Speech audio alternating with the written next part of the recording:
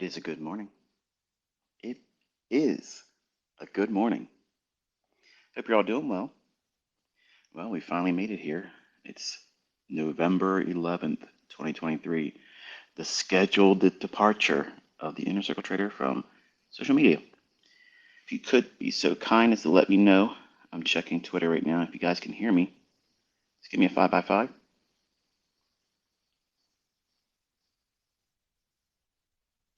I'm using my Bose headset so that way I can talk with my hands today. Thank you, Lawrence. Just looking for a few more just to make sure everything has to be good on this one because this is my last one. London 2K. Noam, thank you very much. Thank you, Hank. El Gordo, thank you. All right, so you want to be a Forex trader. So you want to be a futures trader. What every new and aspiring Forex trader wants to know. In 2010, that's how I started this. For some of you, that's the genesis of Inner Circle Trader, but it actually was in the mid-90s. I had a presence on America Online, and many of you heard that story. And I thought many times over the coming months how I might reflect on how I would have done this last Twitter space and how I would have done it differently, or if I would have said this, or maybe said less of that. And I guess it's really one of those things where it needs to just come full circle. So while many of you know me as a Forex guru, or if you have a lot of glass awards, you call me a furu. The idea of sharing and the enjoyment I've had doing all this has been, for lack of better terms, just a wonderful experience. Initially, it started with a social experiment to see if I could create another one of me. And while I have wonderfully profitable students, none of them actually had the same thing happen that I was trying to, kind of like recreate. So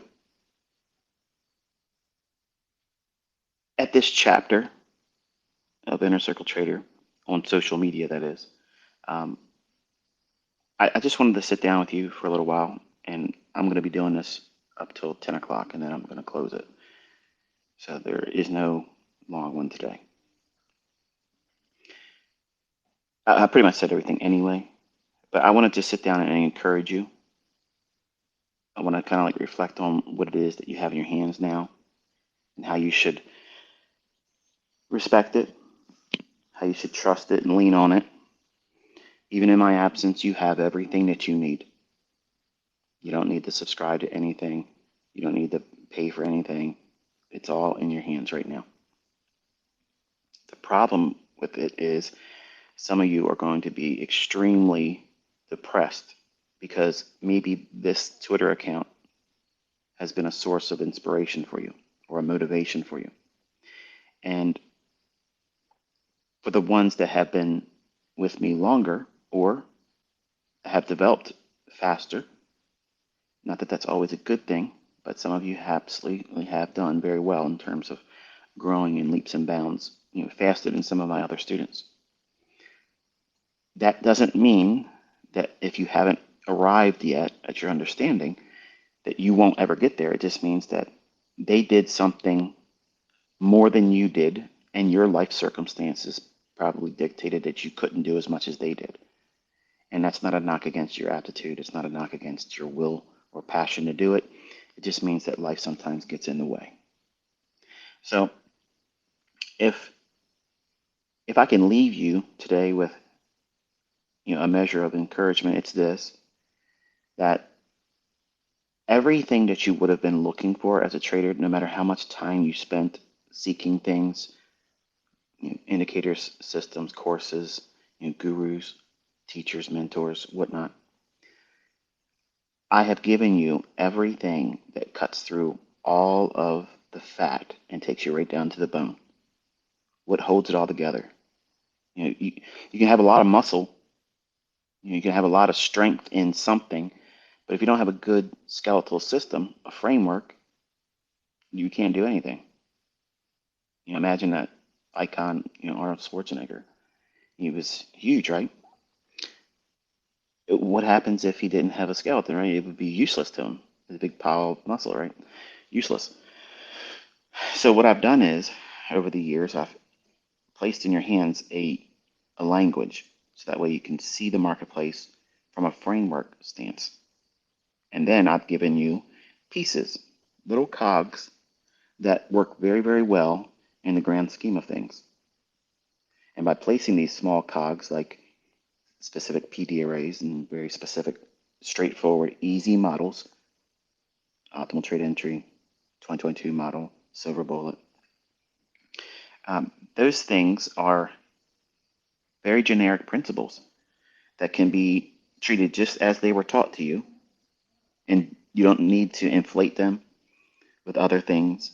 You don't have to add additional filters. You don't have to do anything to make it complicated. But for some of you, you want to go really deep. You want to go as deep as the rabbit hole will take you. And I appreciate that. That's how I'm of the same mindset. I'm not satisfied with just knowing. And I have to be careful speaking like this because for some of you that don't have this perspective or have this incentive behind your study, I'm trying not to inspire that, because if it's really not in your makeup as a person, then it's really not there and it's not necessary. Like, you don't have to know everything. You don't have to know the daily high and the low. You don't have to know what the weekly high and low is going to be. You can trade in the middle and get a lot out of that. So there's going to be a lot of fever and rush to try to be the next big thing. And my hope is that for the folks that have found progress, don't quickly abandon what you have put work into. If I can go back in time and talk to myself as a younger man at 20, the first thing I would tell myself is, you're going to try to do too many things. They're going to waste your time. You're going to try to work on things and figure out things that aren't essential. They're not required to be consistently profitable. They're not going to help you actually. They're going to actually become a hindrance and a distraction. And they're going to be puzzles for you to try to figure out versus trying to figure out the problems that you have as the man. The person that is the trader, that is largely the issue. And I've mentioned this many times over the course of Twitter Spaces and even in the dry parts of my videos that people generally complain about. But they're the brass tacks. They're the things that really make you or break you. And it's hard to communicate that to someone that's brand new, because it doesn't feel like those things are pertinent to you when they are paramount to your proper development.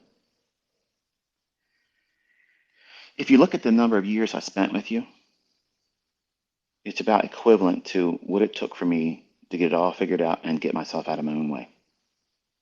Everything was scheduled. Everything was planned. Nothing was random. I've taken you through the exact process. Do you remember how fever pitched I was? I'd always be tweeting. That was me in a characteristic form of how I was as a 20-year-old, trying to do everything, buy every book that I could get my hands on, deliver pizzas in addition to my job on the one day that I had off, just to get more money, to go down to Trader's Library down in Columbia, Maryland, to waste more money. Because those books, the only thing they did was kept me hooked on the potential of figuring out the right guy or gal out there that's going to teach me the secrets to how these markets work. And I can promise you this, over 2,000 plus books, not one of them were able to do it. Not one of them were able to do that for me. Now, for some of you, you probably have heroes in your back pocket that you like to champion, and that's wonderful. I hold Larry Williams in high regard because he was the first person that had a great impact on me and helped me focus on things, whereas I didn't have a structure. Like I was just coming from Ken Roberts garbage, right? And it helped me think about things in a more structured manner, how to work from determining whether a market's really in a position to be traded or not. And you think about it for a second. How often have you looked at a marketplace and it might be your very favorite market? If you're a Forex trader, it might be your favorite Forex pair or your futures market or your commodity or your cryptocurrency. And it's moved into a consolidation for a prolonged period of time. And you just don't have the patience to hold on to it. To sit on the sidelines, that is, and have patience, holding on to patience, waiting for a viable setup. So you go in and you start doing things recklessly because, you know, you're looking at this stuff. So therefore, you don't want to be wasting your time. You might get something out of it. Even if you made $100, it's worth your time being in front of the charts, right? And I did a lot of those things when I was younger. And Larry Williams was the first one to help inspire me to focus on a market that was more prone to trade in a manner that would be advantageous. Okay. You don't want to be in a range bound market. Now, I have since learned, obviously, and you've learned as well from me, the ideas of trading inside of a small ranging market. It's possible. You don't need a lot. I taught you how you can take 5 handles out of the index futures and carve out an entire career on that and never need to move beyond that. You don't need to be a 20R trader, a 50R trader, a 200R trader that never really does it. Instagram. So being content with enough is important. And I guess in a lot of ways you can look at, what I've shared on my YouTube channel is probably in by many definitions overkill. And because it's a lot of videos and it's basically a daunting task for someone that's highly critical, they're like, oh, he's overcomplicating it. There's no overcomplication. It's me teaching in great detail why something's going to repeat. Now, I don't have the faith in something because I see it work a few times and not really understand the mechanics behind it. I have to I have to understand what it is that makes this thing work. Now, I'm not a mechanic. Okay, I'm not very handy with my hands, but I understand how cars work. I understand a combustion engine. I know the technological advances that we've had and the things that we used to have, like carburetors and things like that. They've evolved. Now, because I understand how they work, doesn't mean I can repair them or fix them. But I had to satisfy that internal desire to know what it is. And as a child, everything that I ever had, I took apart. Now, sometimes I couldn't put them back together, but I had to know what was inside.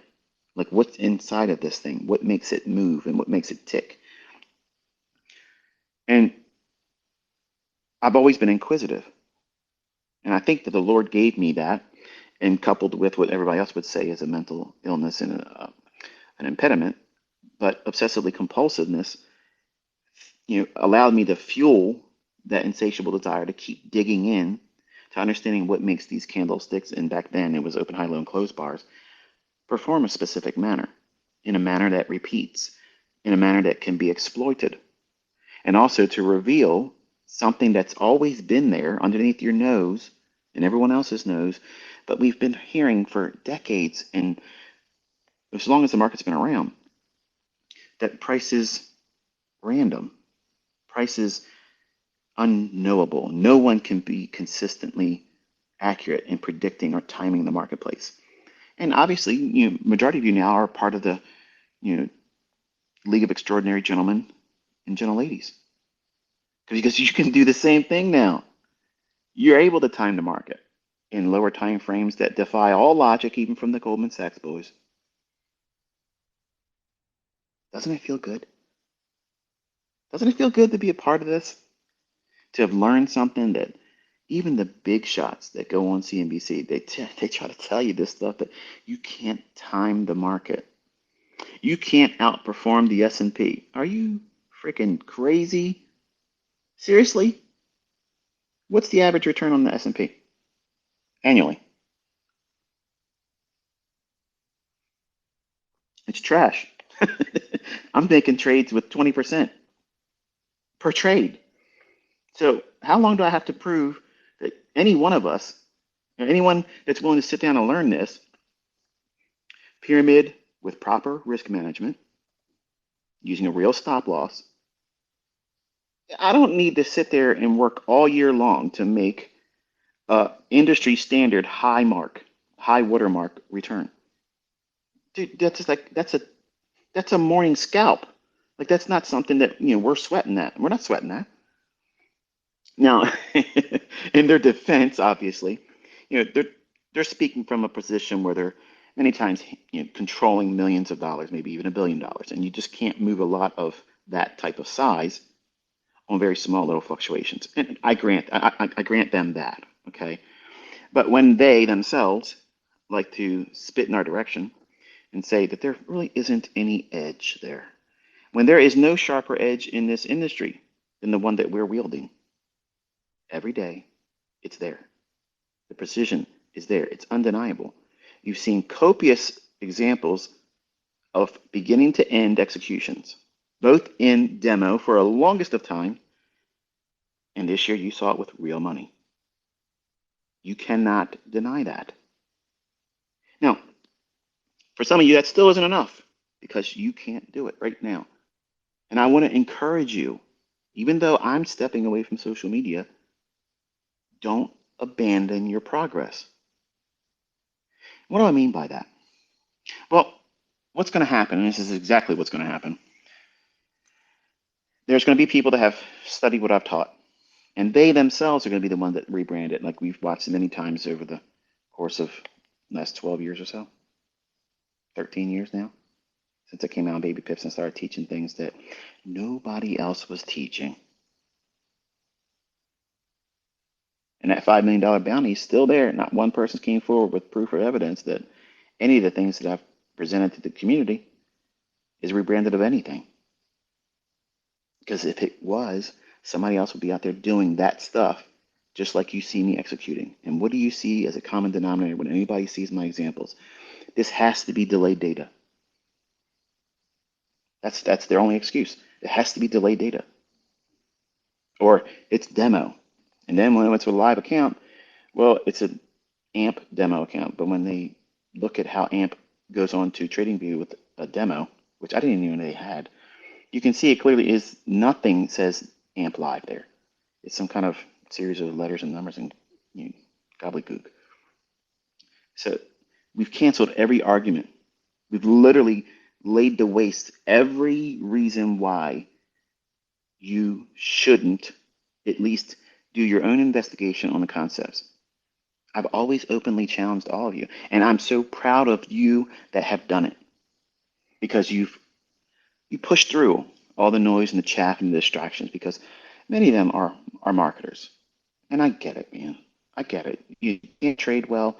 Your profitability as a trader is not there yet, but you have something that you're marketing, and you want to make money. You have an entrepreneurial spirit. I get that. I understand that. But at some point, folks like you are going to have to prove that you can do what you're claiming and not talk about someone else to try to rise to the occasion. And I don't want any of you to become so good at this that you become toxic and arrogant. For most part, that's what you think I am.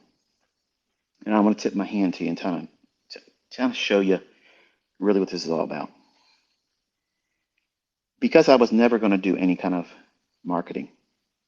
I didn't want to do any kind of investment into Facebook because I think Facebook is a joke. I didn't want to invest in advertising on any other platforms, and they'll go without being named. I needed to create a stir. Pardon me if you hear me drinking my cocoa, but we had our first frost, and this is like an annual thing for me. So if you hear me slightly slurp it, just pardon me, okay? But I wanted to create a measure of interest. And when you go to a rodeo, okay, when you go to a rodeo or you go to a circus, what do you remember most? The clowns. As much as you probably don't like clowns, because that's a real thing, I came out on Baby Pips and presented myself just as that. I completely disarmed everybody. What are they going to say about me? I'm going to teach you through a demo. There's nothing they can argue about. But I wanted to show that I could do something wearing a mask that nobody else would be able to replicate. And I would over deliver an education that would lead to something that was useful and profitable. Imagine that as a marketing strategy. No one else would have done it. But look how sticky I was. Highest numbered views on threads over there on Baby Pips still today. And I don't have any content in there.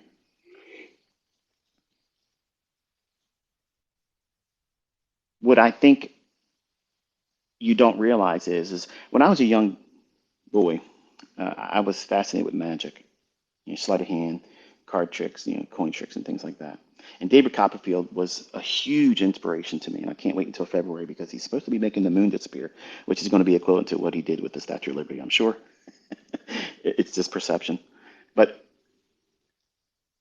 that first moment of watching his annual magic presentation on CBS was like a huge milestone each year for me because I wanted to be like him.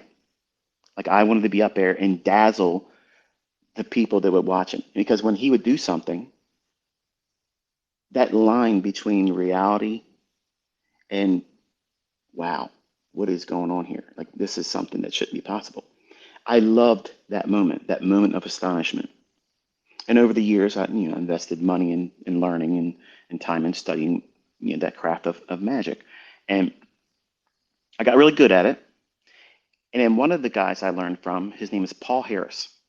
Now, if you looked at this guy, you would not be impressed with him at all. He doesn't have any kind of features that would say, "Wow, he's charming," or that he is really just an average-looking guy. Okay, slightly balding, a poorly maintained mustache, and just nothing really to look at. But sharp as a tack. And his style, I kind of took that as a guru online. And what do I mean by that? His strategy was many times to entertain himself, really. And if you could probably find his interview, maybe not. If I can find it, I'll share a link on Twitter before I go. But for some of you, this probably means nothing to you. But I want you to understand who I am, where all this stuff came from, what created this personality that I presented to all of you, and the building blocks that created it. Because it's not me copying somebody else's trading style. It's me as a young boy growing up and having all of my influences become a part of what you're seeing. Like you remember the 80s cartoon Voltron? Loved it. I loved it. Before school, I'd watch it, and you had these tigers that would come together, and it would make this Megazord, right? There he is, boom. Well, all of these people like Paul Harris, Jeff McBride, Larry Williams, um, martial arts instructors, all these influences over the course of my life, all had little parts and roles to play to be who I am. And the arrogance aspect that many of you don't like about me, that's really not me. And I've told you very candidly when I was younger that was a genuine thing about me because I was new money, and new money just acts like new money. And it's an ugly thing. But I got humbled. And it might not sound like I'm humbled, but I use this as a means of engaging the audience. And what did Paul Harris do as a magician? He would win the crowd over with his talent and his cordialness, his politeness. And then he would flip it up and become this jerk, this person that really nobody would want to listen to. And then he would try to win them back over. As much as that may sound like, what, why would you want to do that? It made sense to me. That made sense to me. Because who do you really want to be paying attention to? You want to see the guy that was taunting everybody to get knocked out. You ever see that MMA video? That fighter, he's out there, he's doing all these breakdancing moves, and all of a sudden, boom, sleepville. Well, that's what everybody wants to see. So if I'm not going to market myself and pay for advertising, and I already hook the people that already see value in what I'm teaching, how do I get the rest of the people? I got to create some kind of stickiness. So I'm going to be that arrogant clown that represents himself with a demo because everybody wants to see that guy get wrecked. So they'll talk and they'll talk and they'll talk to their friends and they say, go look at this guy here, look at this. Yeah, wonderful. And they all advertised for me for free. You all worked for me for free, doing all those things. You allowed all these well-rounded students that I have now to find me, and I never had to put a dime behind any of it. Everything was scheduled. The real me, the real me, that's who's talking to you right now. I have gone through the ringer through these markets and life with a woman that was really not wanting to be with me, but wanted the money I had. And I had to do a lot of things to hide from her and her ex-husband now. And it's unfortunate, but I own that. It's something I made the mistake of doing something as a young man, and I own it. But some of you want to have this position of notoriety, and you want it to fill a void. You want it to fill some kind of vacuum space that your own life can't fill. And you're thinking that if you become popular in trading, or if you start teaching, or if you're giving out signals and such, and I hope all of you are successful at it. I genuinely, absolutely, wholeheartedly want all of you, even the people that take shots at me, the trolls and whatnot, I want all of you to succeed. I've had a lot of fun being an inner circle trader. I've had so much fun. And some of you have taken it personal, but I've never meant anything personal. It's always been shop talk. That's all it is. I can take a good ribbing. Look at how I go back and forth with Patrick Whelan. I don't see him as a threat, and I know he doesn't see me as a threat. But it's all online banter. It's fun. But I hope that the skill set that you acquired from me and learning how to do this doesn't turn you into what I was as a 20-year-old, which was an arrogant so-and-so.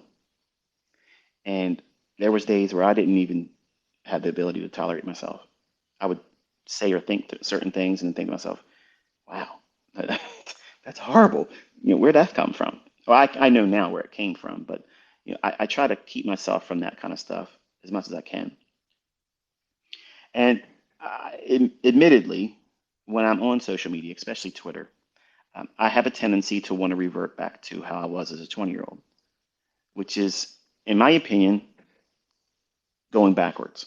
It's devolving. I don't want to go backwards.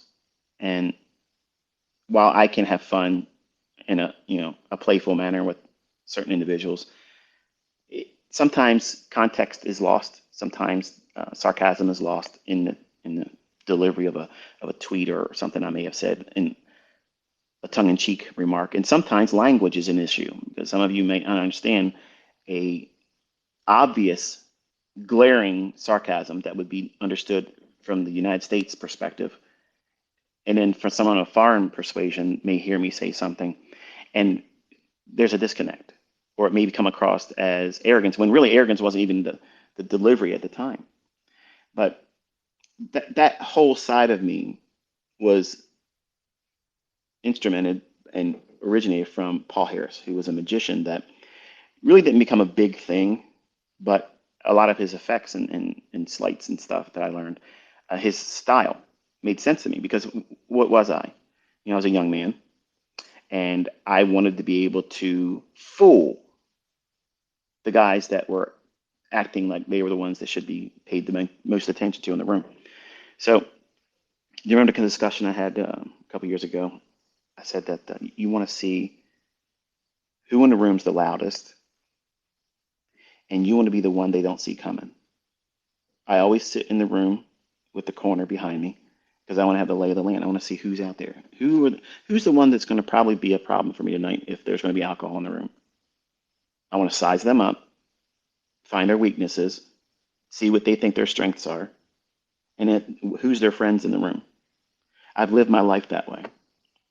I mean, I grew up in a neighborhood that, you know, I couldn't run. I didn't have the stamina to run, so I had to learn how to fight. So my mindset has always been I have to be prepared for anything that's adversarial. And that's why my perspective on the marketplace is always that of like war or an action movie, something to that effect. And it also serves a very good purpose for the young men because that's how they think too. Rambo, Chuck Norris, you know, um, you name it, whoever you want to put in that action film role. So it kind of allows that human mind to be blurring the line of, okay, yeah, I'm learning something very, very dry, very, very technical, very, very boring in the beginning. But if it can be laced with, hey, you do this, you're going to be a Chuck Norris, you're going to be, a Bruce Lee, you're going to be some kind of commando GI Joe that can pull off something nobody else can do. And young men, like I was, you know, we let our minds drift to those things. Women, it's always been a hard sell for them. And that's why in the beginning, I didn't have a whole lot of women that were students. The one that comes to mind is Okie Dame. I'm not even sure if she's still around or not, but she was on Baby Pips. It's one of my core students in the beginning, but I'm not sure what she's even doing anymore today, if she's even trading. If you're listening, I hope you're well. But yeah, I'm talking about online students, because I obviously had women as students prior to being on Baby Pips. But all these stepping stones of becoming a human being that has been influenced by other people, not necessarily traders, not necessarily, good role models. I used all of that to create this online persona of inner circle trader, just like wrestling. You know, um, when you hear me rant, what you're hearing is how I used to practice when I was working out and was a larger guy, 18 years old. I wanted to be a wrestler. I mean, I have yearbooks that you can see all my friends were like, don't wrestle this one, or they all knew that was my aspiration. I wanted to be a wrestler, and I would practice doing shoots and promos. Like I could do verbatim just about every Macho Man, Randy Savage, Hulk Hogan promo that you can pretty much get almost everything that they're saying. I'll say it just verbatim, just like that, down to the flicking of his sunglasses and flicking it away, all of that. Even the one where he did the promo with Mean Gene Oakland, where he had the creamers, the coffee creamers, the cream of the crop. I practiced that so many times when I was in high school because I knew what? Nobody cares about the wrestling. Nobody cares about that. Nobody cares about that stuff. If you've ever been to a live wrestling event, it's actually boring. But when you watch it on TV, they add additional sound of the audience cheering. That's fake. And you're hearing that commentary. What's the commentary? It's to make you like, it's to influence your interest. Oh, look at this, because they know that you have a team mentality. So as a influencer, I already knew that there's a lot of people out here in this industry that are getting credit for things that don't really deserve it because they're not doing anything. They don't even prove they can trade. They can't even show you an execution from beginning to end. Not just once, but they're the most opinionated people. So I wanted to come out and have a very polarizing, very polarizing perspective placed on me. And Tom Hugard is, he's been public about how, you ever hear this guy, Inner Circle? He never puts the trader at the end of it. I think it's a subliminal knock against me because he thinks I'm just a demo trader. I don't think that. I'm just being funny now.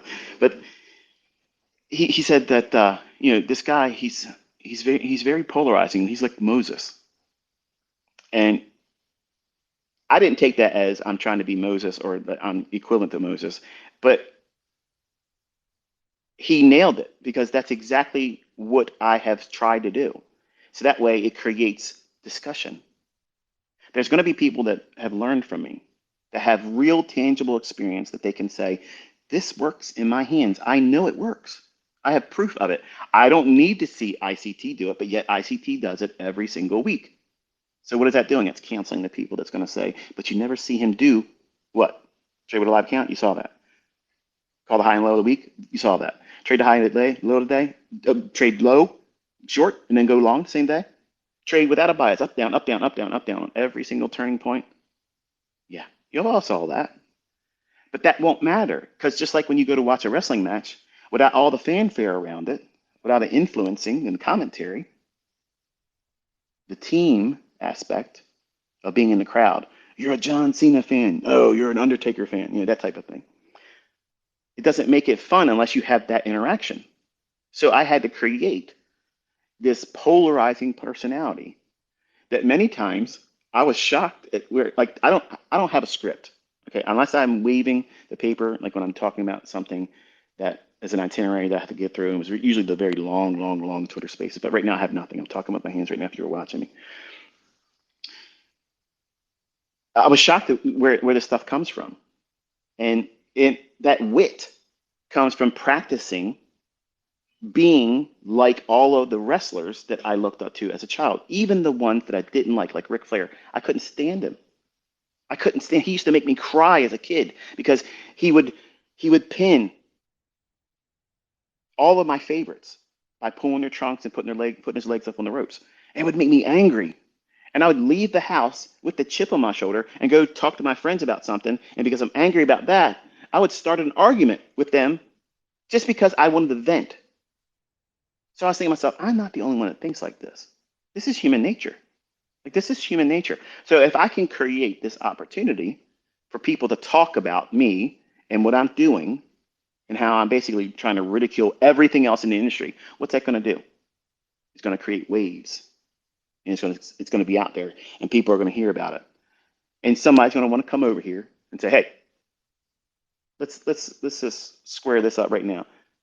This is what I can do. This is what you said you can do." And largely, it's been just exactly what I said. They'll talk, and you're going to hear all these new people talk, but I want you to remember, let them prove. It matters not to me, and I'm the guy that done more than anybody else out there. It doesn't matter if they show it to you with a demo account. Because if they have conceptual ideas that they believe are viable in price delivery, because that's what I focused on, price delivery. If they can do what they claim, they will gladly show you from beginning to end with a stop loss and walk it just like that. And not just one time. Every single week, consistently, show you what they teach, what they claim to know. Can they do it in their own hands? Because there's going to be a lot of people with my logo, with my name, saying they trained with me, saying they're a charter member. That's been the biggest scam. So many people has claimed to be charter members. And honestly, folks, the easiest litmus test is simply ask them to prove that they can do what they say they know how to do. And as soon as they say no or give you excuses why they don't want to do it, there's your answer. That's it. You don't have to troll them. You don't have to go on and on about them. Just, okay, I saved myself a lot of time. Don't even wish them well. Just wipe your feet off at the doormat and just leave them right where they stand. There's going to be a lot of fraud and scam and all this other stuff once I stop producing content because there's going to be a lot of you that just want to be around it still. You don't need to be around it anymore. You have everything in your hands right now. I don't care if you go watch any more of my videos. I don't care. If I cared, I have the biggest audience right now, making over 30 some thousand dollars a month in ad revenue, and I don't even put new videos up. I'm telling you, I'm not putting new videos up. So how does that even fit the criteria that people were going to try to say that I want you to watch videos for ad revenue? Because I could just easily put something up every day. I could talk about a review that's already happened and make lots of money doing that. I want to go back to my personal life. I want to have the latter chapters in my life with my wife. And I just want to tell you something real quick. Before I came downstairs here, while I was using my wife's little, I gotta find out what this thing's called.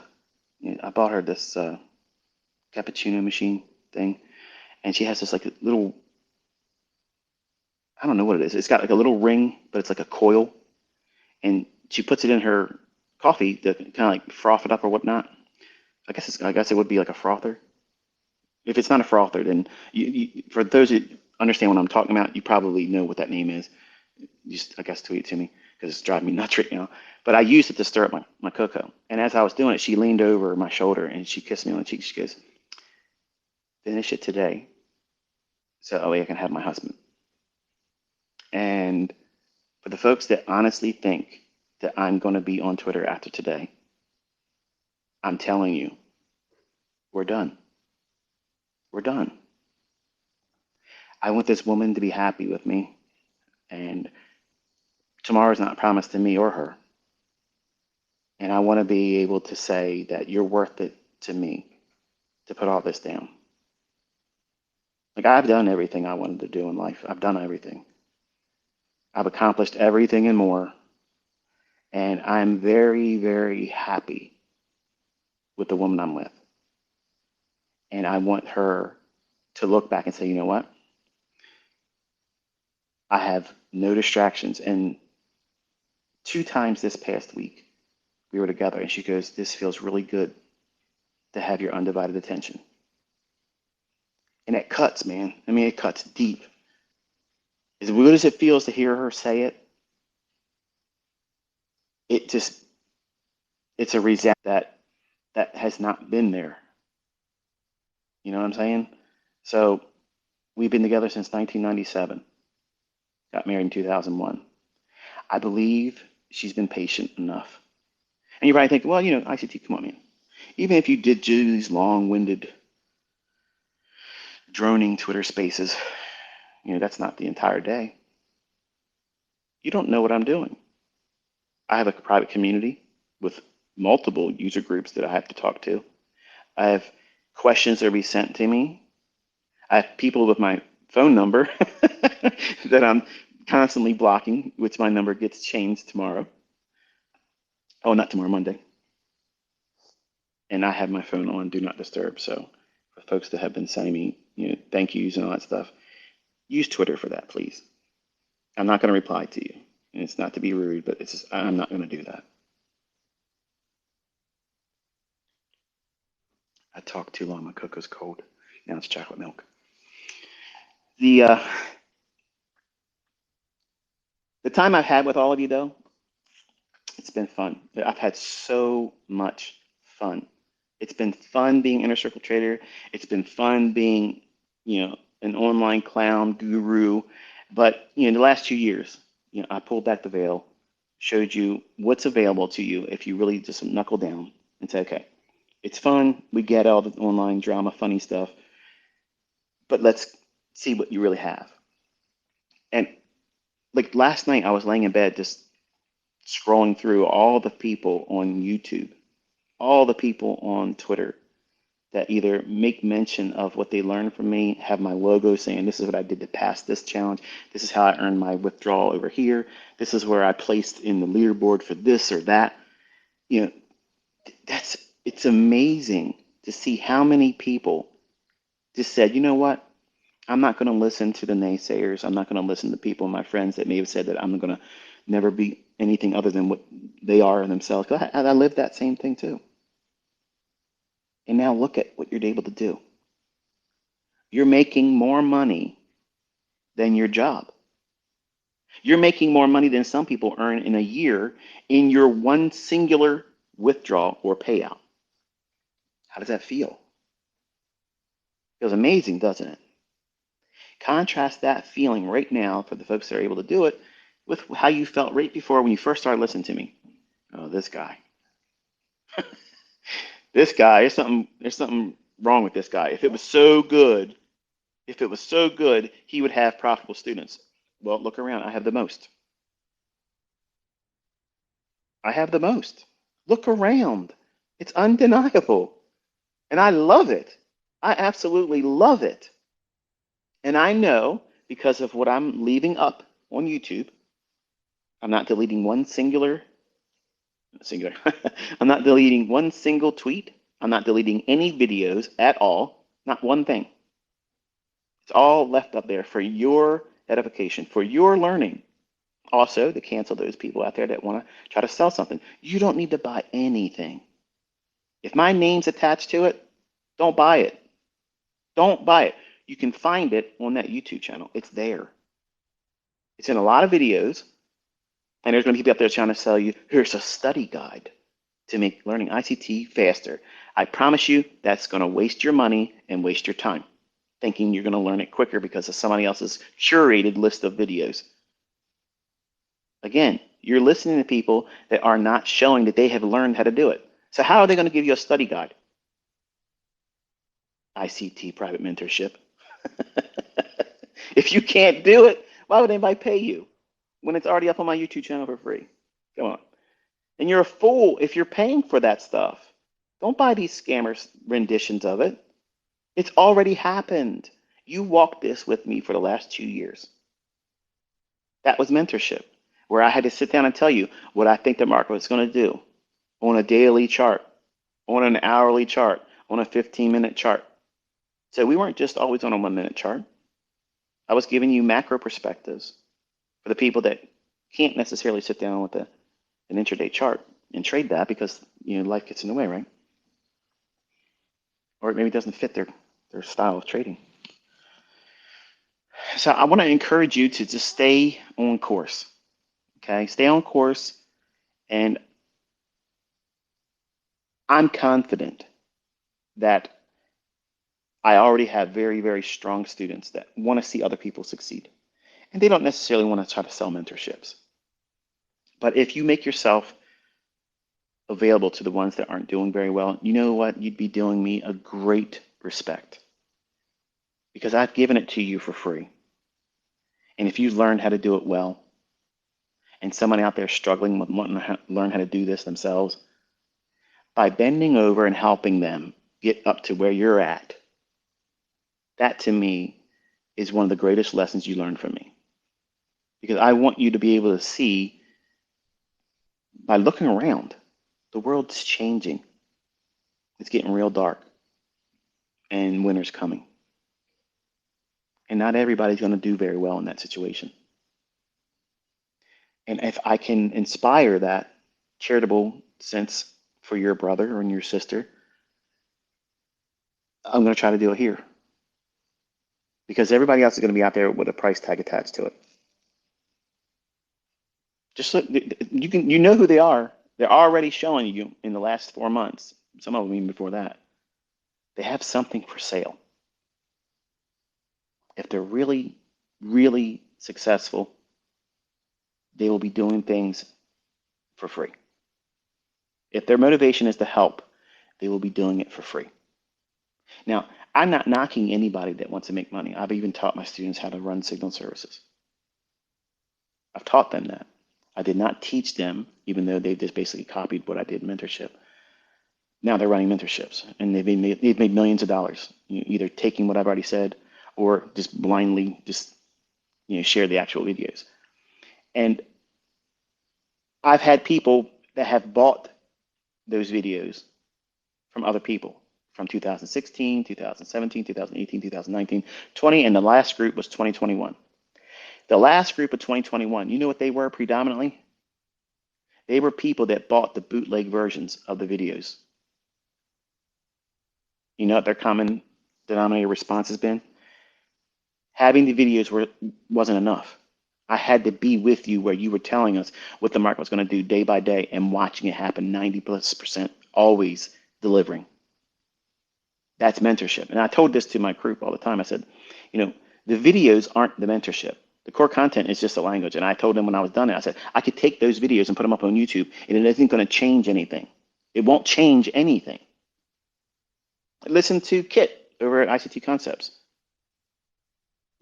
He was scouring the earth, going in back corners and stuff, doing drug deals to get I hit ICT mentorship videos. He was doing whatever he could to get a hold of them. I wasn't letting anybody else in. By itself doesn't help. Those videos that other people are going to sell you are not going to help you. What has to happen is you sit down doing the things that I walked you through. Now, I've already said this in the core content. I've said those things in core content. Do you have to do these things, practice like this? But even my paid members didn't want to listen to that because they were waiting for the easy 1, 2, 3. Here it is. I don't have to spend so much time and energy because I got things to do. And they're the ones that still, even from 2016 group, can't trade. They can't. Not for a lack of sound logic that's being taught to them, because I have students from 2016 that are murdering it right now.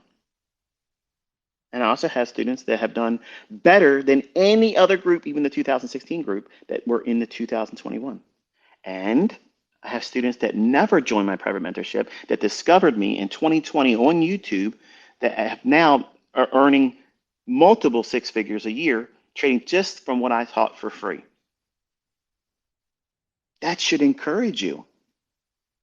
That should encourage you, because every one of those groups are a different walk of life. And the ones that are succeeding are doing what? They're not putting a time limit on they have to learn it by this time. I have to know everything. I have to take everything the ICT says and place it into my trading approach or my model. That's a fool's errand. You can't do those things. And when I teach all these new concepts, it was never with the intent to try to confuse you. I've always told you, this is just another perspective, one more thing to use if you don't see the optimal trade engine. Okay, if you can't really dial in on a fair value gap, which I think, to me, I don't understand how anybody can't see a fair value gap, because it just basically jumps off the chart. But that whole business of trying to place everything like a kitchen sink approach doesn't work in any model of trading, not just my stuff, but anything. I mean, look at all of the available indicators for overbought and oversold. I did that same stuff when I had Metastock as a young man. I used that trading platform, or not trading platform, but it was a trading software.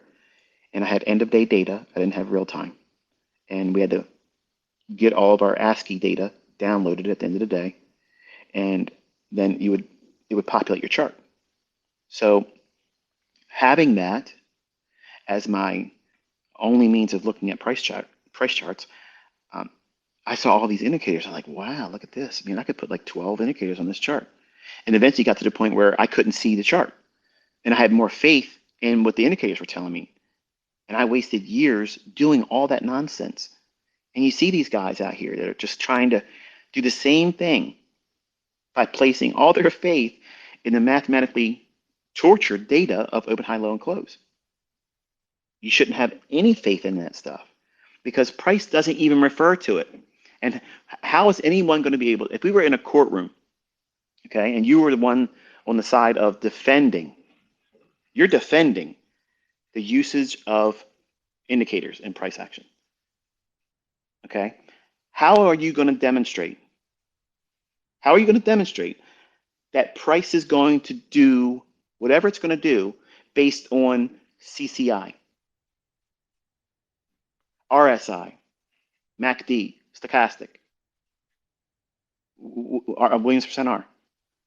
Which one is it going to respect today, and why? And why not the others? You would fall on your face. But now roll in ICT. All right, here's price. We're in a discount. It's taken sell side. It's already had a shift in structure.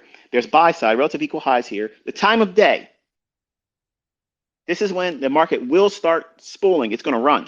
It's already cleared sell side, and now we're waiting for a fair value gap to form, below price. And then when it goes into there, we're going to be buying that with a stop loss that goes right below the low that creates the fair value gap. And we're going to take a partial halfway between where we're entering and the draw on liquidity. That's easy. That's simple. And then the final terminus is the buy side liquidity. That's double tap.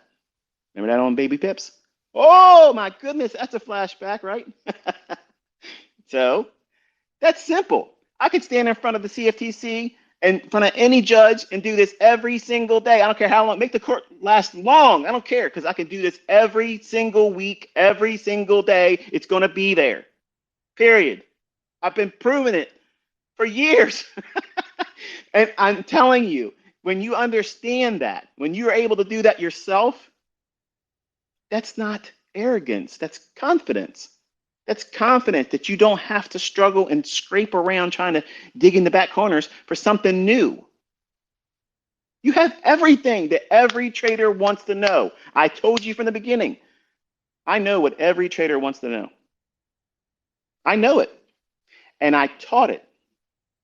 I demonstrate it over and over and over again. And for some of you, it was enough for me just to teach it to you. Well done. Well done that you took the initiative to find your own proof. That you took the challenge. I told you, go in and see if it isn't in your charts. Because if it's BS, you're going to see it right away because it won't repeat. There won't be any consistency behind it. There won't be any quote unquote edge. Dude, it's a razor's edge, sharpened to a fine edge. And it's there all the time. Look at the evidence all around us now. So many people coming forward. I have so many guys that are in jail right now. They're listening to this with a phone they're not supposed to have. Shout out to you, bro. But they're learning how to trade. And then they come out into the world. They come out into the world, and you know what it's like. You know what it's like. I was a manager, okay? I was a manager, and Keith White, I know you can't hear me, but this man used to hold up drug dealers. I can respect that. First of all, that person that's selling the drugs, he's not in the community's, he doesn't have the community's best interest in mind, okay? He's an opportunist. Keith said, well, you know what? If anybody deserves to be held up, it's them, and I know they're going to have the money. So he and his buddy would roll up, boom, give me your stuff. And the guy that said no and tried to run away, he shot him in the right butt cheek. Well, that put him in jail for attempted murder. So he did a number of years and then got out and couldn't get a job. Nobody would hire him. He was on probation, whole business. And then he crossed paths with me and he said, listen, I ain't gonna lie to you. This is where I'm at. This is what I did. But if you give me a chance, I'll work hard for you. All right. Really? That easy? Yep. Why? I said my father's a contract murderer, and I know if he ever gets out of jail, I'm going to be the one that has to employ him because nobody will. So I know. So why did I have a dad that was a contract murderer? To give me the heart of someone to give the opportunity for people that would otherwise not have an opportunity. See, I can look back on all this stuff now and see how God placed all these things in front of me to become who I am as a person. But this guy, Keith, turned out to be the best employee I ever had. My son, Caleb, I would literally trust him as a child around this man, knowing full well that he had respect for me because I gave him respect first.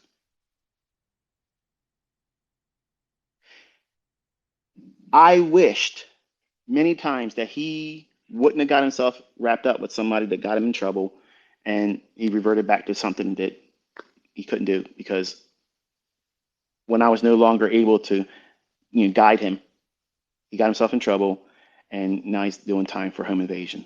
So he's going to be up there probably for a long time. I wish he would have learned like some of the men that have come out. And recently we just seen one. Gentleman came forward, said, look, this is it. I came out of jail. I did things, I'm not proud of. I'm turning things around. And you know what? Slinging rock, doing all the things on the street corners and stuff like that. I trained people that used to do that stuff. And they make more money. And they feel better about themselves doing it this way than doing it that way. And I'm sure that gentleman and like everybody else that would do it this way makes them feel good. Makes them feel like you know, a sense of accomplishment that they're doing it themselves. No one's giving them anything. They're working for it. So that way their credit can't be shared with nobody else. And I got respect for that. I got all kinds of respect for that because this world's hard. It's not easy. It's not owing you any freebies.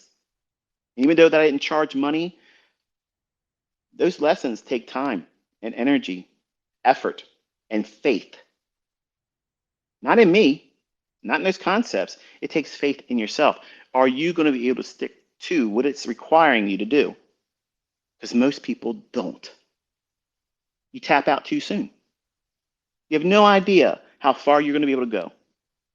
But you take a little bit of adversity, a little bit of discomfort. You think these guys that were in jail, you think they don't know what discomfort is? They know exactly what discomfort is. So when they come out, they're highly motivated. They're highly motivated because their channel of opportunities have been reduced greatly versus what you and I would have. If I wanted to go out there right now, there's a number of different jobs that I could be qualified for, but I would never want to do. But as a convict recently, on parole, that's hard. That's really hard because there's a lot of managers that would say, you know what, I'm going to look for a better qualified candidate. What you're saying is you're probably going to be a problem for me and I'm not going to risk it. Where I looked at it and said, you know what, they're honest. They told me right off on Jump Street, this is what I am. This is what I did. I did my time. I'm out now. I'm looking for an opportunity. And if you give me a chance, I'll work hard for you. Done. You came to me honestly. You told me what you did wrong. You told me what you're doing differently, and you want to work. And you challenged me to see if you're a good worker. I'm going to know right away, just like I teach you. You're going to know right away if those concepts are BS. You will see nothing in the charts doing those things. You would not see these fair value gaps form a silver bullet between 10 o'clock and 11 o'clock every single day. But it's there every single day, reaching for an obvious relative equal high or relative equal low, or a singular high or singular low. Which one's better, ICT? Relative equal high, relative equal low. Why? Because they're going to see that as support and resistance. It's going to be very, very influential to the sentiment aspects of how retail traders see what price is doing and how they would trust it. A singular high and low, that's enough for me. And for some of you, you've traded that way for a long time now. But if you're going to ask me which one has more significance, if you can see relative equal highs, it's going to run there. If it's relative equal lows, it's going to run there versus a singular high or low. Okay. But that stuff works every single day. Nobody's come out there and said, look, it doesn't work. The only thing that's coming out is people saying, wow, it's really there. And look, I just made money. What's going on? I've been trying to do all this other stuff and it's nothing easier than this. Exactly. That's exactly the perspective I want all of you to have. And it's mine. I'm already 5 minutes over. Give me 10 more minutes. My hope is for you to be inspired by everybody else that's coming forward, showing real proof. Okay? You can say what you want to say about different brokerage firms because there's no broker out there that's good. Okay? They're all doing the same thing. They're trying to get you to trade because they want your commission. And if they run B booking, they want you to trade because they want to take your money. Okay? That's this business. You should know that coming in. And you can say what you want to say about the funded companies, which I have no affiliation with, but they all have their goods and their bads. Okay? You can see people that are doing really well. Sometimes they're not getting paid out. I don't know the details behind it. Some of them are being banned. I don't know the details behind that. I don't know any of that stuff. I'm not interested to know any of that stuff. I don't need to trade with a funded account. But for some of you, you're seeing these very companies interviewing your brothers and sisters in this community. And they're coming out and saying the very same thing that I told you. If you put the time and effort into this, you will be able to do what most people can't. And you're going to stand apart. They're going to recognize you. You're not doing 2% gains. Okay? You're not making $1,000 and calling it a victory. You're taking down annual salaries. The average annual salary. Look at what the folks are doing in this community. How can you not be razzed by that? Like, how can you not be inspired? Say, you know what? I'm at home. I'm around people that can see something that I've been inquisitive of, curious about, but never really felt the inspiration to really take a step forward and do it. But now look at all this evidence of people that are being interviewed by companies. You think these companies are just going to give this money to people randomly? Think about it. I don't have any kickback from any of these companies. They've asked me for affiliations, and I've said no. Not all of them, but most of them have. Because if I do that, guess what that does? It mars my opinion. It makes it biased. So I can talk unbiased about all of them because I have no affiliation with them. If I say something good about them, it's what I feel is genuinely my opinion about it. Doesn't mean it's right. It just means that's my unadulterated opinion that has no influence at all, because somebody paying me for an opinion. That's what you want. You don't want to be listening to advice from people that are highly affiliated, because are they really telling you what they would tell you if they weren't affiliated? I don't know. You don't know, because it's hard to differentiate. And I want to be in a position where if you're going to listen to me, if I have any influence over you, I want you to know that there's nothing in it for me. I've already put my core content mentorship, it's on the YouTube channel. I'm not doing a future mentorship. I told you I'm not putting any more YouTube videos up. How am I going to make more ad revenue? It's going to diminish over time. So what am I here for? I'm here because I've already done the work. I've shared it with you. It won't cost you anything but the time and energy to go in and look at it. And if you don't find any value in it, then you don't find any value in it. It doesn't change the effectiveness of it. It just means that you didn't put the effort in long enough doing the things that you should have been doing and found the results that you're looking for. But they're not going to come on a time-based schedule. You can't time your success. Okay? You can't say, I'm going to be successful by this time. Because the only thing you did is you placed so much mounting pressure on you that everybody that would try to do that would probably cave. Do every athlete in the world that does an event that would be equivalent to an Olympic event, do they all make it to the Olympics? No. No. Do the boxers that work really hard to qualify to get to be in the Olympics, do they all get to be in the Olympic? No. Would you want to box any of them, that ones that didn't? I know I wouldn't. I wouldn't want to do that because they're trained. They've trained very, very hard. They just fell short of that mark. But they're still way better than the average person in terms of fighting.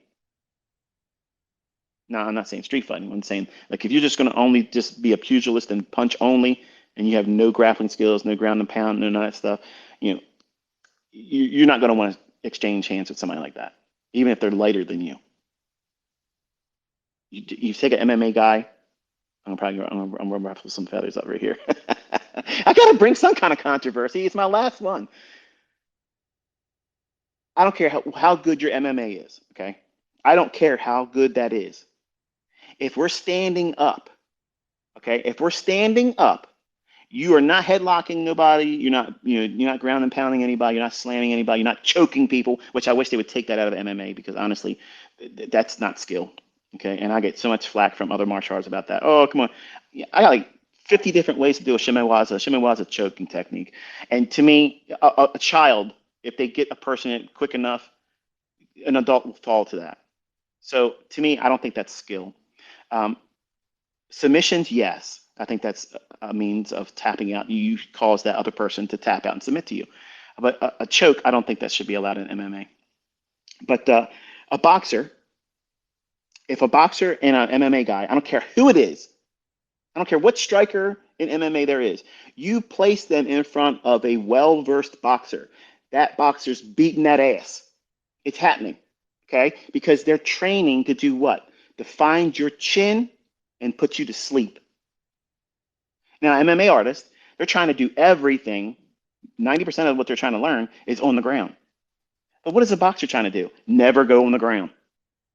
So the first 30 seconds of a fight is a boxing match. That's what it is. So I say all this to say that you don't want to try to be a master of everything as a trader. Don't try to do that. See, MMA, mixed martial arts, look at the name. They're mixing what they think is the best of everything out there. No, it still doesn't take away the fact that there are some guys that walked into that octagon and literally laid waste. I mean, it's really fun if you look at the first two or three Ultimate Fighting Championships. If you ever watched them, I mean, that to me was crazy. Like it was $15 to watch some really mismatched fellas get out there and go to town. But that's exactly what it's going to be like in the street. See, in the street, you're not going to find somebody that's your same weight, comparable in every aspect, within the same weight class. You're going to end up in the bar, and the biggest guy is going to come over to you when you're in a drunken stupor, not able to stand up, okay, and he's going to throw you around. That's exactly what the UFC was doing. That's the real world. That's how it is, okay? They don't have weight classes out in the street. Well, in trading, you don't know what weight class the market's going to operate in that day, just like you don't know what indicator it's going to respect, which is why it's nonsense to even believe in that. So you have to take it back down to, okay, what is it likely to do? Okay, it's going to move a lot of momentum, one directional, at very specific times between 10 o'clock and 11 o'clock in the morning. Why? Why does it do that? Because at the 9:30 opening, a lot of orders come rushing in. Big trading firms and clearinghouses, they funnel a lot of orders in there because why? There's liquidity. Everybody's chomping at the bit to get in or get out based on that opening price.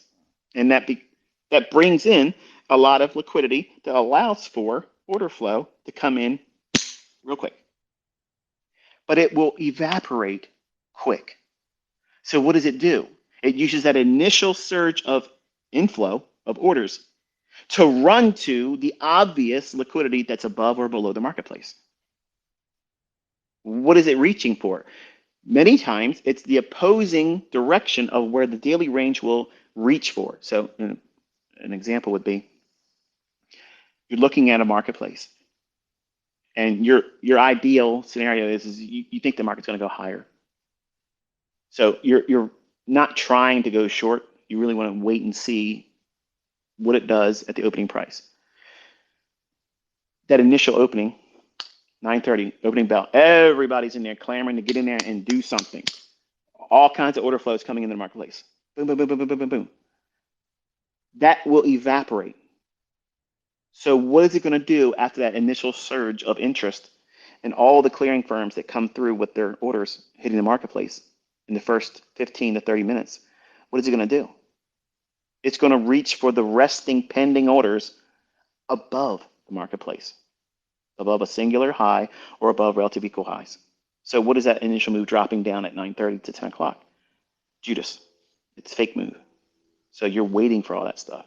But then at 10 o'clock and 11 o'clock, you have that distribution phase of the morning price swing, where whatever it's going to do in the morning going into New York lunch, it's going to be directional, and it's going to run real quick into that buy side, up to, but not limited to, 11 to noon, New York local time. Now, that is a very generic perspective to hold in the marketplace. But if you look for that when the market's predisposed to go up, you got it locked.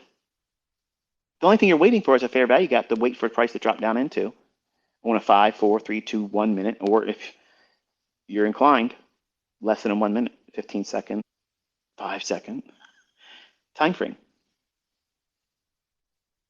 It's not complicated, folks. It's really, really simple stuff. But the complication comes with you're trying to find where COT fits in all that. Where does the commitment traders fit in all this, ICT? I'm really struggling with the break of market structure. Where's that in the turtle soup? I'm sorry, not the turtle soup. Where's that in the silver bullet? Where's that? It's not there. You're looking for liquidity. You're looking for liquidity. You literally can wait between 10 o'clock and 11 o'clock and say, okay, what has already happened? Sell side's been taken. All right, am I bullish? Weekly expansion is likely to, I'm wanting to see that weekly candle go up. Okay, then I have a selection that I want to be a bull. I want to be buying only. So you filtered out every shorting opportunity. I don't care how good it looks, you're not taking it. And that's going to be hard for you to see a lot of these really dynamic sell-offs. You just watched me short the S&P the other day, and the Nasdaq was saying, "No, no, S&P, you're crazy. I'm not going down there like that. I'm not going down like that. Okay? I'm not going out like a fool. I'm not going down like a chump. I got somewhere to be today, and I'm very proud of you that I sent out that Mount St. Helens picture. That was a subliminal little marker for my students. It's getting ready to blow up, and Nasdaq was doing what relatively? It was saying no, I'm not interested in going down. So it was what the relative strength leader to the upside. So I shorted the weak one. Didn't get it went right down to my price, but the spread didn't let me get out. That's the price of precision sometimes.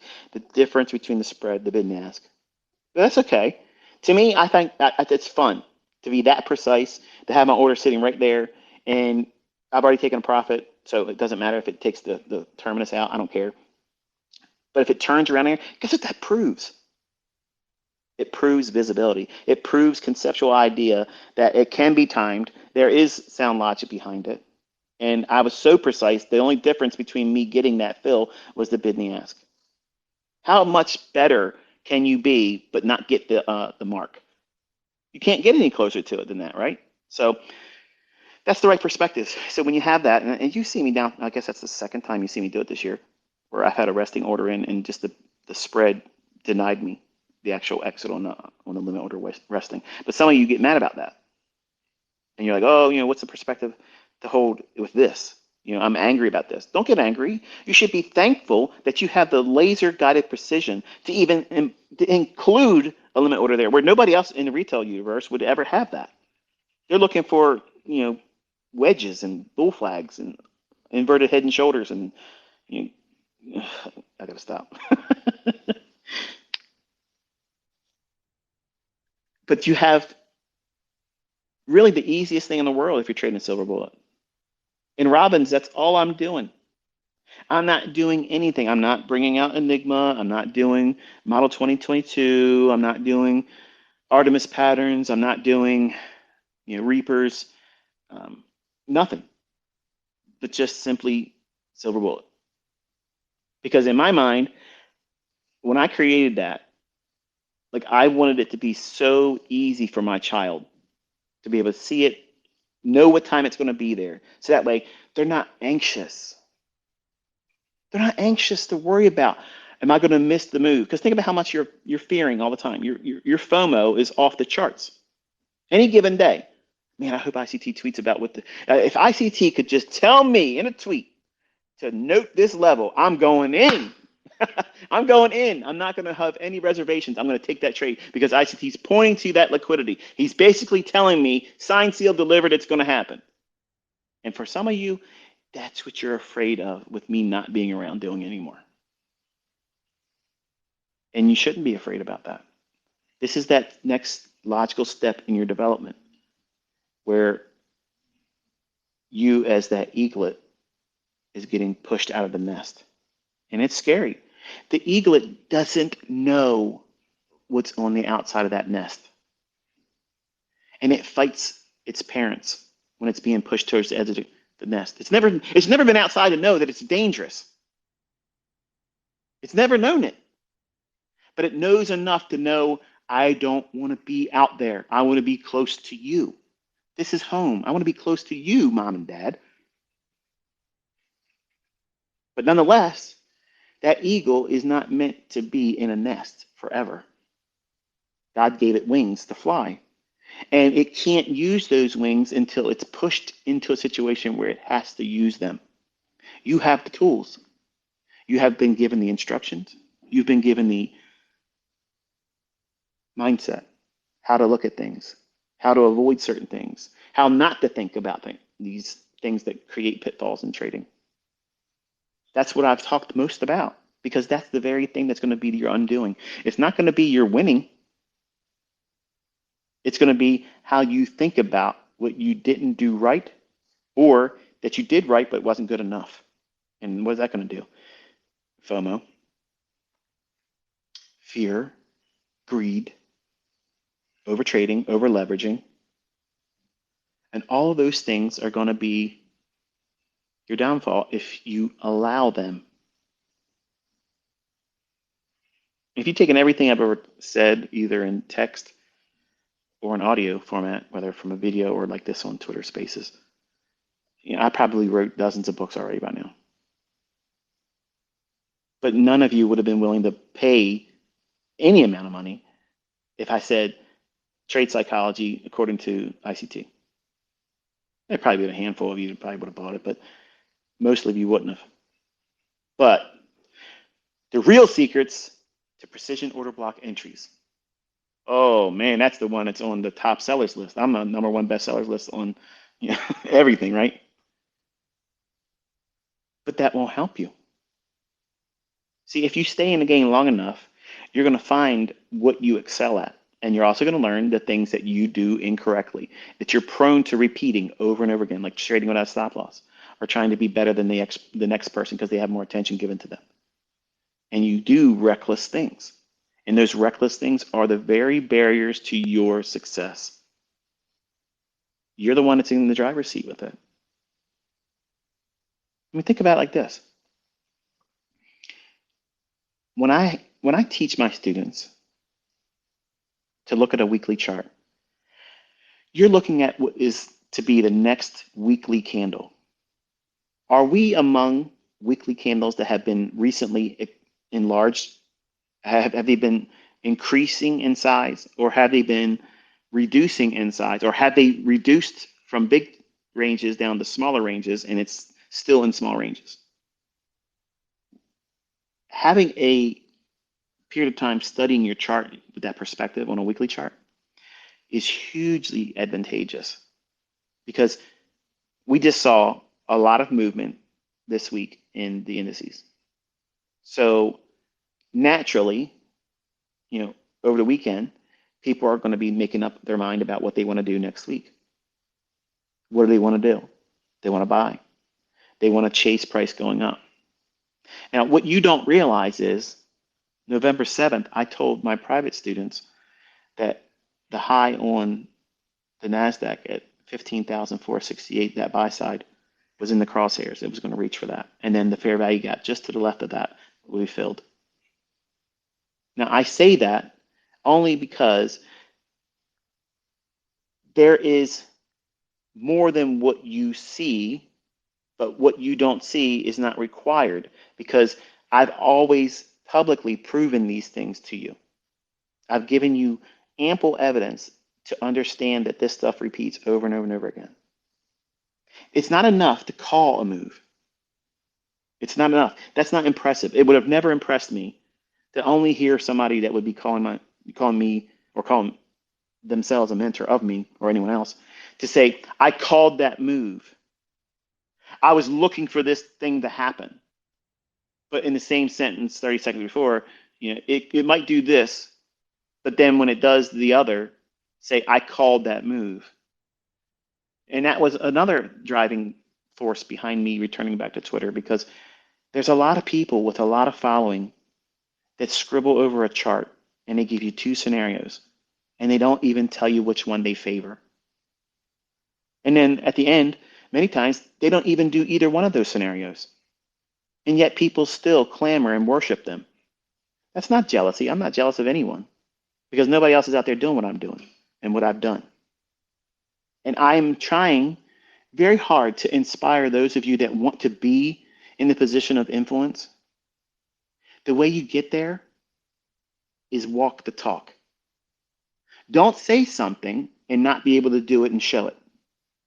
Don't claim something in terms of precision and not be able to demonstrate it. Not just a singular event, but week after week after week after week after week after week for a year, for a year and a half, for 2 years, for 6 years behind a paywall where everybody would have came forward and said, this guy doesn't know what he's doing. Because that never happened. And I gave you 2 years of what it was like to be under my tutelage, where I had to show it to you before it happened. You should be inspired by that. I know I would have been. I know I would have found my home, and I probably would have saved myself a lot of money with buying books and chasing other people, because I would have seen the evidence that this stuff is in the price action. It repeats. Because only a fool can look at the level of testimonials with people coming forward making real money, not demo dollars. And they learned how to make that real money from a demo baller. Everything they learned from a demo chart, a demo trade, a demo account in the hands of a guy that was honest and came forward and said, I'm teaching you this through the guise of a demo for compliance reasons, because I'm not a licensed financial advisor. That's why you never saw me call my live trades when I was trading with the AMP account. Because guess what I'm acting as that way? A financial advisor. And no one can claim I'm doing what? Front running my orders. Everything is scheduled. Everything was planned. I already know what questions you're going to have, and I already know what the trolls are going to say, and that's why I'm going to beat the shit out of that Robbins competition next year. I'm not even going to come back and say, I told you so. I don't need to do it. It's going to be obvious. So my question to you is, has your time been with me? Has it been fruitful? Did you have as much fun as I have had? You know, this is actually pretty good, even cold. I guess it's kind of like what those people do when they drink that cold. Like, I've never been a coffee drinker. I love the way it smells, don't get me wrong, but it tastes horrible. And this is kind of like what I think cold coffee would taste like. It's better than like a chocolate milk, but I don't know. I'm digressing here. But I've had so much fun. I've been up all night long thinking about, what did I want to talk about, who did I want to talk about, and what did I want to revisit and whatnot. And honestly, I've said it all. Like, I've already said it all. And I want to save this part here, and then at least I have a clear conscience now. I know there's a lot of you that really, you're listening to me right now, but you hate me, which I don't get that. But if we've ever exchanged words, just know that it was all for the sake of drawing a crowd. That's all it was. I don't know any of you from Adam. I don't know what you do in life, if you're successful or if you're profitable or not. But I've always provoked everybody on Twitter. I've always done that. That was my style. That was my MO. I would go right up to the people and say, hey, you can't do this, and here it is. And the only thing they can say is you're a demo trader.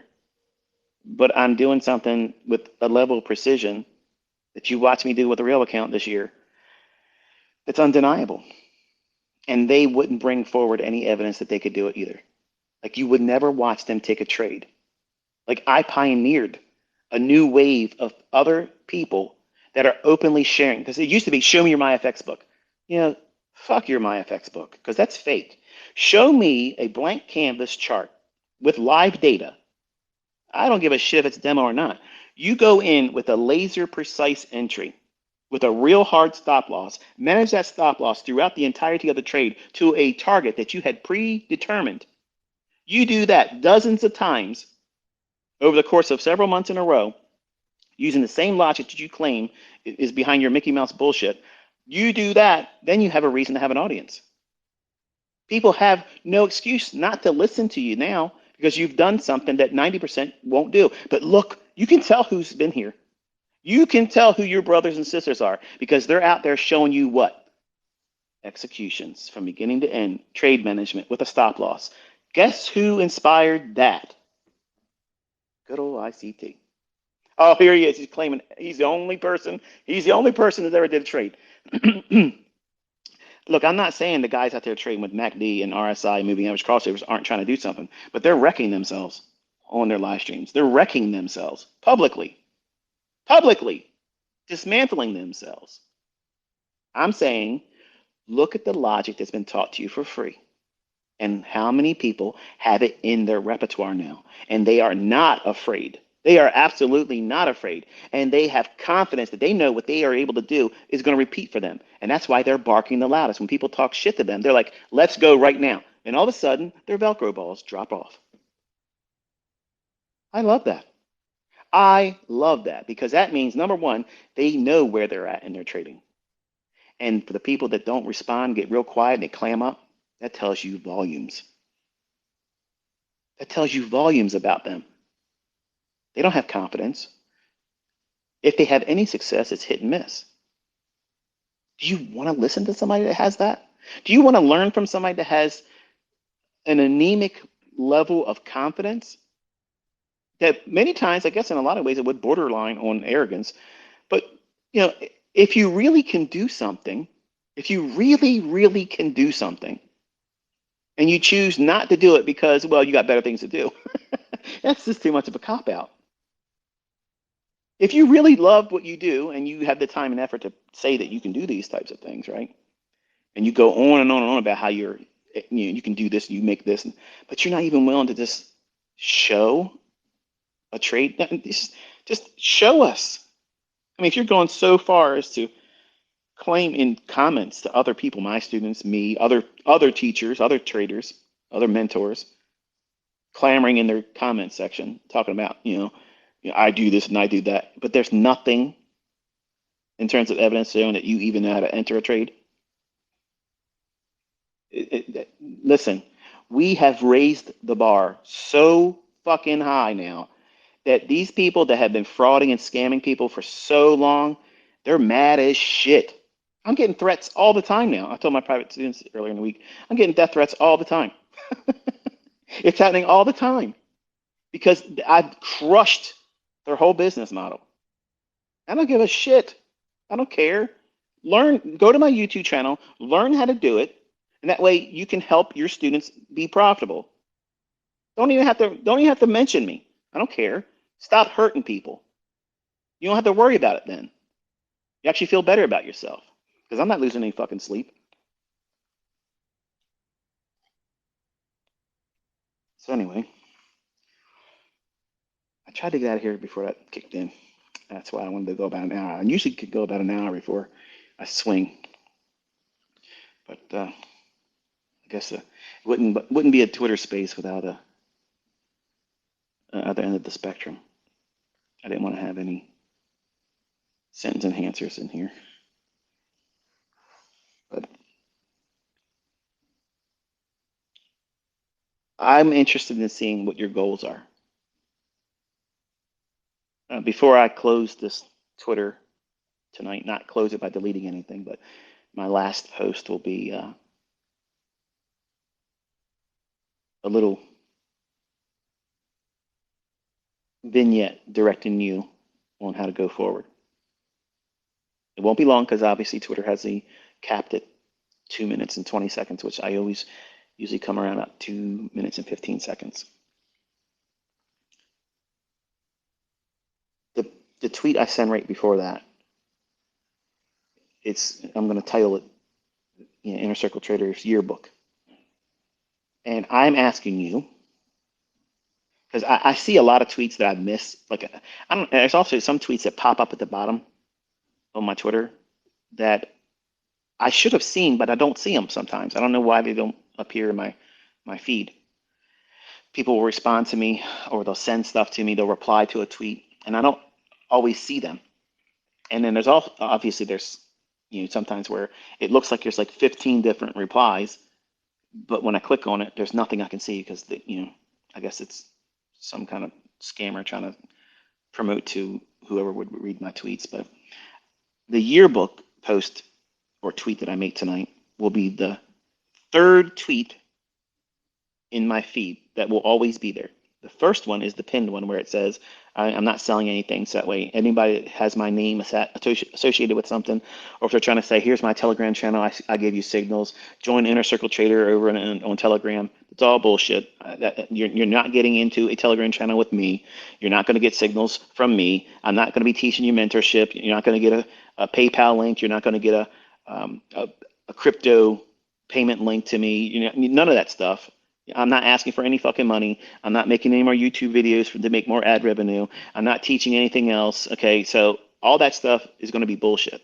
So the first and only tweet that you're going to see on my feed that will be there forever, as long as Twitter's around, is the one where it says, I don't charge any money. Okay.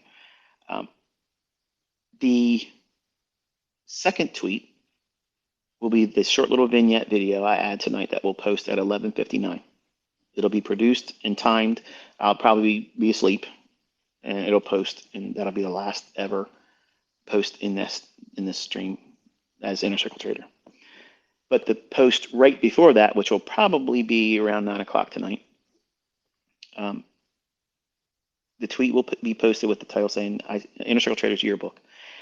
I'm asking you if you would be so kind to, I've done this before, but a lot of you were like sending it already. I wanted it to be at the beginning of my feed. So that way I can go back and scroll through it. And in the future, into 2024 and beyond, if the Lord lets me, stay around long enough, I want to be able to come back to that tweet and see your successes. So if you have ever passed the trading combine, if you've ever had a payout, if you ever had a profitable withdrawal, any success at all, that's the place where I want you to put it, because I want to be able to look at that on the weekend when I'm going to be missing all of you. I'm going to be missing being here, because as much as I love my wife, I love being Inner Circle Trader. I've been a lot of different personas online, but I've loved this one more than any of them. And I'm gonna want to be here, but I won't be. And it'll satisfy me to be able to see your ongoing successes, and also to remind myself that it wasn't wasted time. I already know it wasn't wasted time, but I want to be able to relive it. I want to be able to relive it at a fingertip, push a button, and I can scroll back and see the many lives that I've touched. I've been so blessed to be in a position to be an influence. Maybe not always the best influence, but the influence to try to kick you in the ass, to do more. And don't complain. Don't expect shit for free. Work for it. Work for it, and you'll appreciate it more. When you earn it, nobody can take it from you. Just because I gave it to you for free doesn't mean that when you get success that you didn't earn it. You worked your ass off to get it. It wasn't going to be easy, I promise that, but you still stuck with it. And there's going to be times where I'm going to be wanting to tweet. There's going to be times where I want to open up Twitter Space. There's going to be times where I want to be on YouTube. But I have to deny myself that. And you'll help me by sharing those things. You'll help me feel like that the investment I made in you was worth it. I know it'll be worth it if you just put the effort behind it. You have to test me and see if that's true or not. But you have no excuse now. You see so many people attributing their success to sticking to what they were taught. And it works. Do they lose money sometimes? Sure they do. Just like I said they would. Do they make money? Well, like I said before, do you honestly believe that these brokerage firms, these funded account companies that are paying out not a little bit of money, I mean, they're pretty respectable amounts of money, you think they're just going to just give this out to people? There's no incentive for them to do something like that. Well, I have no affiliation with them. Zero. They're not paying me, and I've never opened up a dialogue where we could have a partnership, but they have reached out to me, and it's no. Respectfully, it's no. And I've been that way with everything. Some of the offers I've been receiving for other things too, I know that there's going to be a lot of you who are going to end up in a situation if you get a large enough following.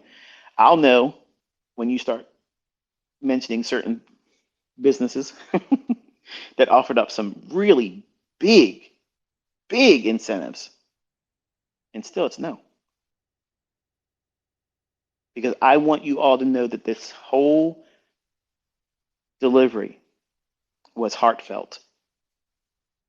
I mean that I want to see your success, and I believe you can have it.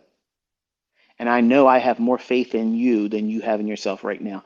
But that will change if you take the challenge of going through the content and trying to apply it to the charts, knowing that it's going to take you a little bit more time than you probably expected to, but still sticking with it, but not trying to push everything into it. For a new listener or for a new student, my opinion is if you go through the 2022 mentorship, there's like 40 videos there. It doesn't take you long. You can go through that in about a week comfortably. I probably would counsel you to go through over a course of like 3 weeks to spend an appropriate amount of time with each video and think about what questions come up after you watch the video and see if they don't get answered in the next or subsequent lessons that's in that series. And then as soon as you're done that, go right into looking at the silver bullet because they'll complement one another. And if you look at that and you have a well-rounded approach to risk management, not over leveraging, using the smallest leverage that's available, you have it. You do that until you get more experience. And your experience, where you're not hopped up on goofballs to trade with more leverage because you've been successful, when you get to the point when you're successful and you're consistently able to do it, but you don't feel the inclination to go out there and try to over leverage because you know that if you do that, it's going to cause you to be anxious in a trade that even though you know you can do very well, you've historically done it with either paper trading or tape reading before the paper trading, demo trading rather. I'm talking my age, I know. the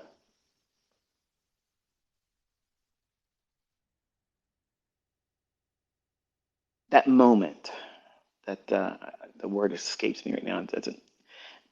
That very moment where you know that you're unfazed by the consistency. And it's a very hard thing to describe because until you feel it, until you experience it and endure it yourself, you really won't really appreciate what I'm saying here until you get to that point. But when you know that that this is going to repeat, but you also know and are comfortable with the idea that you as the operator in the model, you're probably going to mess it up sometimes.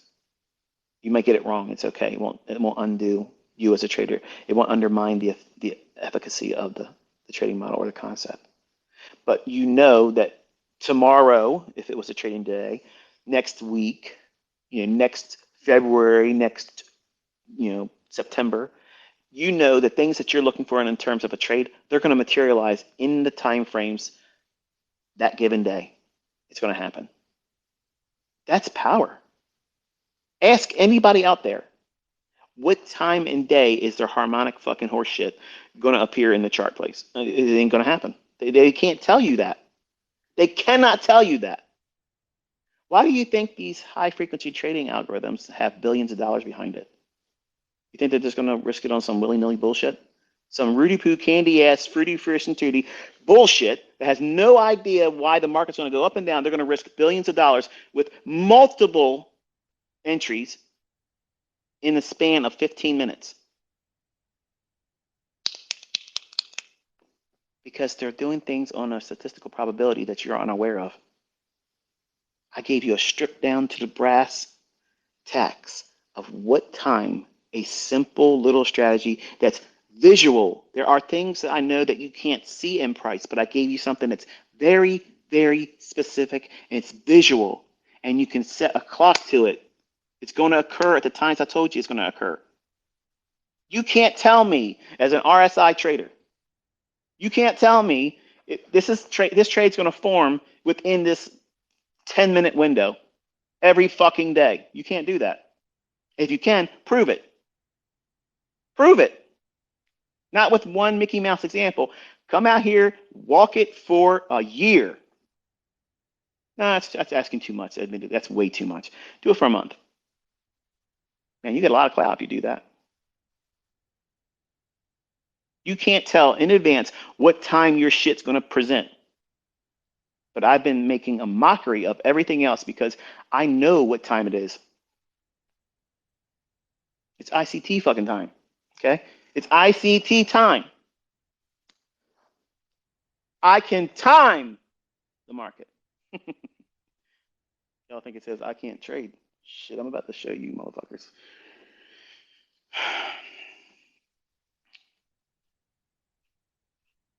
You have so many things that I wished I had. I'm envious of you. I'm so envious of all of you. I wish I could have had this coming up.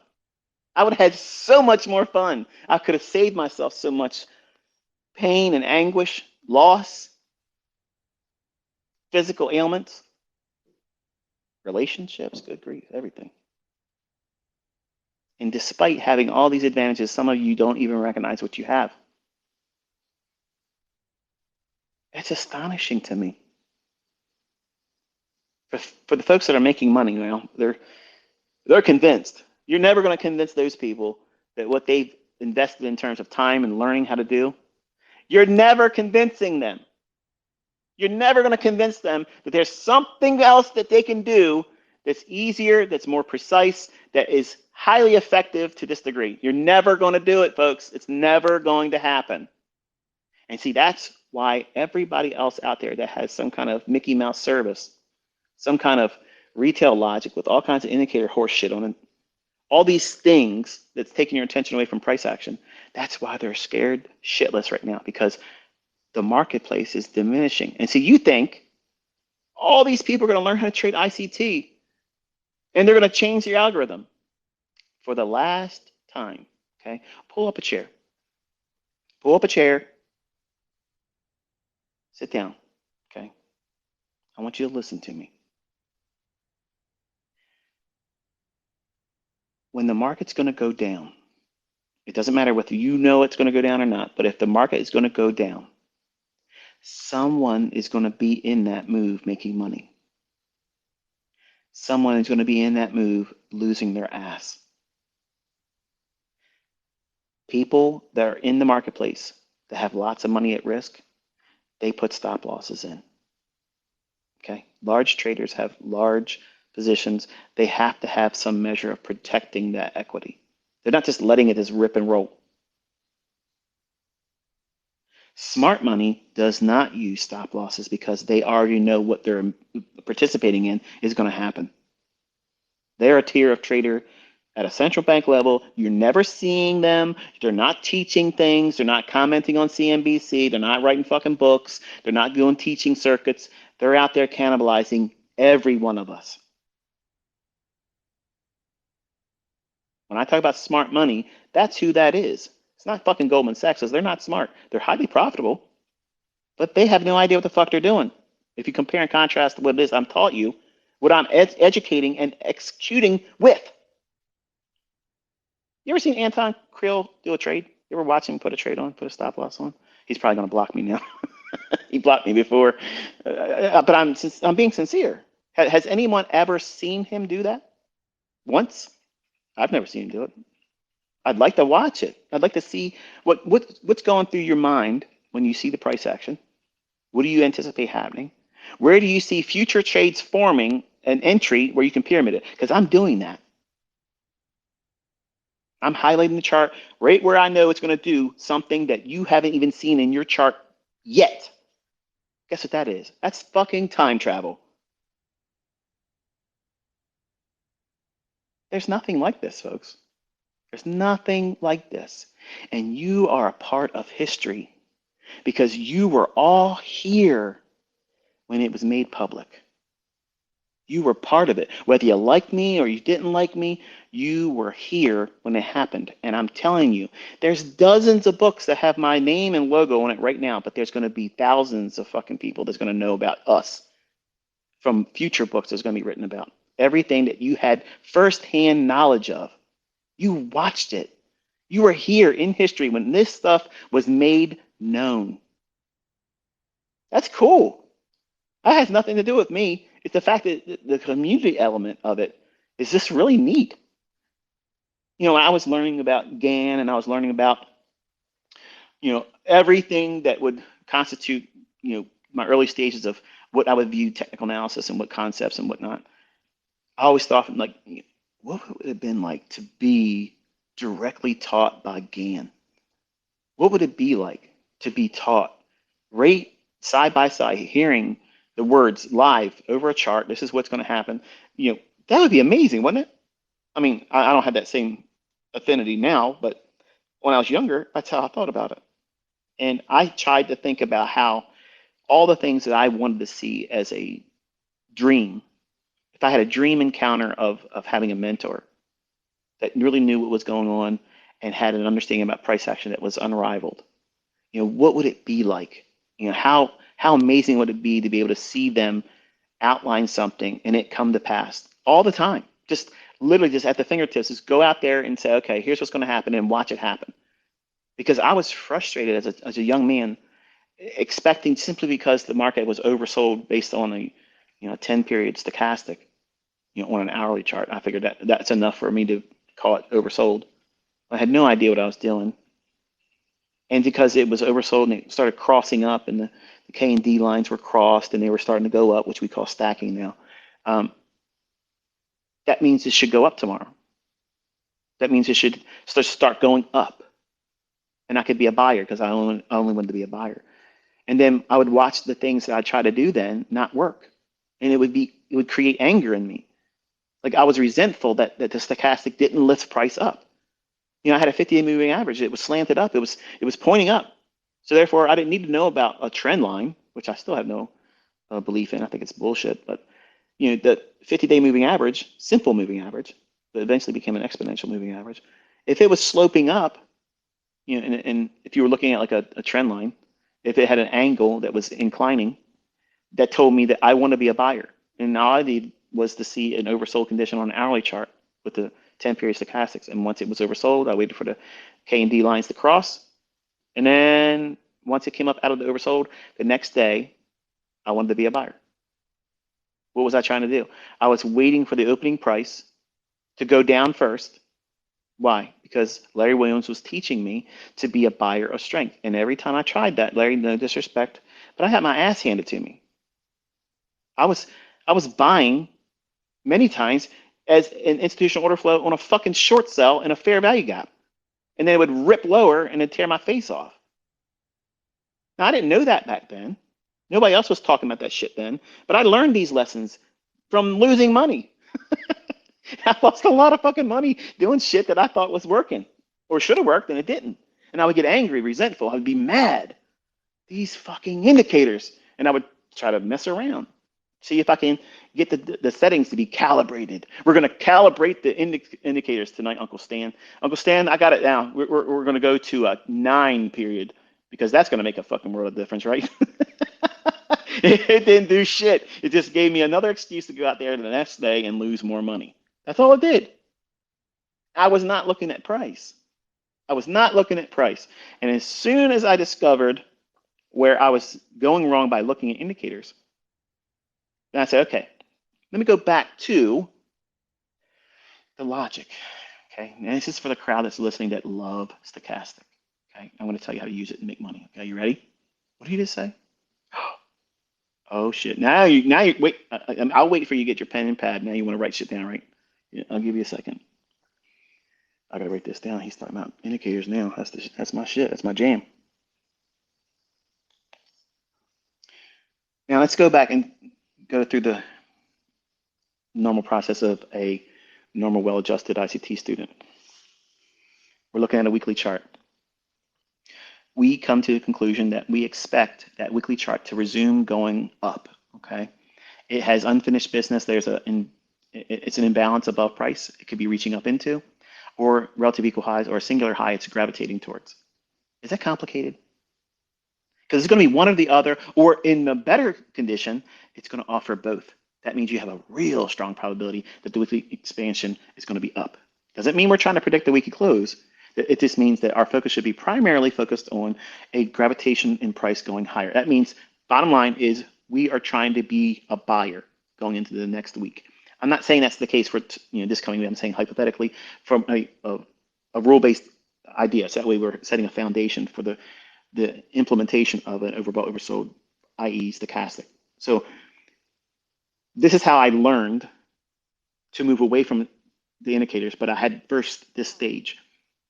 Once I understood how to read price, then I could go back in and say, okay, now I'm in a position where I think the market was going to go higher. Now I still haven't learned how to short sell yet. That was too scary for me. Like I didn't understand selling something I couldn't have my hands on. Like when I buy something, I have it. You know, when I bought shares or I bought an option or I bought a commodity futures contract, you know, I understood that I have now the right to that. I can take delivery of it if I wait long enough. But selling short something that I don't even have didn't make any sense to me. So putting that aside for, you know, well, I've talked about it in the past, but this example is we're expecting the price to go higher. Okay, wonderful. Now go back to that premise of waiting for the market to open up. I abandoned buying strength because I learned that Larry Williams said that he wanted to understand how people could be a buyer below the opening price on big bullish days. And he was demanding that he see a 20% of the previous day's range be above the opening price for the S&P. And then he would be a buyer. To me, you know, in hindsight, looking back at it, you know, I discovered that I was many times buying on a 10 o'clock high, and then my stop loss that would be retracing down to a silver bullet that you know down today would be a new entry or really a more sound entry if you didn't buy below the opening price. I would get stopped out there. And then what would happen? Think. I went long buying strength. Then it retraces on me. My stop loss gets hit or it scares me and I close the trade. But it goes into what you understand now is the fair value gap, which is a silver bullet. What's price going to do? Take off. I'm not in it. I'm demoralized. I'm angry. I'm upset. So I learned from that. I said, okay, I'm not going to wait for that retracement. I'm going to buy it as it drops underneath the opening. If I think it's going to go up, I want to find out where we open, and I want to see it drop down. So all I would do is use a 15-minute time frame. And whatever the low was, it was real close to going left. Whatever the first 15-minute low was, I don't care if it was 2 handles. That was what I needed it to go below. Once it did that, then I started buying it. In the beginning, it did not work well. It was me going in and losing lots of money doing that. I would go in and I would condition myself to say, okay, I'm going to figure this out because he says he wishes he could learn this. I'm going to fucking learn how to do that. I'm going to learn how to do that. I'm not going to lose more money with something I can't replicate with him saying he's willing to do that. That was the biggest milestone in my development by understanding that a mentor, like for all of you, you might have seen me do something, okay? And there's a lot of my students that are guilty of this. And I understand because I experienced it myself. When you have a hero that you look up to and you're trying to learn from, it doesn't need to be trading, it could be anything.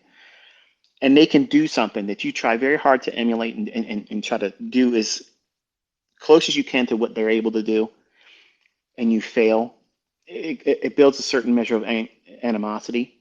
It may not manifest itself vocally or, you know, in a manner where other people can see it, but internally you feel it and you wrestle with it.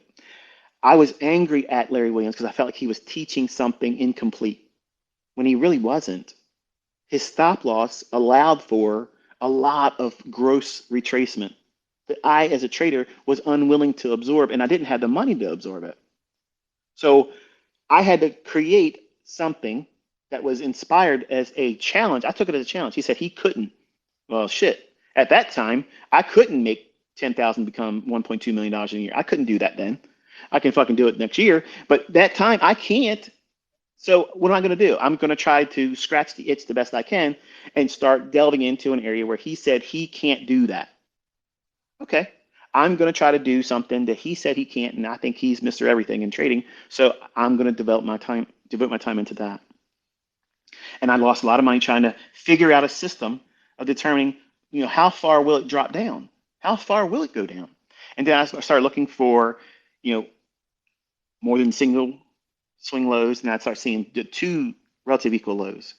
And then I would look at the overnight Globex low, and then there would be this little tiny segment of price action where it was one candle, buy side imbalance, sell side inefficiency, resting right below relative equal lows. That was my banger. That was the one I wanted. That's the very setup that cracked the code for me that I figured out, okay, when that forms, I know that's the day that this fucker is going to make the low right there in that fair value gap, which I didn't call it a fair value gap then, but it traded down into that. That would be my initiation to go in long, because what is it doing? It's knocking out stops. It's taking out a support level, and it's going into an inefficiency. So that's where it's going to go. So if I can get my order in to buy as it drops down in a time when I think the weekly chart is going to go up, what am I doing? I'm buying below the opening price. What opening price, ICT? I know some of you are like, you keep talking about the opening price. What the fuck opening price you talking about?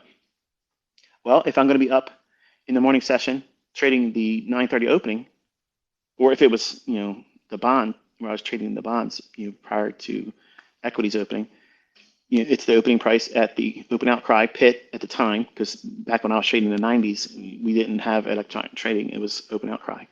So there was a whole lot of horse shit of calling the broker, and you heard all that stuff before. And the whole time the market's moving around. So you have to use limit orders.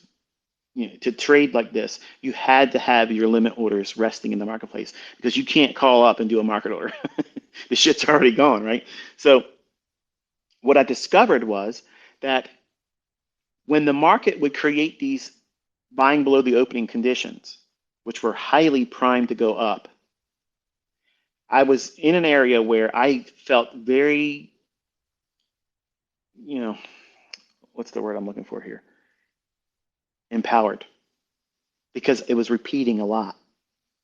And I knew I had something, and I wanted to still go back in and ring in the stochastic, because it wasn't on my chart. And I felt like it would make it better if I did this.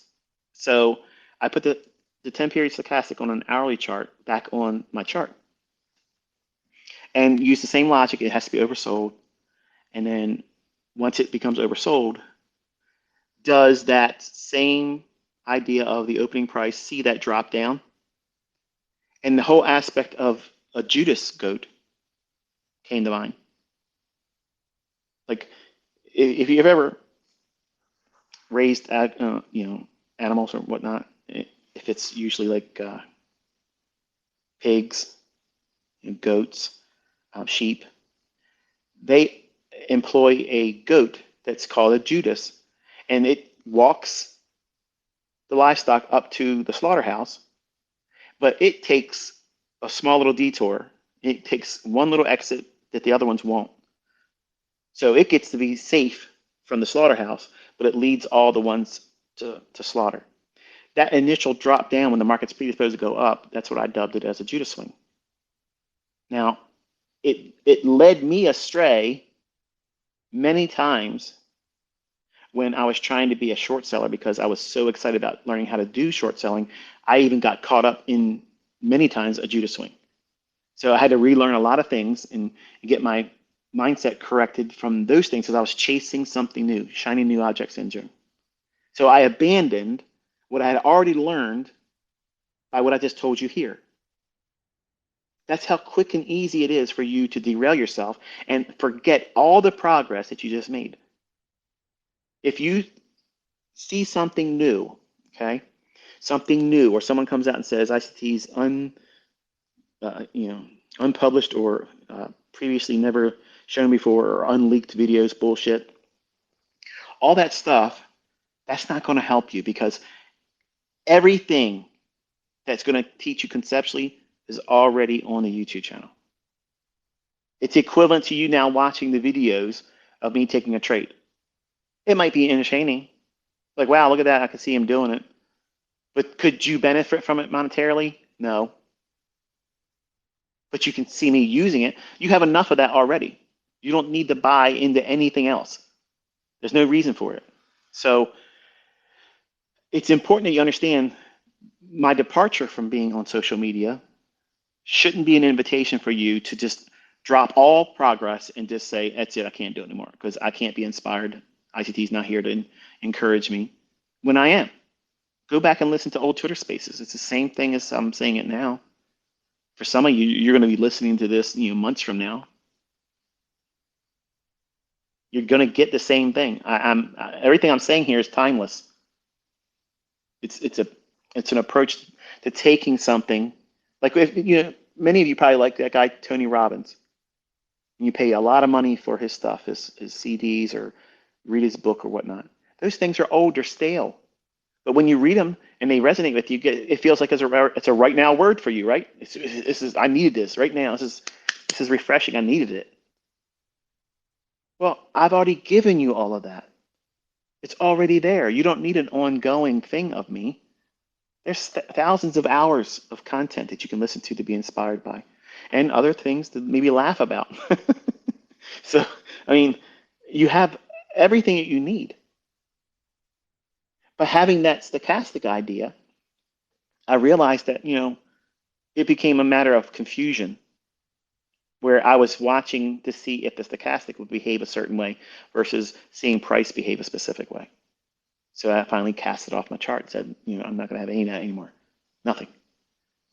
And like I said many times before, the only time I have anything on my chart is because I know that you will be seeing what I'm doing. And I want you to see that I have this in my foresight. It's not something that I'm writing into my chart and annotating after the fact. I see it before it does it. And that is prowess. That's undeniable evidence and proof that it repeats. It's a real logic. And in my private group, I think it was last week. If memory serves me correct, I think it was last week. I'm getting older, folks. Senior moments kicking in once in a while. But I shared an example with them, and I was showing it by way of my cell phone. And I didn't notice it or not, but to me, it was just me doing what I always do anyway, which is execute on what I see in price. But TradingView had asked me to confirm my status, professional or unprofessional, for the data. And if you have a subscription package for real-time data, you know what I'm talking about. So because I hadn't responded to their questionnaire about it, they had disrupted my live data. So I was doing an example of trading what I thought was real-time price, and I had no reason not to think it wasn't, because I have real-time data through TradingView. And my student was like, "Hey, can you answer this? Why is that showing delayed data?" And at first, I didn't understand what he was asking me. I'm like, "What? What are you talking about? Live? Is this live? What are you talking about?" And then I look at the top of the chart of the video I'm showing, and it has that little, I guess it was like an amber colored or something, and the letter D, I think is what it looks like. And then I was like, wow, yeah, I'm not sure what's going on. So I later found out that I had to do the questionnaire, or not the questionnaire, but to tell them what my status was. And then once that was done, they reinstated my live data. But I felt uncomfortable for a second, because I'm thinking to myself, if that would have been on Twitter, you guys would have crucified me and forgot the myriad of examples of me calling it before it happens, trading it, and trading it with a live account where it's not a demo. You would have forgot everything and placed all of your hopes and prayers on that one event where you now can say it's fraud, because look at that right there.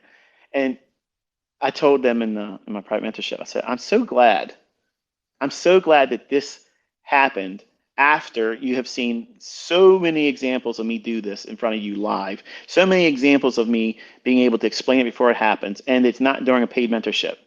Because if that would have been a paid mentorship, that would have went over like gangbusters for people that don't like me. And for some of you, you're thinking to yourself, wow, we never would have known that. But that's the reality sometimes. Sometimes, when I'm looking at price, I'm laying in my bed. I wasn't in my trading room. I didn't have all my monitors in front of me. It was just me laying in the bed with the puppies. And to me, because I'm not looking to see if it's delayed data or live data, because I'm assuming that my phone's pulling the live data like it would normally would anyway. I'm just executing on it. I'm just doing it and taking the trade and showing them this is where the stop would be. This is the target, whatnot, over and over and over again. And then when I share the video, to me, it's what I've always done. It's no different than anything else. But it would be totally different had it been done here on Twitter. And you never would have known this had I not brought it up here today. But that's how I want to be with all of you. I want to be forthcoming. I want to be able to, where you don't have to worry about, and there's no ulterior motive. There's nothing, no catch. I really want to see you succeed. And there's been the greatest effort I could make to be able to inspire you to do what it's going to require you to do to learn how to do this. And it's available for people to make a model that's completely unique to yourself. There's enough information on that YouTube channel to take and build yourself something completely unique that no other student of mine is using. And you could have that as your model for the rest of your life and pass it on to your children. Never write a book about it, never teach it as a mentorship, never give signals on it, and be wildly profitable and happy. I would love to see that happen, you know? But some of you are going to try to complicate this when I didn't complicate it myself. And you got to be very careful not to do that. Just because I have lots of things in my toolbox doesn't mean you got to bring every Phillips head and flathead screwdriver to the job that only requires a hammer.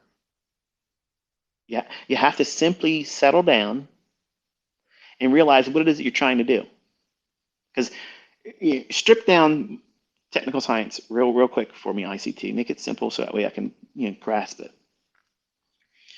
We're looking for a time, a period of 1 month, where the likelihood of the market to reach to a group of orders that are resting in the marketplace above the current market price.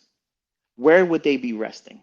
Logically, it would be above a singular high or a swing high, or above relative equal highs that are in close proximity. The one that has the relative equal highs, that's going to take precedence over a singular high because the idea that it inspires resistance.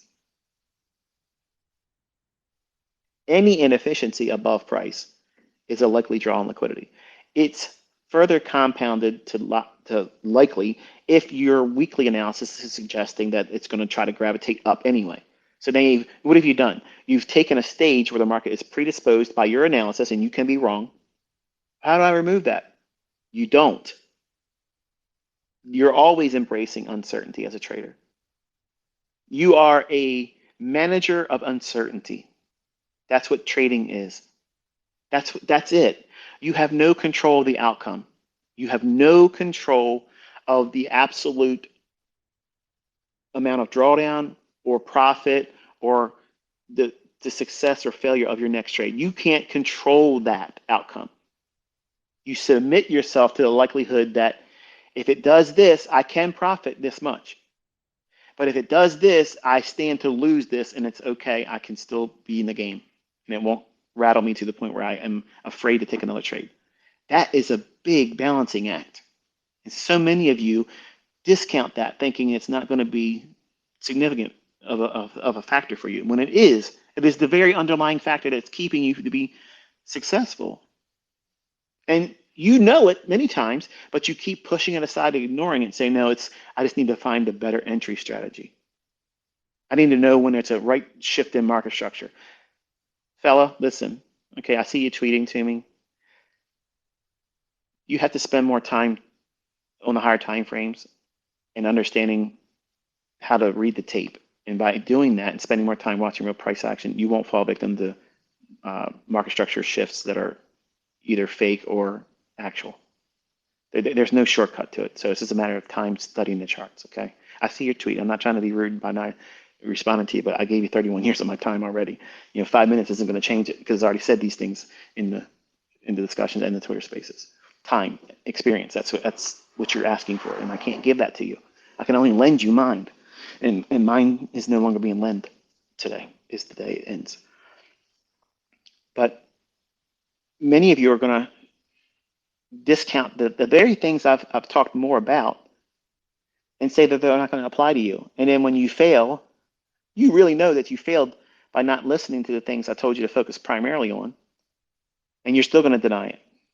And to fight that and combat that, you'll just go and you'll join the small rank of little Dick Daniels out there that say ICT concepts don't work.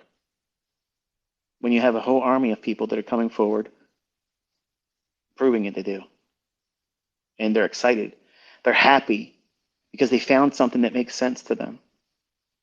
And I'm amazed to see how fast it caught fire. And it's spreading like crazy. And to me, it's a little intimidating to have my name tossed around like it is and saying, hey, look, thanks to this and thanks to that. So I can see very easily how if I was allowed to do this when I was 20, that I could have been a totally different person. And I would never be leaving. I would be trying to pump it up and build it even more. And every affiliate offer, I'd be taking it because it was about ego then. It's not about ego. I told you I was going to teach you. I told you I was going to do my best to make it easy, not where everyone's going to be successful because that's not practical. But there's a lot of things that you're going to have to grow and go through slowly in that growth. And there's no way to make it easier by trying to speed it up.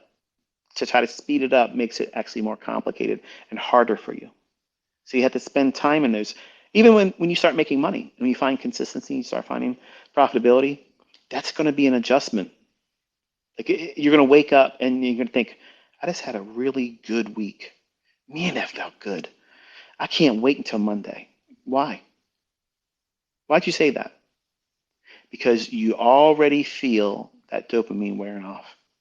And you didn't get any more people tapping you on social media saying, you're fucking amazing. Oh, how'd you do that? I want to be like you.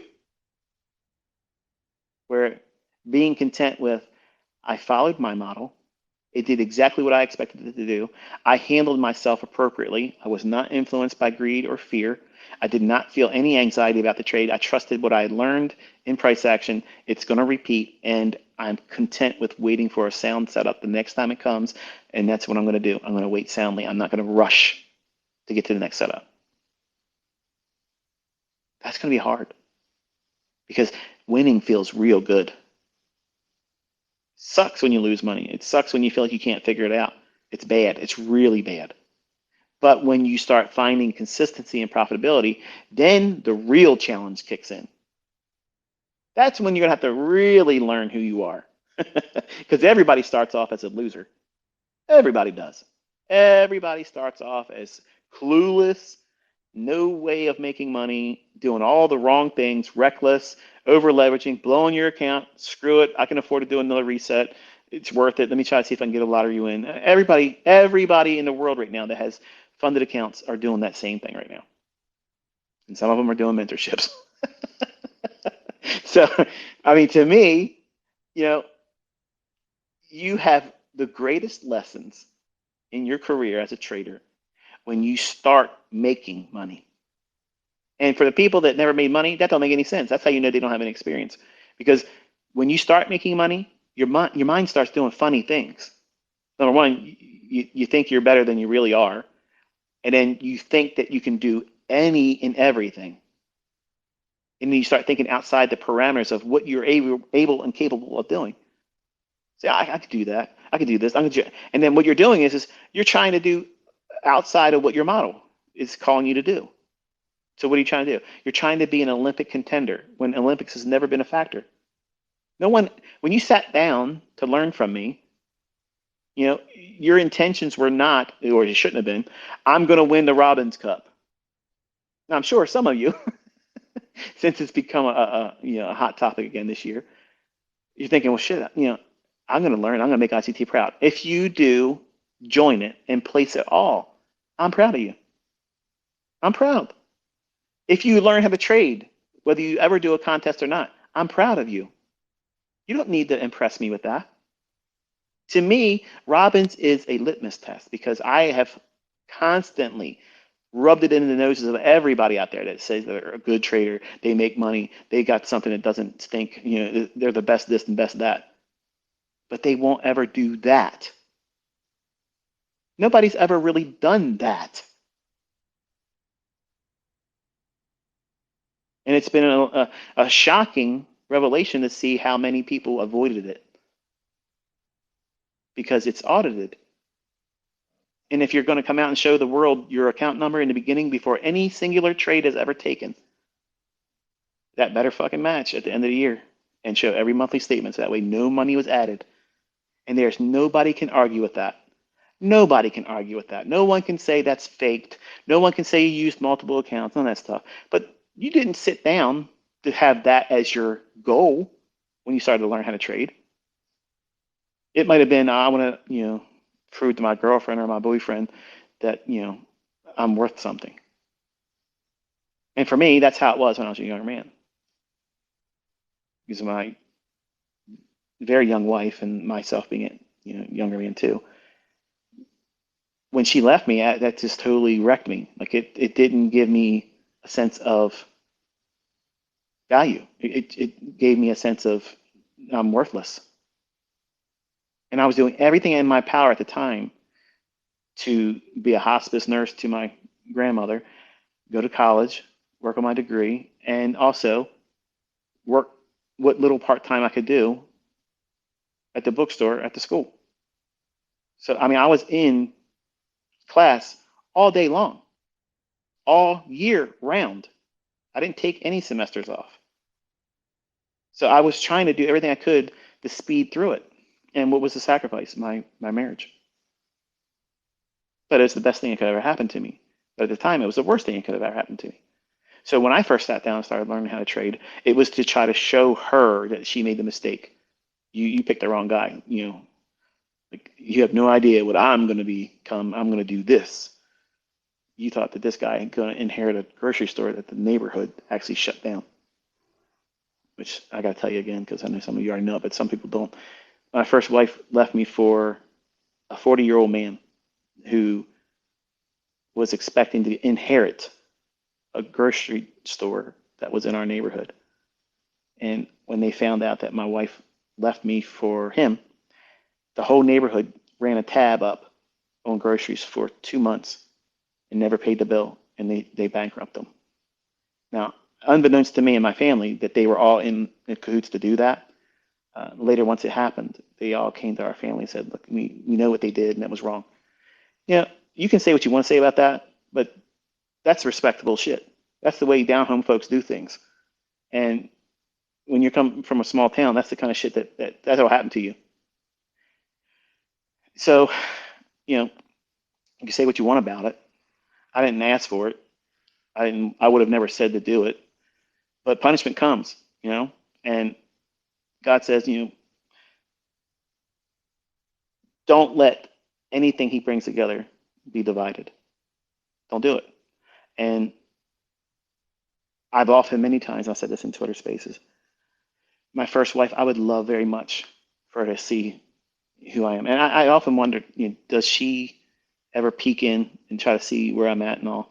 What is she doing today? I have had friends and family members tell me that she's had a really rough life, though. She's been married a couple times, kids from different people, and just not doing very well. But not to gloat, but I would very much like one day to sit down with her and tell her, look, when I told you when I was 16 that I was not going to be the average person. I'm not going to be the average person. And I know your dad at the time isn't going to hear that shit. Because if someone came in here and told my daughter and told me, yeah, I'm going to be, I'd be like, listen, fucker, unless you start studying my YouTube channel, I don't believe a fucking thing you're fucking saying. Get out of here with that horse shit. So I get it. As a dad, I could understand that. But I meant it. And every time I said something and then I had intent to really make it happen, I've always done it. It just sometimes took longer than I wanted it to. And for some of you, trading is going to be that very thing. And it took me 6 years. 6 years. What my mentorship students basically experienced from the 2016, when it closed that year off, they have seen that amount of time. That amount of time. That's how long it took me to get to the point of understanding where I was the problem, what I kept doing to cause the problem, what I didn't know, and what I needed to know, and I was finalized in that. I knew exactly everything I needed to know at that time. How many of you that are just now starting that feel the adversities of learning this, and you've probably been in it for a couple months or maybe this year, and you haven't found consistency yet? Are you willing to put in another 5 years with no guarantee of the outcome? I guarantee the majority of you are not willing to do that. Truth be told, if it would have took me 10 years, I still would have worked those 10 years to get it. That's why God gave me obsessive compulsive disorder. It's not a weakness, it's a superpower. I'm not fucking lazy. I'm not someone that's going to tap out. I'm going to stay with it. I always over deliver. And a perfect example is I should have been out of here an hour and a half ago. So that's how we roll around here. So you're going to have periods where you want to throw in a towel. You're going to say, I can't get this. That means you need a break. That's all it means. Take a week, maybe two. Don't look at anything I've produced. Don't look at the charts. Don't look at the markets. Don't talk to people that trade. Don't go on social media. Leave yourself a distance from it. And just allow yourself to decompress.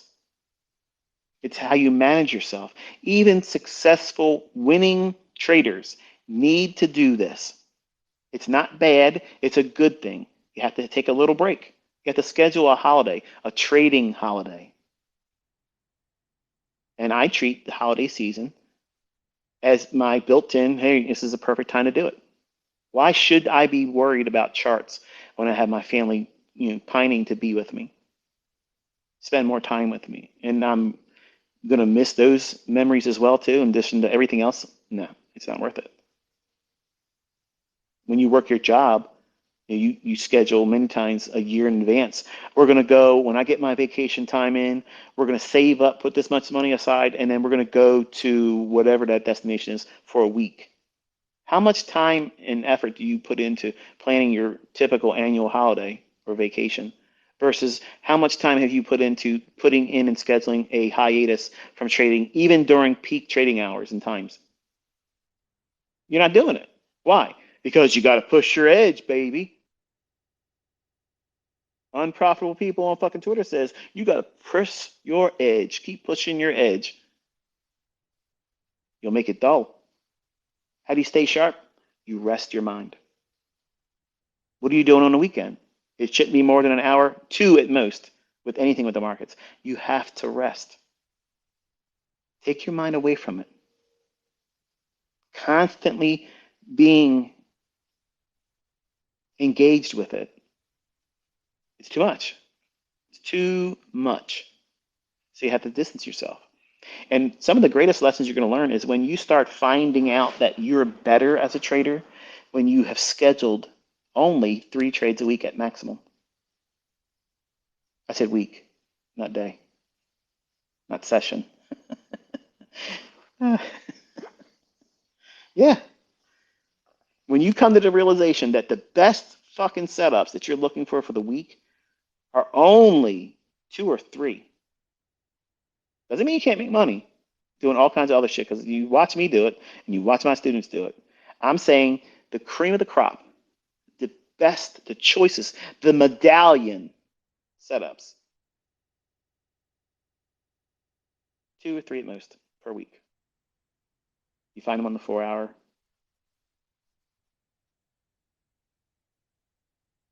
How often are you spending your time on that time frame? Until I started teaching actively around the weekly chart, you never even considered it. You're always looking at those 5-minute charts. It's 1-minute charts. Now the flavor is sub 1 minute. Those 1-minute charts ain't going to do a fucking thing that ain't already determined on that weekly chart, on that daily chart, on that 4-hour chart, on that 1-hour chart, that 15-minute chart, that 5, and that 1. The storyline with all those time frames, what it should do, at what time it should do it, that's when those second charts are going to behave like you want them to. Otherwise, you're going to chase things that aren't really there. You'll draw lines on shit that don't have any bearing on what price is going to do. You'll go through things you're scribbling on, and all of a sudden, you'll do something you weren't expecting. So you have to have a higher time frame perspective. No matter what you're trying to do, you should have that because it'll teach you and help guide you in trying to trade with less because commissions add up. If you're going to be a high frequency trader, this is expected. You're going to be spending a lot of money in commission, probably 35 to 40% of what you start trading with will be spent in commission. What? Mm-hmm. Yep. And especially if you're trading with 1 minute or less and you're doing lots of setups, those commission costs will go through the roof. Sure, sure. You might make a lot of money, but you're going to have a lot of money coming off that bottom line that you may not be aware of. And if it starts bothering you psychologically, you're going to have to make adjustments. Now, for me, the way I look at it is as long as I'm net profitable and I'm consistently profitable, I could do rat's ass. I don't give shit really what the commission costs are because I can outpace that like I can outpace, you know, inflation. It's not a big deal. I don't give a shit if gasoline goes to $20 a gallon. I'm still driving my 8 cylinders. I'm not doing it. I'm not changing it. I'm not getting an economy car. That's the whole point of making money, to afford things comfortably and not give a shit. Look, I don't look at price tags. But I did. I want to bring this up. On Twitter, I like to subtly troll. Like sometimes it's a dry humor that it goes unnoticed. I posted a tweet with a Bugatti, and I said, "Dare me," because I saw somebody with a Bugatti talking shit to me in their profile picture, but they probably drive a Toyota Corolla. But the idea of spending $3 million on any car is a IQ test that I can pass by not even fucking considering it. Okay, you're an idiot if you do that. If you spend $1 million on a car, you're a fucking clown. Nobody should spend that much money. Nobody should spend that much money on a car. Okay, is it beautiful? Absolutely. Is it worth it? Fuck no, it's not worth that. That's an IQ test. Okay, it's like wearing masks in a car by yourself. Okay, you're a fucking idiot. Stop doing it. So if you are on the fence about doing things, at an accelerated pace, lots of trades. I'm going to trade this and this and that. My advice is try to focus on the other end of the spectrum. Try to trade less. And you're going to find a greater balance in your personal life, which is absolutely essential. You have to be able to have that balance in life. Because think about it. How much influence does your life have on your trades right now? A lot. If you're going to be honest, it has a great deal of impact. Whether it is positive or negative. If you're easily hurt, if you're in a toxic relationship, or well, like I did when I was younger, before I learned how to trade, I went through a divorce. One that, for a girl that, I was willing to take her back for anything. It was my first love, my first, physical relationship, like everything. My heart was in every bit of it. And truth be told, I would have took her back. Some of you men out there were like, hell no, I would have. I wanted to be with her that much. I wanted to be with her that much. And I guess in a lot of ways, I've always been a hopeless romantic, and I, I had hopes to spend life with her in a specific manner, being successful as a systems analyst. That's what I was really at the time basing all of my future success on, not trading. And trading happened as a response after the divorce was settled, which we backdated just to get it done because I wanted to get it finalized. But all of those things in your personal life, they're going to be drivers to make you do things impulsively. And you're going to have to wrestle with that and say, okay, am I following my model right now? Or am I acting on something that is outside the marketplace that I'm trying to pamper myself with or compensate for? Now, pampering is where you're already doing well. Everything's going good, and you just want to, fluff yourself up. I'm not feeling a bad, experience in my personal life. Nobody really hates me. My relationships are golden. My health is good. I just want to get in here and just do something because I'm good. You're going to have to find a way to keep that from happening. The opposite end of the spectrum, which is majority of the time what you're going to experience, is the adverse things that happen in your life. The people at your job are getting your fucking nerves, and somebody else that should have never got a promotion that you should have got, you were overlooked and they got it. Or you're just abused by poor management. Or you had a relationship fall out. Or you discover maybe infidelity, and the uncertainty of whether it's true or not now plagues you. And you're thinking, I can't leave this person because I'm now codependent. See, these are all things that trading books just aren't going to talk about. But that's the reality of it. And I lived all that shit. And I wish that I would have had someone tackle them, in discussions where I could start putting things together as a process or a protocol to respond to them. How would you act if your life partner, the one that you have set aside the rest of your life to be with, you discovered, not maybe proof, but discovered the likelihood of infidelity? What would that do to your mind? How would you how would you think about things, not just them and your relationship, but how would you think about yourself? Am I not good enough? Why would they want to do it anybody else? What am I not doing for them? Why aren't they appreciating what I'm doing?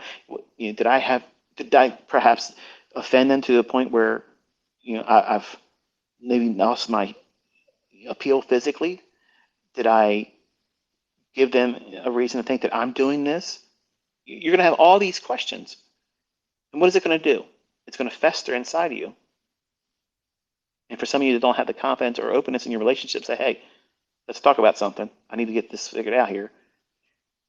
You're going to be the ones that have it worse because you're going to keep it to yourself, thinking if I mention it and it ain't true, they're going to get angry. And they're going to think, oh, you're thinking that because you're doing it. Do you see how all these things can compound? And all these swirling what if thinking that may or may not be true are going to cause you to feel what? Uncomfortable. And that uncomfortable state of mind in a trading account is the devil's playground. Man, you give him a moment to step into that account during those times, you are getting wrecked. Do you have the composition to say, hey, I'm not thinking clearly right now? I don't care how it looks on that chart. I don't care how long I've been waiting for that setup. If things aren't right in your mind, you don't push that button. Some of you aren't going to have that strength because that's what it is. It's strength. You have to sort your personal shit before you get in here and start risking money. Because a clouded mind that's wrestling with uncertainties that are outside the chart, when you're about to take on financial risk, wrestling with financial uncertainty, what have you just done? You've compounded the difficulty to levels that are astronomical. Are you really going to be able to think about it clearly if you are wrestling with, if he is cheating, if she is cheating, if they do give that promotion to Carl, that motherfucker, all that stuff that you're worrying about, and then now you're in a trade and your trade isn't going for you right away, and you're in a little bit of drawdown. That little bit of drawdown, that 3 ticks or 3 handles, and your stop loss is 10. And you're thinking, oh shit, this is going to turn on me. Why would you think that? Because everything else in the world right now is coming down on you like a ton of bricks. You can't trade that way effectively. You can't. And to do it, you're asking yourself to start becoming an Olympic boxer today, and you've never had a pair of boxing gloves on in your life. That's the equivalence of it. That's like going and say, yeah, let me spar Mike Tyson in his fucking prime. I feel lucky. Yeah, sure you do. And that's how many times, and this is exactly what I did when I was younger. You think, oh, it's going to work out for me. And, I feel lucky today. Yeah, I'm lucky I survived. That's about the extent of it. You wreck yourself entirely. It's so easy to talk yourself into problematic situations. And it's so hard to guard yourself from them. Think about it. You do it every day in your personal life. You invite yourself into conversations you should damn well know you shouldn't be a part of. You're trying to mind everybody else's fucking business but your own. And you want to be good at trading.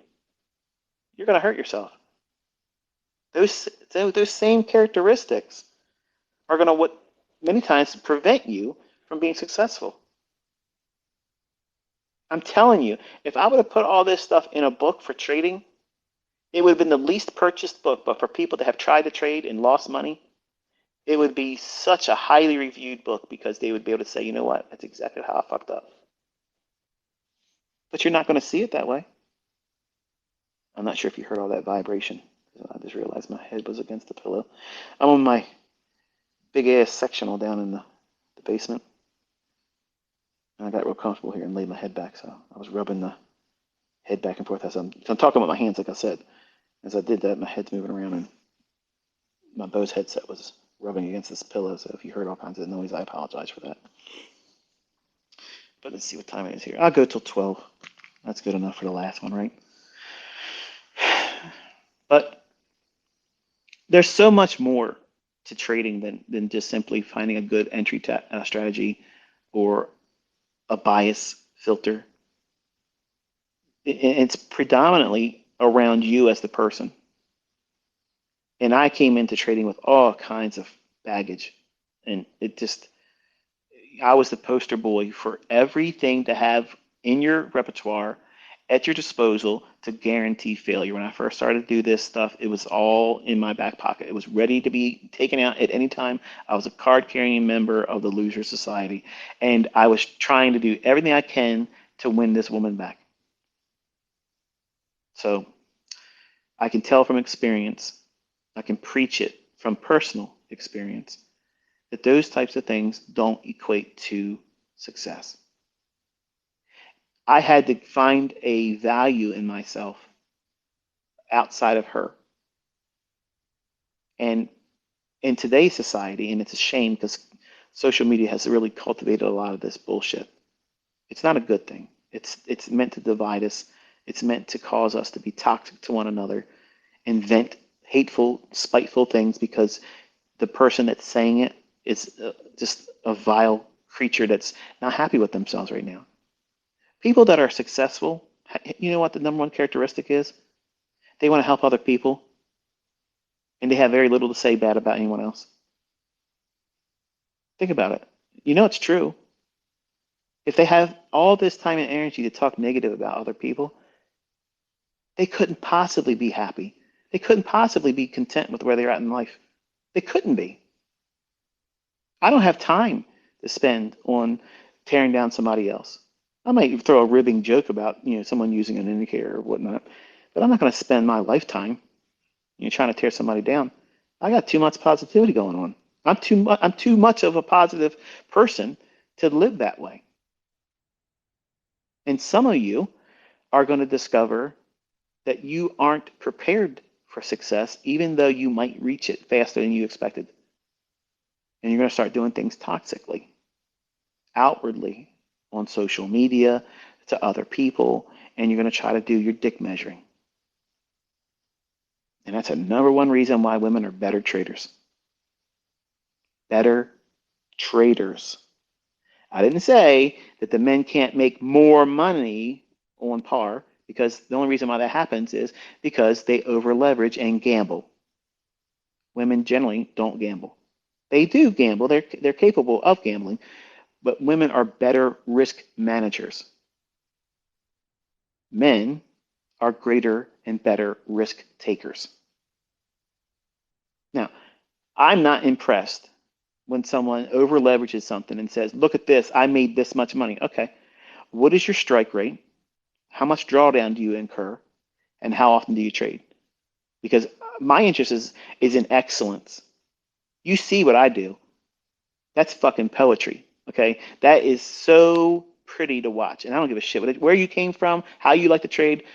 Ask anybody when they watch my execution. It's too good to be fucking true, and that's not arrogance. That's not me puffing myself up. I worked very, very hard to get to this degree. Okay, it doesn't happen overnight. It takes a great deal of prayer. It takes a great deal of trusting and waiting on the Lord to give me the ability to do it. That's where it comes from. It didn't happen real quick for me. I wasn't able at year 6 to trade like I can trade right now. I had fixed only the physical things in me, the mental barriers. That's how long it took me to get out of my own way, 6 years. And then I had to get comfortable with what I understood, what I should be focusing on. 3.5 years after that, that's when I was locked and loaded. But as a person, figuring myself out, it took me 6 years. It was painful. Nobody was telling me to, hey, look, buddy, come over here to my chat room and I'll encourage you today. That wasn't happening. That wasn't happening, man. It's hard. And you have so many advantages today. None of you have the right to claim depression. None of you have the right to claim unfairness. None of you have the right to say it's not fair that. Bull fucking shit. That's bullshit. You have a PhD level library, a compendium of stuff out there that people now are making real doctor fucking salaries with. It's at your fingertips. And some of you are wrestling and arguing with me. Can you make it shorter? Oh, really? You want to go into medical school? You want to get your PhD? Ask them if they can condense that fucking shit into an associate's degree for you, time-wise. What kind of response are you gonna get? Get the fuck out of here! Get your ass out of here, you fucking lazy ass! Because that's what that is. You can't be lazy in this industry. You cannot, because it will take your ass out like the trash. It will get rid of you. It will discard you. Goodbye. It's unsettling when you discover that's how it is. But you need to be told that coming in, and I tell you this. And you don't like me because I'm being honest with you, but I'm sorry. You need to understand that. You need to know those things. That's exactly how I tell my sons. The world owes you nothing.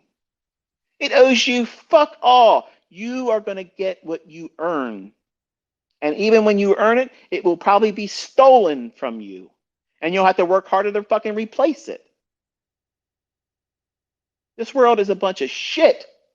Think about it. Think about this for a second. You pay taxes on money that you earn. Then you're taxed on the money that you're taxed for earning when you buy shit. The money you have left over pays for a fucking property that you own. You have a deed to. But they tax you on the property that you fucking own, that you paid taxes when you fucking bought it and you received the deed on income that you were taxed. And you don't think there's a fucking scam in that? You have to know how to outpace these motherfuckers. Your college degree ain't it. That's not the fucking solution. That in itself is an IQ test. Either you're going to be your own boss or you're going to be a good fucking slave. And some of you good slaves can be paid very, very well, but you're still a fucking slave. And you're willing to submit to whatever fucking costs in lifetime mortgages, the equivalent of, for student debt on a college degree, on a career that you might not even like doing once you get there. How certain are you that you're going to invest all that time, all that energy, all that fucking money that you're going to have to pay back? And you can't write that off with a bankruptcy. Student debt, you're fucking stuck with it. And Biden just told you, fuck off, I'm not paying off nothing. They do that shit to get your vote, man.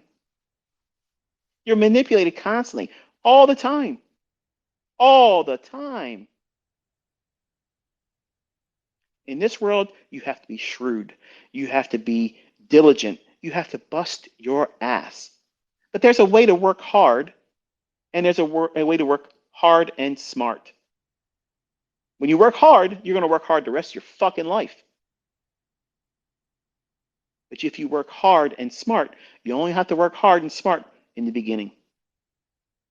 And once you figure out what it is that you're supposed to be doing for yourself, being your own entrepreneur, and trading is the last bastion for that. And you can start with next to nothing.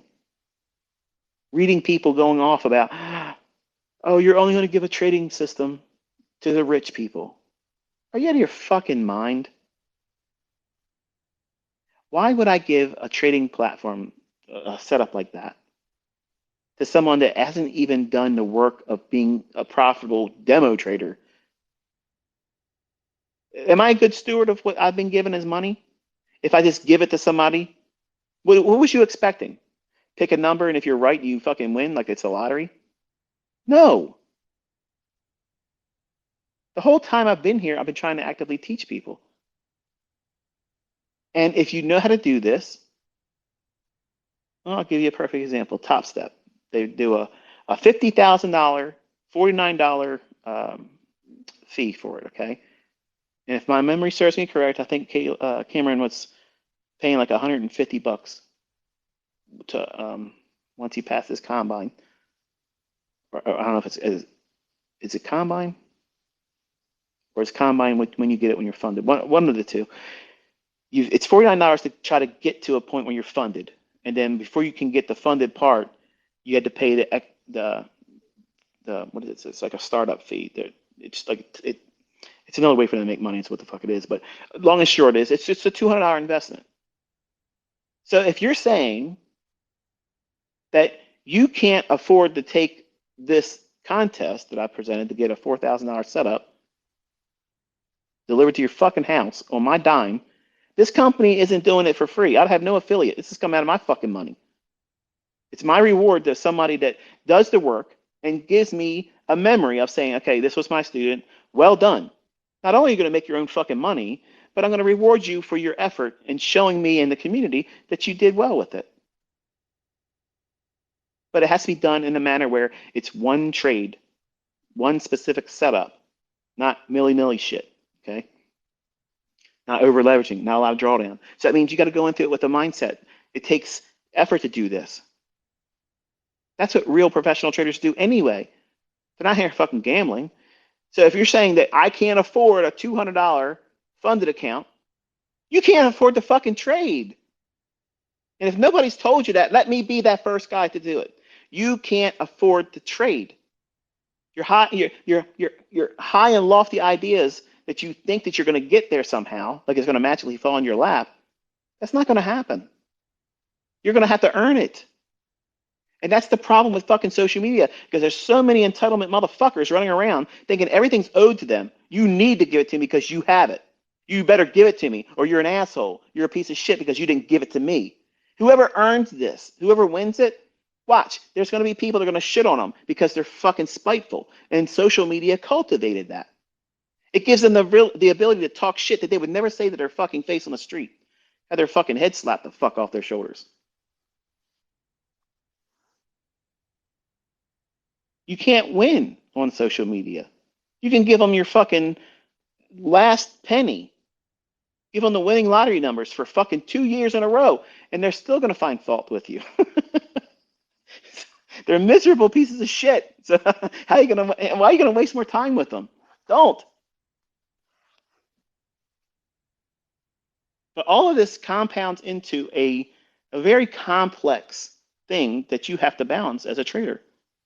Are you going to be somebody that's constantly worrying about staying in model, staying inside the parameters that you've allowed for risk, keeping a proper mindset, not worrying about minding somebody else's business, trying to keep up with the Joneses, trying to keep up with everybody else that's out there trying to pretend, and you don't even know if the results they're pretending that is real is even real. My FX books and MT4 and MT5 screenshots are absolute fucking bullshit for proof. It's bullshit. If they're going to have the initiative to take all that time to show you screenshots of profits, okay, and they have not been interviewed and paid out by other companies where you can see they are getting paid real money, if all you ever see is a screenshot of bullshit supposed profits, even if there is a fucking withdrawal, you don't know if that's fucking real. Show a fucking history of trades where you get in, you manage the trades, and there it is. If you see that, and if you're one of these people that are listening to me, you know, I still want to pay for somebody to teach me or pay for somebody to do me signals or whatever. If you're willing to give somebody any money and they've never shown you that, you're a fucking idiot. You are an idiot.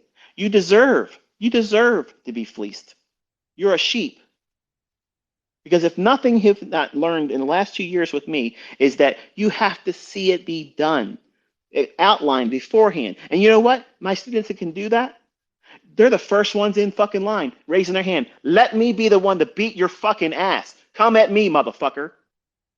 Let me be the one to show my trades against yours. And they all shut the fuck up, don't they? Isn't that funny? That's why they don't like our fucking community, because we're a bunch of fucking savages. We'll kick your fucking shit in, okay? That's the way it is around here. And if you're not there at that stage yet, you fucking will be. Just keep showing up and doing the work.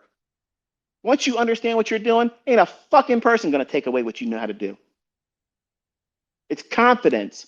It's fucking confidence. That is not arrogance. That's not arrogance. Learn the fucking definitions. Confidence is saying, I don't give a shit what anybody fucking thinks or says. I know I'm getting mine. I know how I'm getting it. And I know what the fuck time I'm getting it too. That's a level of confidence that's not known before. You're all part of that shit now. You live it. That should be fucking celebrated. Who the fuck's got a problem with that? Seriously. Little Dick Daniels. That's who fucking has a problem with it. They can't do it themselves, so they're going to try to shit on you. And guess what? It doesn't even work. It doesn't even fucking work. You're bulletproof. You're fucking Teflon coated. These motherfuckers can't stick no shit on you. You've already been here. You've already seen it. You're doing it in your own hands. How the fuck's anybody going to convince you that what you're doing right now ain't it? This is it. This is what everybody wants to be able to feel this way when they get into trading. They want to feel the confidence knowing that, yep, this is a time for me not to trade right now. I don't give a shit what it does. I'm confident that I'm doing the right thing by not doing something. And when it's time to do something, I'm going to stomp a mud hole in its ass and walk it dry. And I ain't got no worries about it. I don't give a shit how many people learn what I'm doing. When the market's going down, there's people shorting it and there's people buying it. There's stops always going to be above an old high. There's going to be stops below an old low. Always. It doesn't fucking matter if the fucking people in Timbuktu fucking 2 know my name or not. This fucking shit's going to be the same way. Why are you worried about shit that ain't going to fucking be an impediment? You're looking for an excuse to not do it. That's all this is. That's all this is. If you are worried about this algorithm being changed, if you're worried about that, you are literally manifesting your internal fears of wasting time, a little bit of your time, because you don't have the wherewithal to stick with it. That's the truth. That's exactly what it is. How do I know that? Because I've had students before I started doing it with the paid mentorship for years that had that same characteristic. And the ones that were honest, they came out and said, you know what? I'm not going to be able to stick with this because I won't be able to stick with it. Well done. That takes a great deal of honesty, and I'm proud that you have the conviction to come forward and say, you know what? This isn't for you. That takes inventory on a person. You got to be honest. You got to be comfortable in your own skin. So you know what? This is above my capabilities, and I'm not willing to invest any time because I know I'm not going to stay with it. That's why most people don't join a gym. They don't join a gym. That's why they don't have a home gym. They don't have these things that are going to help them be healthy. Why? Because they know themselves. They're not going to fucking join that program because they're going to waste their time and money because they know they're not going to stick with it. That's exactly what goes on when people come here and they try it for a fucking week and they say, this doesn't work, it's a scam. But how do you explain this to people over here? And how do you explain this? And how do you explain the fact that I called this shit and it turns on a fucking dime to the tick? And it goes exactly where the fuck I said it was going to go against everybody else on YouTube's expectations. Proven. Well, I don't have any comment there. We're not going to say anything about that. But you're a scammer. Oh, shit. That's some good stuff. Oh, man. That's good. That's good. I love it. I love it. I'm still sipping this 68-degree cocoa. How do you know it's 68 degrees, ICT? Because I keep my house at 68 degrees. So, anyway, I'm not sure if you can hear it in my voice, but I am in the holiday spirit. Like, I am so happy to know that when I'm done this evening, I have done everything I said I was going to do. I have shared what I said I was going to share. I have created profitable students. I have created profitable, respectful students that conduct themselves like gentlemen, that actually care about their audience members, not just going out there flaunting that they can make a lot of money. And I'm proud of all of you. Omar, Kyle, Paladin, just the top three comes to mind. And there's so many more. And if I don't name your name, don't be offended because I could literally be fucking here forever. The fact that you care enough for your communities like you do, and for the people that spend the time listening to you, that's something that I was really concerned about because, as I mentioned earlier in this Twitter space, the way I made myself marketable is I had to be polarizing. I had to create a faction, a split, a division, knowing that it would create ripples. And those ripples would be, okay, you're either team ICT or not team ICT. And the ones that don't like me are going to sell me more than anybody else will. Because you all want to come here and watch me do something wrong. And I've enjoyed denying you that. And you're just still waiting. Still waiting. But even despite seeing me market myself like that, being very polarizing, you as my students have learned the right lessons, and you didn't have to pattern yourself on some of the things I use in the early stages of me getting a community. Because I use the train wreck analogy or car wreck. Okay, if I could create some kind of a stir with someone that had a bigger audience member, base, a larger audience subscriber base, and I could stand right in front of them and say this, that, and either one of two things are going to happen, and this is usually what happened. I got banned, blocked or whatever, and they would never look at what I'm saying, but it didn't change the fact that I would still talk about them, and all people were like, he does have a point. Why don't you do this? Why don't we ever see your trades? And then it just became where they would just, clam up about everything. So what I wanted to see was a real one, a real McCoy step forward and say, yeah, I got a problem with this. I can show you this. And that's what this industry needs. Like this industry needs not somebody going out there and fucking saying, I got $10,000, you so-and-sos. I don't think there's a fucking edge, but look at all these glass fucking trophies that mean fuck all. Okay. It doesn't mean shit to me. It doesn't mean shit to anybody else. It doesn't mean fucking nothing. It means nothing. It means absolutely nothing. Going into a chart that's live, explaining what it's going to do before it does it, point to exactly what the fuck it's going to do before it fucking does it, and push the fucking button and manage a stop loss and take it down.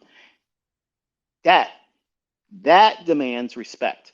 Whether you're trading with fucking horseshoe crab fucking patterns, whether you're trading moving averages, whether you're trading with harmonic, whatever the fuck you're using, it doesn't matter. If someone does that, I have respect for that person. It doesn't matter what school of thought they use. I have respect for that person because that person's walking that talk. They're doing it.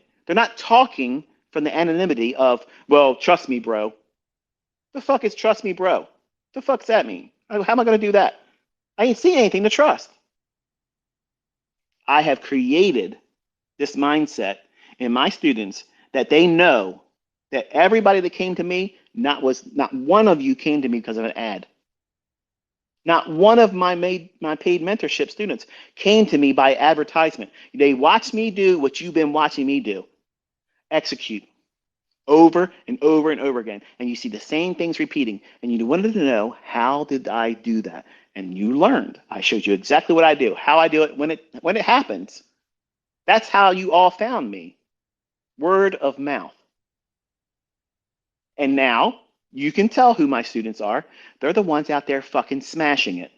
They're out there the ones that are going to show you their executions. They don't have a problem starting a trade, showing it to you.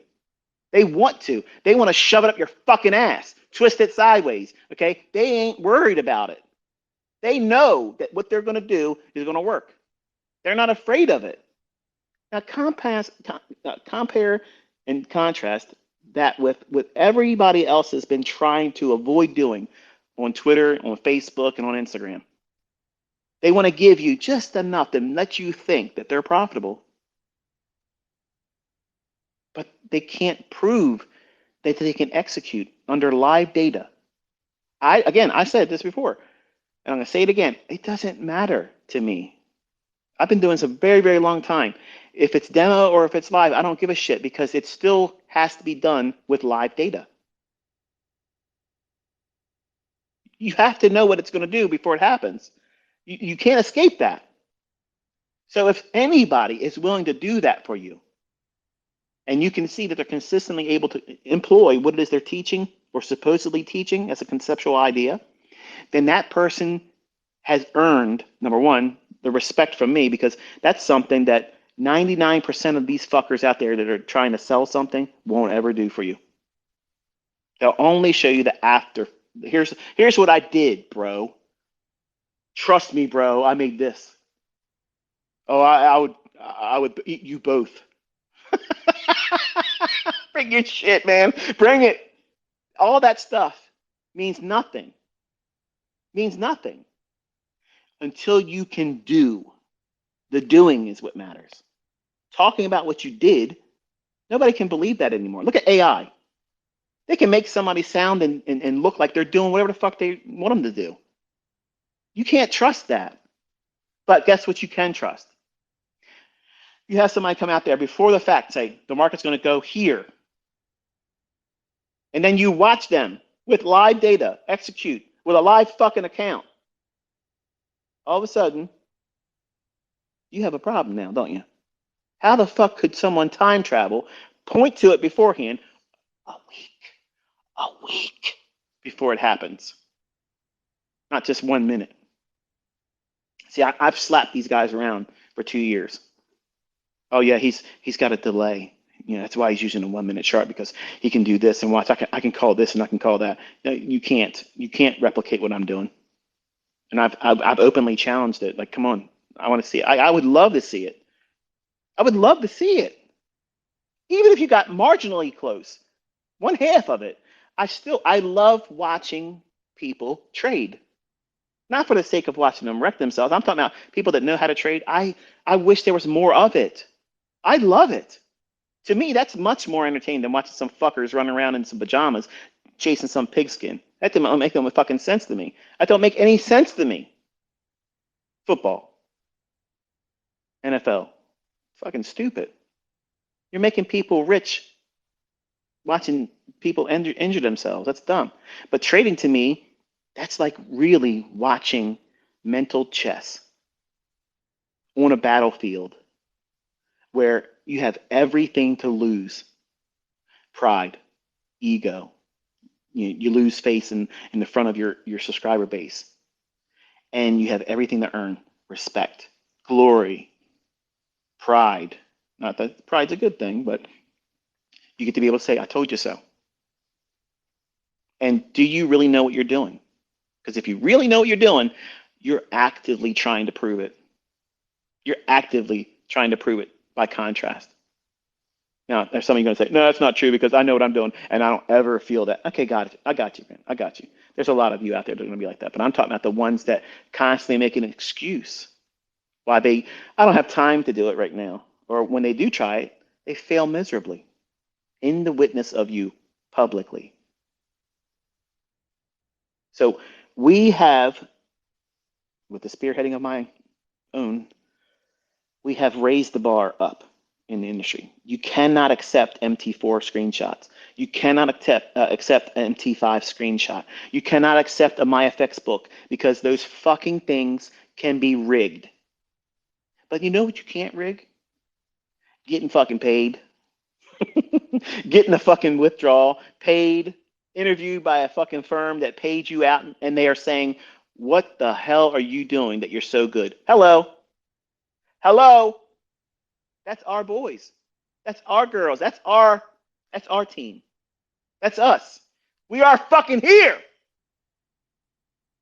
And just because I'm parking my old ass and retiring doesn't mean you get to sit on yours. I'm watching all of you. I'm watching all of you. And the next king is coming up out of our community, not anywhere else. So hopefully you're inspired. Hopefully you're encouraged. And I've given you something to hang your hopes and sights on going into the new year next year. There's a lot of shit going on in the world. I hope you're making your house ready. One of the best things you can do is inform yourself. Prepare yourself, because things are going to get real, real uncomfortable here soon. And what you think is a constant, which is a weekly paycheck or bi-weekly paycheck, that might not be enough for you. And you're going to have a skill set that you can lean on. And trading doesn't have to be an everyday work day. You don't need to do that every day. Try to keep your costs low, your commission costs low, your trade frequency low, and try to trade with the highest quality setup. Let that be your primary focus when you're taking trades, not quantity. Quantity, that's not important. Quality is. You're going to be far less stressed when things start ramping up here soon. What am I talking about? Well, if you watched and listened to my Twitter spaces last year, I told you some real drama's coming. And my students have been with me a long time. I told you in 2020, war is coming. It's coming. And it's coming to our soil. They've invited it. It's going to come here, and it's going to affect everybody. And it's going to affect the marketplaces, not any one particular, but all of them. And when it gets like that, you need to be patient and sit still. There's going to be periods where you're not going to be able to trade, and try to just wait and relax. These people are greedy. Their casino, they won't leave it closed forever, but they're going to disrupt it for a little bit. You've been told this years in advance. Don't be scared when it happens, but don't try to live above your means. Living above your means, spending money you can't afford to spend. That's not what you should be doing right now. You shouldn't be out there buying cars. You shouldn't be out there buying horse shit. You should be making your house ready. You have food. You got food for 2 years, non-perishable food. I talked about it last year. I'm telling you, if you don't have it, 2024, as we roll into 2024, and it could happen sooner, but as we go into 2024, that 18-month time limit I gave you last summer, we're in that right now. All kinds of shit is about to break loose. And guess what that means? Commodity markets are going to go through the roof. See, 2024 ain't going to be just a S&P win for me. I have all kinds of shit that can be used. I don't need S&P. They could keep S&P in a locked narrow range for months. I don't need that. I can trade a silver bullet in copper, in cotton, live cattle, See, once you know what you're doing, if it trades, it can be traded with the same thing. You have a cookie cutter. You can go out there and just simply stamp your cookie cutter into whatever dough is out there and take it home. And don't try to take more than that cookie cutter is designed to do. That's peace of mind. That's you not trying to make it an Olympic effect or event, rather.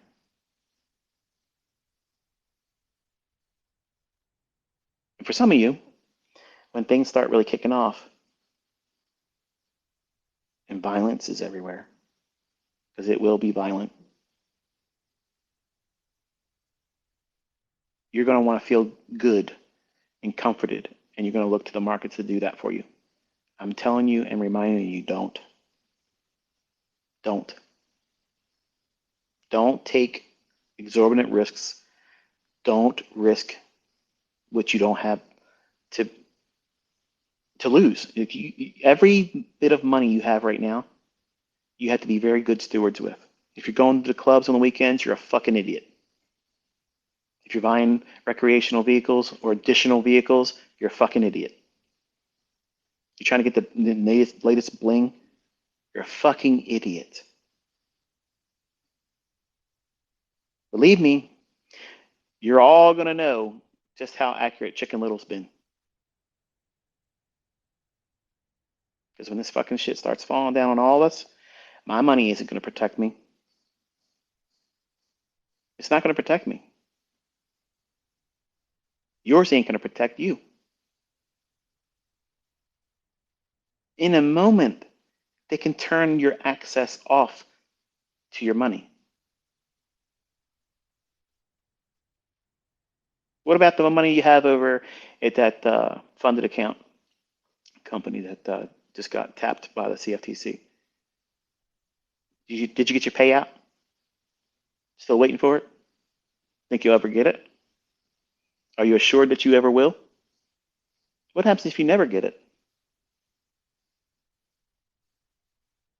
Does your life get impacted by that? Or is it your mind scrambled over it and now you're all messed up? See, that's what the intended purposes are when they start disrupting things. When central bank digital currencies become a real thing here, they're saying cash is always going to be available, digital and real. That's a lie. Because as soon as it all goes to central bank digital currency, cash will be made illegal. And then they own all of us. Your money has an expiration date. If you don't spend it, you lose it. If you don't listen to them, you do things on social media they don't like. It's like in China, they say you can't spend anything, or they limit what you can spend. You can't buy that. It's only good for this. That sounds like welfare, doesn't it? Doesn't it sound like welfare? It's worse. Control somebody's ability to get food and feed their family, and you own them. You own them. And you're out here trying to get physical things, cars, boats, overpriced bullshit Rolex watches. Rolex is shit. It's trash. Get up attack. Then you're talking about a real watch.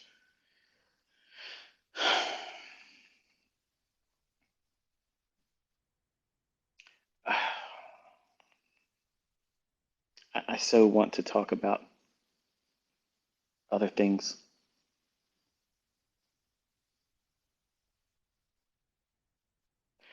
I'm going to do this. I've said everything I said today about the trading.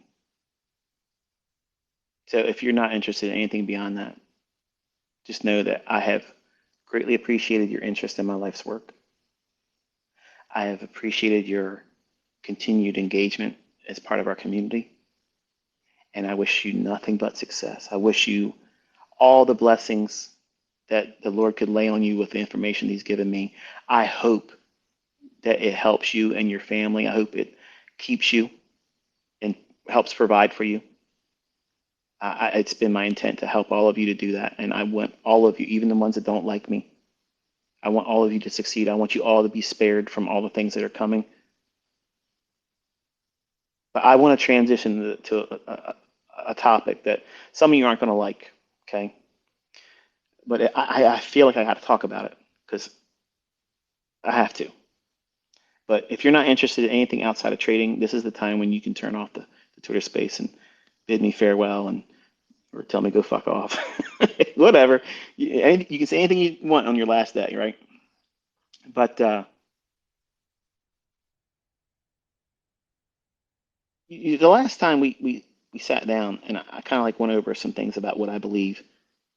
We talked for like 6 hours, and it didn't feel like 6 hours for me. And I wish I would have kind of like kept going, but I know it's kind of hard to watch or listen to something like that because it's so long. And it was about topics I'm sure you were hoping that I would break away from and go back into to trading, but I'm not going to talk about trading anymore in this Twitter space. So you're welcome to you depart from it. I don't even care how many leave or whatever. But if I got one person listen to me, that's fine. And that's who I'm talking to. But we went through a series of things that I believe that are proven historically, not just in the Bible, but the idea of timing things. God's a date setter. Okay, I'm not sure if you know it or not, but just like these markets, they're all ran on time. Everything's ran on time. Your life is ran on time. If you have wisdom, you'll count the number of your days. Realizing that we're just like a vapor here, 1 minute and gone the next. But when you're young, like I was when I was 20, you feel like you're going to live forever. You don't you don't understand or identify your own mortality. You just think, I have plenty of time left. And there was a period of time when I was afraid of dying. I was afraid of, was death going to hurt? Would it be a long, terrible experience? Or would I be spared that? Or would I just go in I thought I would go in a car accident, to be honest with you. I had lots of car accidents. They were my fault mostly, except for one where I was sitting in a red light with my wife. They came right from the other direction and didn't even turn the wheel. Just instead of turning left, they came right in and smashed into me. And they switched seats and they didn't have car insurance. So they totaled my car and their car, and it was all out of pocket for me. So the the idea of time, well, time is a physical property, and when you understand that, a lot of things come to light as well. I shared with you one of my mentors as a Bible teacher, which is the late Chuck Missler, Dr. Chuck Missler. Um, but I also mentioned that I don't subscribe to everything that he subscribes to. But what I loved most about his teachings were that he treated the Bible as it and that the Bible was a integrated message system outside our time domain. That's like kind of like his slogan, and that really resonated with me. And I've always been interested in prophecy. I've always been interested in eschatology, end time events, and things. And there's lots of commentaries that were written a long time ago that you may have read if you're someone of this persuasion where you like to read stuff. Chances are, majority of you listening probably aren't even interested about what I'm about to say. And if you are still staying on, you're going to start falling off and turning off the Twitter space. And I get it, I understand. But we walked through a couple things scripturally where I kind of like made a challenge for those that are my students that are Jews.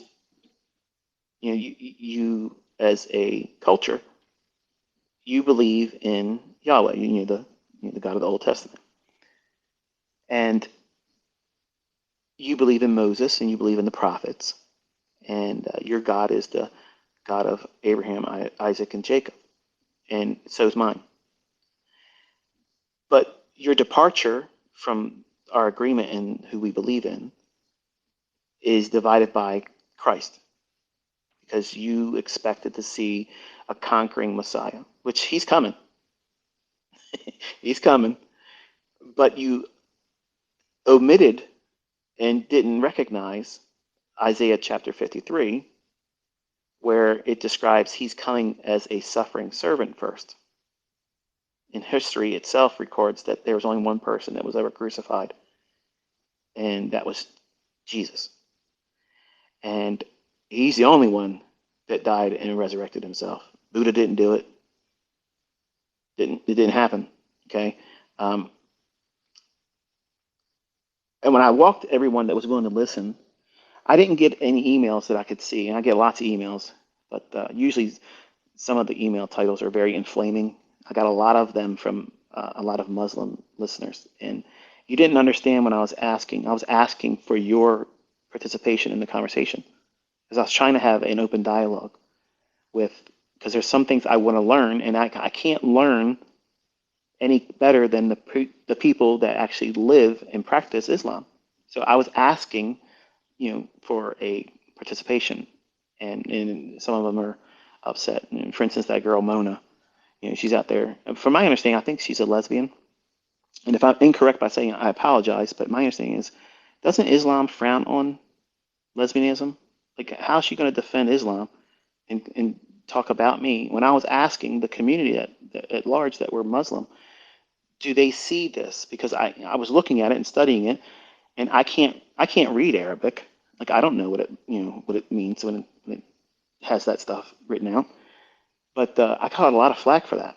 So on the same coin, but just the opposite side, I was looking to see if there was any Jewish listeners that had a response for what we went through in Genesis chapter 5, where it literally goes from Adam to Noah, and you look at their names and the meaning of their names. It talks about, man is appointed mortal sorrow, but the blessed God. Now think about it. The blessed God shall come down, teaching his death shall bring.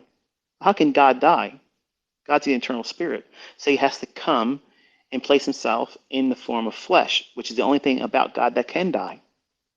That's what makes the Son of God. It's not God the Son, it's the Son of God, the humanity of Christ. So I didn't get any, not that I could tell. I'm ready to be corrected by someone forwarding an email. Maybe they reached out to me because I was actively really interested in to see the response in that. But um, to me, I think it's astonishing. Like, how can you not see Christ in that as a Jew? How can you not see that? I mean, I can understand because when Palm Sunday occurred, Christ basically was holding them accountable that they didn't recognize that day because they should have known the very day he was riding in, proclaiming to be the Messiah. And how does that happen? Well, before I get into that,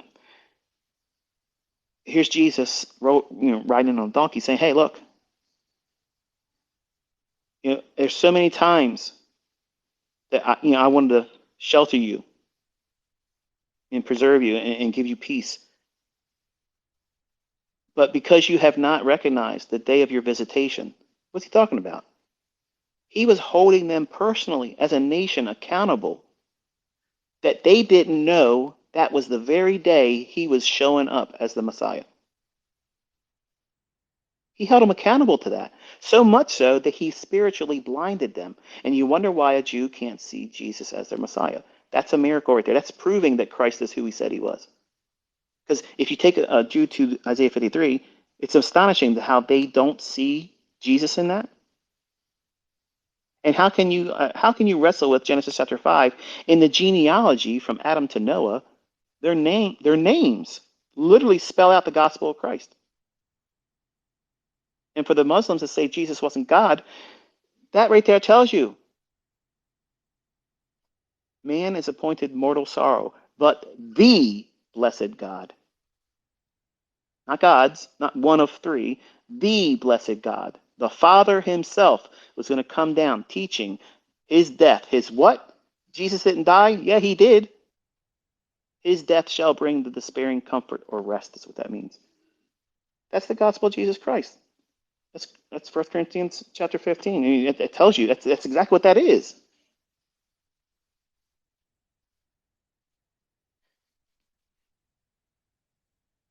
I told my memberships in my private mentorship in 2020 when that whole COVID crap started. I said that you need to start watching Israel and we're about to see Ezekiel 38, 39 come to pass. And I told them, I said, Russia and Turkey and Iran are going to make a move. And they are the very nations in those chapters of Ezekiel that are never in history ever been allies before, but they are right now. What's the probabilities of that? With everything else that's going on in the world, one could argue and say, well,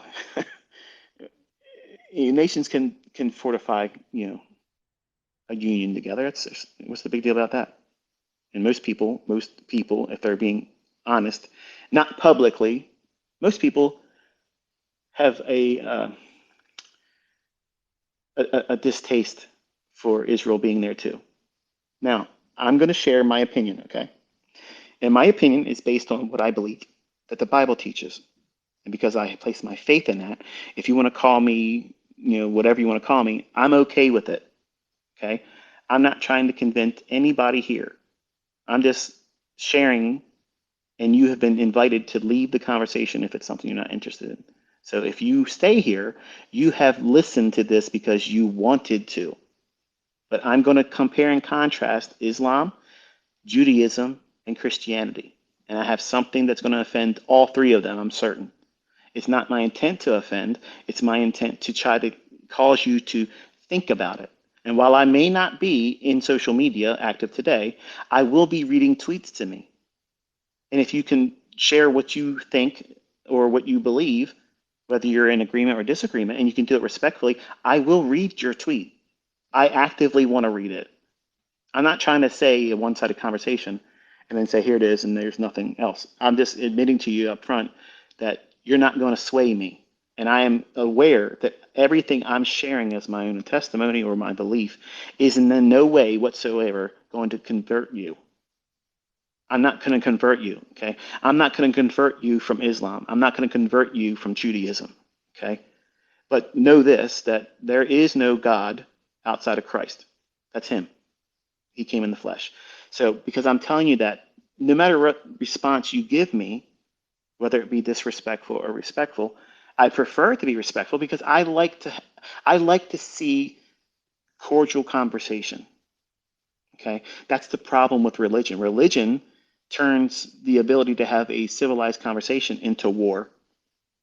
And I can have an opinion that's different from all of you, and we can still have a conversation, knowing that this was your side, which I'm interested in. I want to hear the perspective. Like when you see, if you're a Jew, what do you think about that with Isaiah 53? How do you not see Christ on the cross there? How do you not see him on the cross like that? Because when he comes back at his second coming, that is your Messiah that you were expecting. As a nation of Israel, you're expecting that Messiah, but you've omitted or ignored, for lack of a better word, the suffering servant Messiah aspect that he had to come first to die for sin. What do you think about Genesis chapter 5? Can you shoot holes in that? Because you're going to know Hebrew better than I am, right?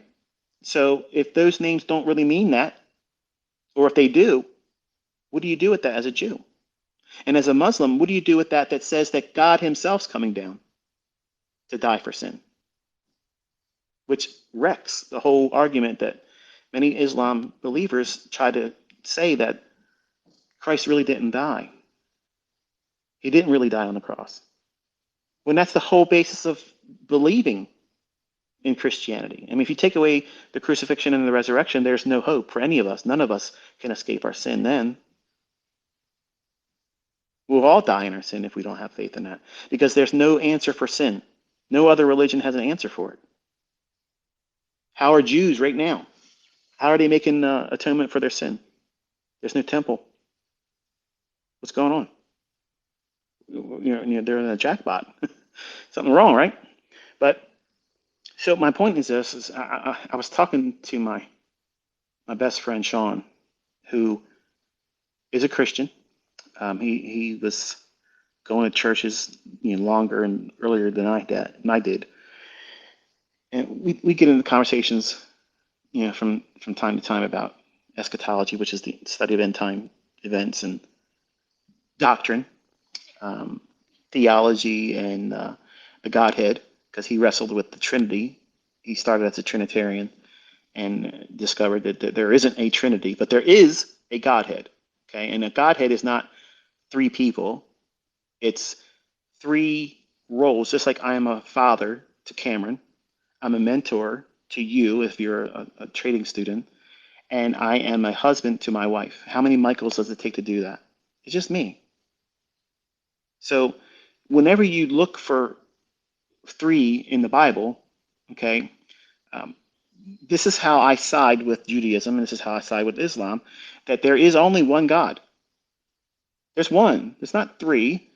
It's not three persons in a Trinity. It's one God that came down and created a body born of a woman under the law that was allowing him to be tempted just like all of us.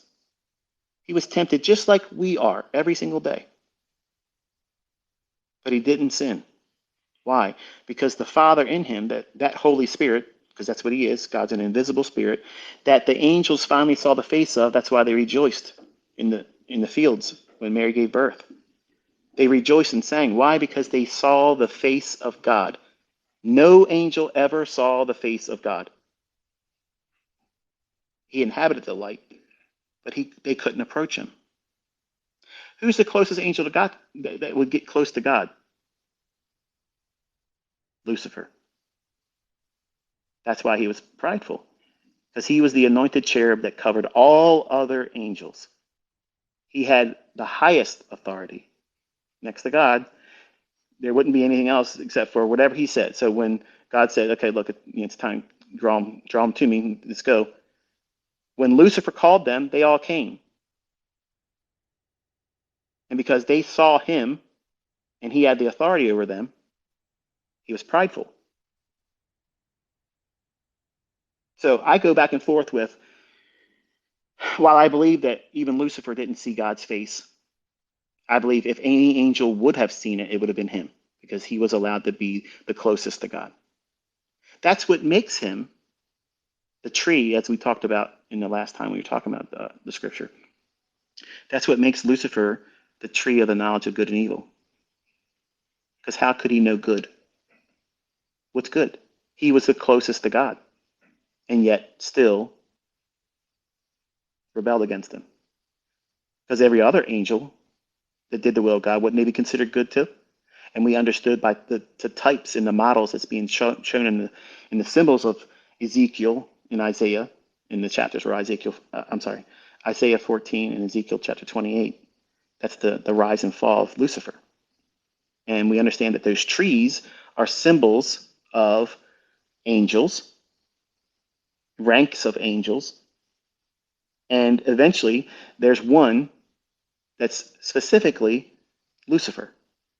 So when we go back to the Garden of Eden, when God said, "Don't eat of any of those, you can eat of any tree," okay, but that one here specifically in the middle, don't even touch it.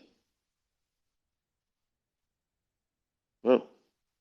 So there's something different there, right? You can eat freely of all these trees, but this one here, don't even touch it. And we went through the whole detail about what the real sin of Adam and Eve were, and how was Eve wholly and solely deceived. And that was a sexual event. And then we understood that Cain wasn't biologically Adam's, and we can understand that it's taught specifically in our Old Testament too, and then confirmed in the New Testament. And then you have a problem with, why did God say in the Old Testament? Because I had this problem too. When I started reading the Bible, where God says, destroy every one of these individuals, man, woman, and child. Well, I can see an atheist argument in that before I was really versed in the understanding of who these individuals were. They're descendants of crossbreeding of angels. So their whole purpose, when these angels descend, they were trying to pollute the gene pool that all of us have. We're SIN positive. All of us. After the flood, that bloodline still found a way. Angels still sinned. Okay. And this whole idea doesn't find its way in churches today because Augustine adopted Julian Africanus's idea of it's the Sephites, which actually makes no sense. Everybody in Jesus' day, when the scriptures were understood, they understood it was angels that sinned. They took wives and they had offspring that were not normal. You don't get 9 feet tall, men, just because a believer versus a non-believer has a relationship. So we went through a long, drawn-out discussion about that, but I want to talk about how when Jesus held them accountable to know the very day, would it be fair for him to say, you should have known this when they had no ability to know what day it was? Of course not. It wouldn't have been fair. But he held them to a standard so high that they didn't know the very day he was coming, that he spiritually blinded them as a nation. Which is the very reason why we understand that the Bible teaches there's going to be 7 years of tribulation. And Jeremiah calls it the time of Jacob's trouble. And I have friends and I have people I like listening to on YouTube that have various different beliefs about eschatology and what they believe in terms of whether there is a harpazo, which is a rapture, which is science fiction to some, that it can't happen. The same people that believe that Jesus ascended into a cloud when he ascended after his resurrection and spent time with the apostles. They watched him go up into the clouds. They watched him do that. They watched him ascend. Okay, they believe that happened. They believe that Elijah got caught up in a fiery chariot, and they believe that Enoch was taken off the face of the earth because he walked with God and God took him. They believe in those events. But when it comes to Thessalonians, when Paul says, behold, I show you a mystery, but that word, I show you a mystery, okay, you understand it. What he's saying is I'm showing you something that wasn't completely new. It was previously revealed, but in a manner that would require more understanding. That means in the Old Testament.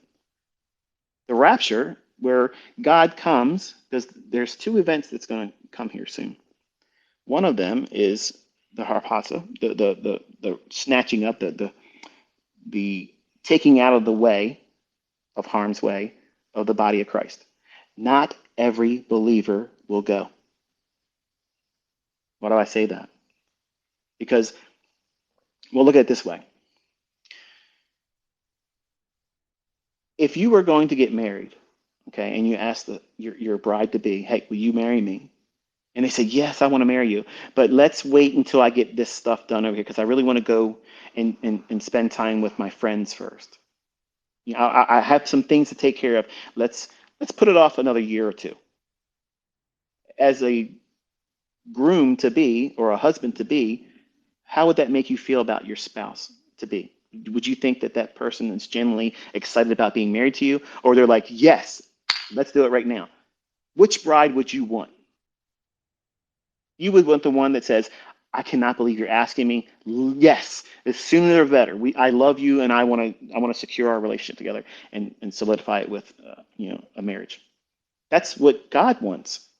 And when God had chosen Israel, and before some of you start thinking this, I'm not going to comment and try to encourage the idea of replacement theology because I don't believe in that. But there is a distinction between the church and Israel.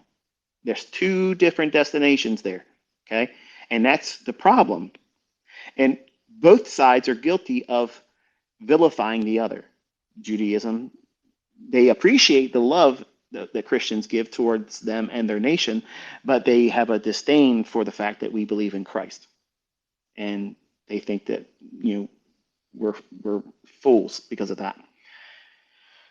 Christians see the distinction between the church and Israel, And some of them have taken a extreme view and said, well, the church has replaced entirely Israel, and they haven't. Their destinations are different. How God will treat them is different. Even though the Gentile bride of Christ, which is the church, was grafted in, as the Bible says, we have totally different destinations. And because Israel called God's wife first, okay, what happened when they disobeyed God? He basically divorced them, right? And he says, well, look, you're going after strange gods and idol worship, and you just didn't want to listen to me. So now I'm going to use the Gentiles to make you jealous because I'm a jealous God. I'm going to make you jealous with the Gentiles. And I will call a people that are not of you, but of the Gentiles. Well, what does that sound like? That sounds like the Christian doctrine of Christ, right? And when Jesus first came, he came what? Preaching to the Jews. And then he switches up and says, what? I got to start dealing with the Gentiles too. And then he gave that ministry to Paul. Saul, who became Paul, was the apostle to the Gentiles. And he was given a revelation that really didn't need to be given because if you study the Old Testament, there are models. Remember, I was teaching similitudes. Okay, the models that are taught in the Old Testament, they pattern the very specific events that's going to happen in the future, or very many times the very events and actions of Christ in his ministry on the earth and when he comes back.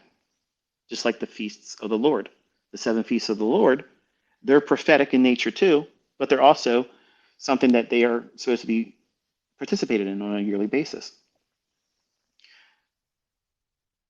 The idea that Christ held the nation of Israel accountable for not knowing the very day that he was riding in on a donkey proclaiming to be the Messiah, you find that in Daniel chapter 9, verse 25, 26, and 27, which is always referred to as Gabriel's prophecy or Daniel's 70 weeks. And I'm going to spare you a very long and very technical discussion, but if you want to learn more about this, there's a book called The Coming Prince. That book is, it might be a little bit challenging for some of you to read, but there have been some very good scholarly presentations that have been done inside of 15, 20 minutes on YouTube. If you do a search on Daniel 70 weeks prophecy, if you want to have like a little bit of a supplemental review of what I'm talking about here and glossing over, which doesn't really do it any justice. But if you understand those 3 verses, what Gabriel basically said was, here's the very day that when the decree is given to rebuild the city of Jerusalem, not the decree to rebuild the temple, but there was only one decree to rebuild the city of Jerusalem, and it took 3 parts. 3 kings actually had a say in the matter, but it finally was rebuilt. And Gabriel's prophecy of telling Daniel in chapter 9, verse 25, 26, and 27, it gives you a very specific number of days. And if you count that out, and we have the help of the Royal Observatory in Greenwich of England. They helped with the calculation of the aspects of the Julian versus the Babylonian calendar. Prophecies usually marked with 360 days a year, and something happened, where I believe, because I've read other books, because I've always been a student of astrology, I believe Mars had an influence on our planets, and every calendar changed from a 360-day year to 365, and something happened. And there are some scholarly works that are done outside of Bible-based views, just scientifically represented, where Mars had a interference with our orbital rotation. And somehow we picked up an extra 5 days or so, a little bit over 5 days per year. So while every calendar around the world that kept calendars, they all had a 360-day calendar. And they all, for some reason, changed all around the same short period of time. And a lot of scientists have some pretty convincing arguments that, and I believe it too, that Mars had an influence on our calendar, which caused us to move to a 365-day calendar. Well, prophecy still rolls on a 360-day calendar year. And if you have that in mind and you use the calculation and all the time aspects of calculating that was verified by the Royal Observatory in England, and you can check all this stuff. You can do all the math yourself. It's a long-winded calculation, but all of the details are in that book, The Coming Prince. And you probably won't read it and feel like it's an easy read, but it's all there. I mean, it's definitely all there. You can do the calculations. It comes to April 6th, 32 AD, which is the very day that Jesus rode in on the donkey and proclaimed himself as the Messiah. And then that same week, April 10th, which was a Thursday, because Good Friday is a myth. You can't get 3 days and 3 nights in the belly of the earth like Jonah was 3 days and 3 nights in the belly of the great fish, which is Jesus' proclaimed response to the Pharisees. It said, show us a sign. A wicked generation seeketh out their sign. There's no sign given unto it, but the sign of Jonah. As 3 days and 3 nights Jonah was in the belly of the fish, so will the Son of Man be 3 days and 3 nights in the belly of the earth. So that was his only response. So how can you get 3 days and 3 nights if Jesus died on the cross on a Friday? You can't. If he's resurrecting and coming back to life before sunrise on Sunday, the math isn't mathing, right? So it's Thursday. And I actually have a study where if you look at the creation week, the Passion Week where he rode in on a donkey on Palm Sunday, all the way to the day of resurrection, all of those days pattern the very days of creation. So he created all things new, just like he did in the beginning. Day 1, day 2, day 3, and so forth. So, but anyway, the crucifixion was on the 10th of April, 32 AD. So if Gabriel gave Daniel that prophecy, and the Jews read this, they understood it. They should have understood it, right? They should have known the very day that Jesus was coming as the Messiah. So whoever rides in on a donkey on that day should be the Messiah. What other supporting evidence? Well, he was bringing people back from the dead. He was healing the blind, healing the sick. He was feeding people with basically a snack lunch and had leftovers like Thanksgiving, baskets of it. He walked on water. He knew their hearts and minds. He read their minds. He never was tricked up. He knew about the body. A 12-year-old Jesus had more understanding about the body of a human being, and he confounded the doctors in the temple at 12 years old. So he fit everything. There were 300 prophecies. This one figure in history met every single one of them. And the level of probabilities just to get 10 of them is astronomical, let alone 300 of them. So if he fulfilled over 300 of the first ones, there's thousands of them he's got that he's going to fulfill in his second coming. So when we have this discussion about, and like I talked about with my friend Sean, he thinks that there is like this period of tribulation. It's 7 years, okay? And in Christendom, there's 2 camps, okay? One camp gets subdivided into 3 other subgroups, but the main view is there is a rapture where the body of Christ is taken out of the way. That means it's treated just like Enoch was. God took him off the face of the earth. He didn't die. Elijah was taken off the earth. He did not die. So that's a rapture. That's a rapture. So for people that say, oh, this rapture is not real, it was created by, no, wrong. Nope. Go back to Genesis, the book of beginnings. Everything is in the book of Genesis. The crucifixion, the resurrection, the rapture, the tribulation, the end times. Who's going to be in the end times fighting against Jesus like they have a chance? So everything is found in that one book. You don't even need the other 65 books. Just Genesis will teach you everything. Just look at Genesis chapter 5 and the genealogy. It's crazy, right?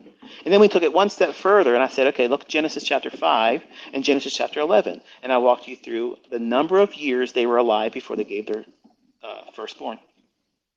And you add those years up, and it came to 1,948. That's an interesting number, isn't it? Very interesting. Well, that same thing happens when you go over to Ezekiel. God tells Ezekiel, lay on your side for this many days. And this is going to represent 1 day for 1 year for Israel's sins. And once you do that, turn over, lay on your right side for a number of days. And again, they represent 1 year for 1 day. And if you do the calculation of that prophecy, and I'm going to spare you that, okay? But there, again, you can find a lot of really good short presentations that do a very scholarly work of explaining it. But it gives you the very day of May 14th, 1948, when Israel became a nation again. The same 1,948 days that the genealogy from Genesis chapter 5 and 11, which is Adam to Abram, the father of nations. Now, you're going to tell me that God's not a date setter, because he is, and he's precise. What was the margin for error for these prophecies? 0. Because if it didn't happen on those days, none of it was real, right? But yet it is. Now, let's roll back the time in Michael's life. I'm 14 years old. My friend Sean, we're laying on the picnic table of his dad in the backyard, staring up at this space, looking at clouds and stars and the moon. And I remember telling him, I said, Sean, you know what, man? Jesus said, when the signs start showing up, that generation will not pass away until all of them happen. That means we're going to see the rapture. We're going to see the second coming of Christ.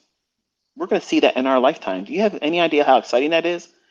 He's like, yeah, it's kind of neat. But I could tell he wasn't really subscribing to it. And later on as an adult, he was like, and he still holds this view. He doesn't want Jesus to come back yet. And that's what separates who goes in the rapture and who doesn't. And why do I say that? If you look at the parable of the 10 virgins, 5 of them make themselves ready. They keep their lantern wick trimmed, their lantern full of oil, that's the Holy Spirit, prayed up, and they're constantly ready to go. I am very happy. I'm happy with my family. I'm happy with the life that God's blessed me with. I'm happy with everything. I am ready to go. I would rather be with God than here. And that doesn't sound like suicide, because I would never kill myself, because that's self-murder. But I would rather, I want this event to happen. Like, I'm actively praying for it every single day. I want it to happen.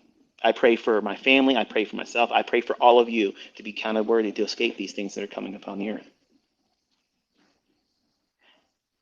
But there is a faction of Christendom that don't believe there's a rapture. They believe it was a made-up thing. It's an escapism.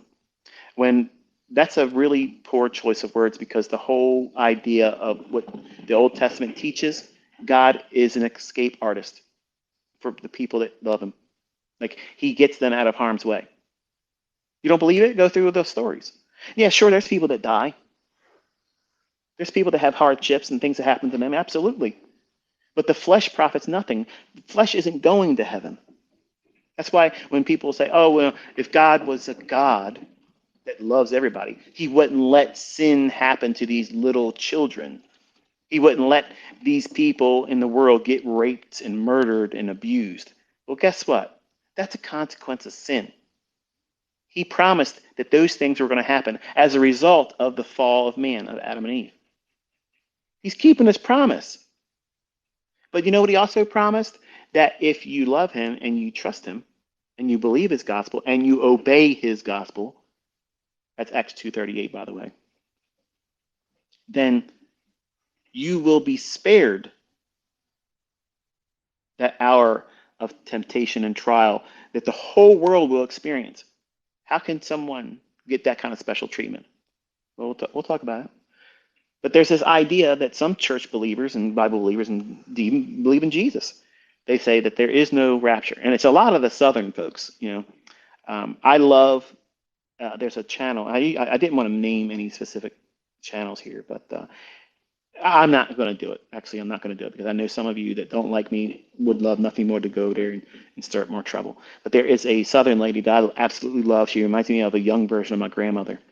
Um, I love her uploads, and she's like a homesteader, and she doesn't believe in a rapture, and it's unfortunate, but she believes that, like my friend Sean, they believe that we have to endure 7 years of tribulation, which makes absolutely no sense. Okay. Um, the rapture wasn't invented by Darby. Okay. The rapture is Old Testament, which preceded Darby. Okay. It's in the New Testament, which precedes Darby. Okay. I'm sorry. That's just the facts. Okay. And when you really understand the scripture and you understand what's really being said, okay, um, there is a harpazo. The word rapture isn't in our Bible, okay, but in the original language there is a term that means what we collectively refer to as a rapture. The event is to snatch out of the way of danger. That's what Paul's saying. Okay, in a moment, in a twinkling of an eye, we shall be transformed and changed, called up to meet him in the air in the clouds. Okay. Now, for some people that are Christian, they believe in Jesus, they think that ain't going to happen. That's fancy talk. What do you think was going on when Jesus ascended into heaven? He was teaching them that this is how you're going to see me again. How do you know that? Because the angels said, hey, why are you looking in here, looking up at Jesus like this? This same Jesus is going to return unto you the same way, in like manner. Now, that's where people get it confused because you think, oh, that's the second coming of Jesus. Nope, that's not what that is. That's not what that is. Because it says you will meet him in the clouds. Just like this, you're going to meet him there. At his second coming, nobody's meeting him in the clouds. He's coming back with them. Anybody that's died or raptured in heaven, he's bringing them with him. And then he puts his foot on the planet Earth. Whereas in the rapture, he's not putting his foot on the planet. Only people that are going in the rapture will see him then. Every eye will see him at the second coming. And every knee will bow. And every tongue will profess that Jesus Christ is Lord, the only God deserving of worship.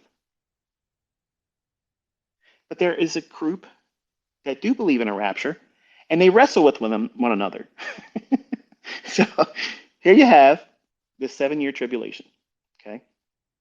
At the beginning of this tribulation, there's a group, and I'm part of this group. I am a pre-tribulation believer, meaning that I believe that the body of Christ that is actively seeking Christ's return, that wants him to return, that wants that more than anything else, they are the ones that are counted worthy to escape it. Because again, that's like I mentioned earlier, if you were getting ready to get married, would you feel good if the spouse that you asked to marry you said, let's postpone it.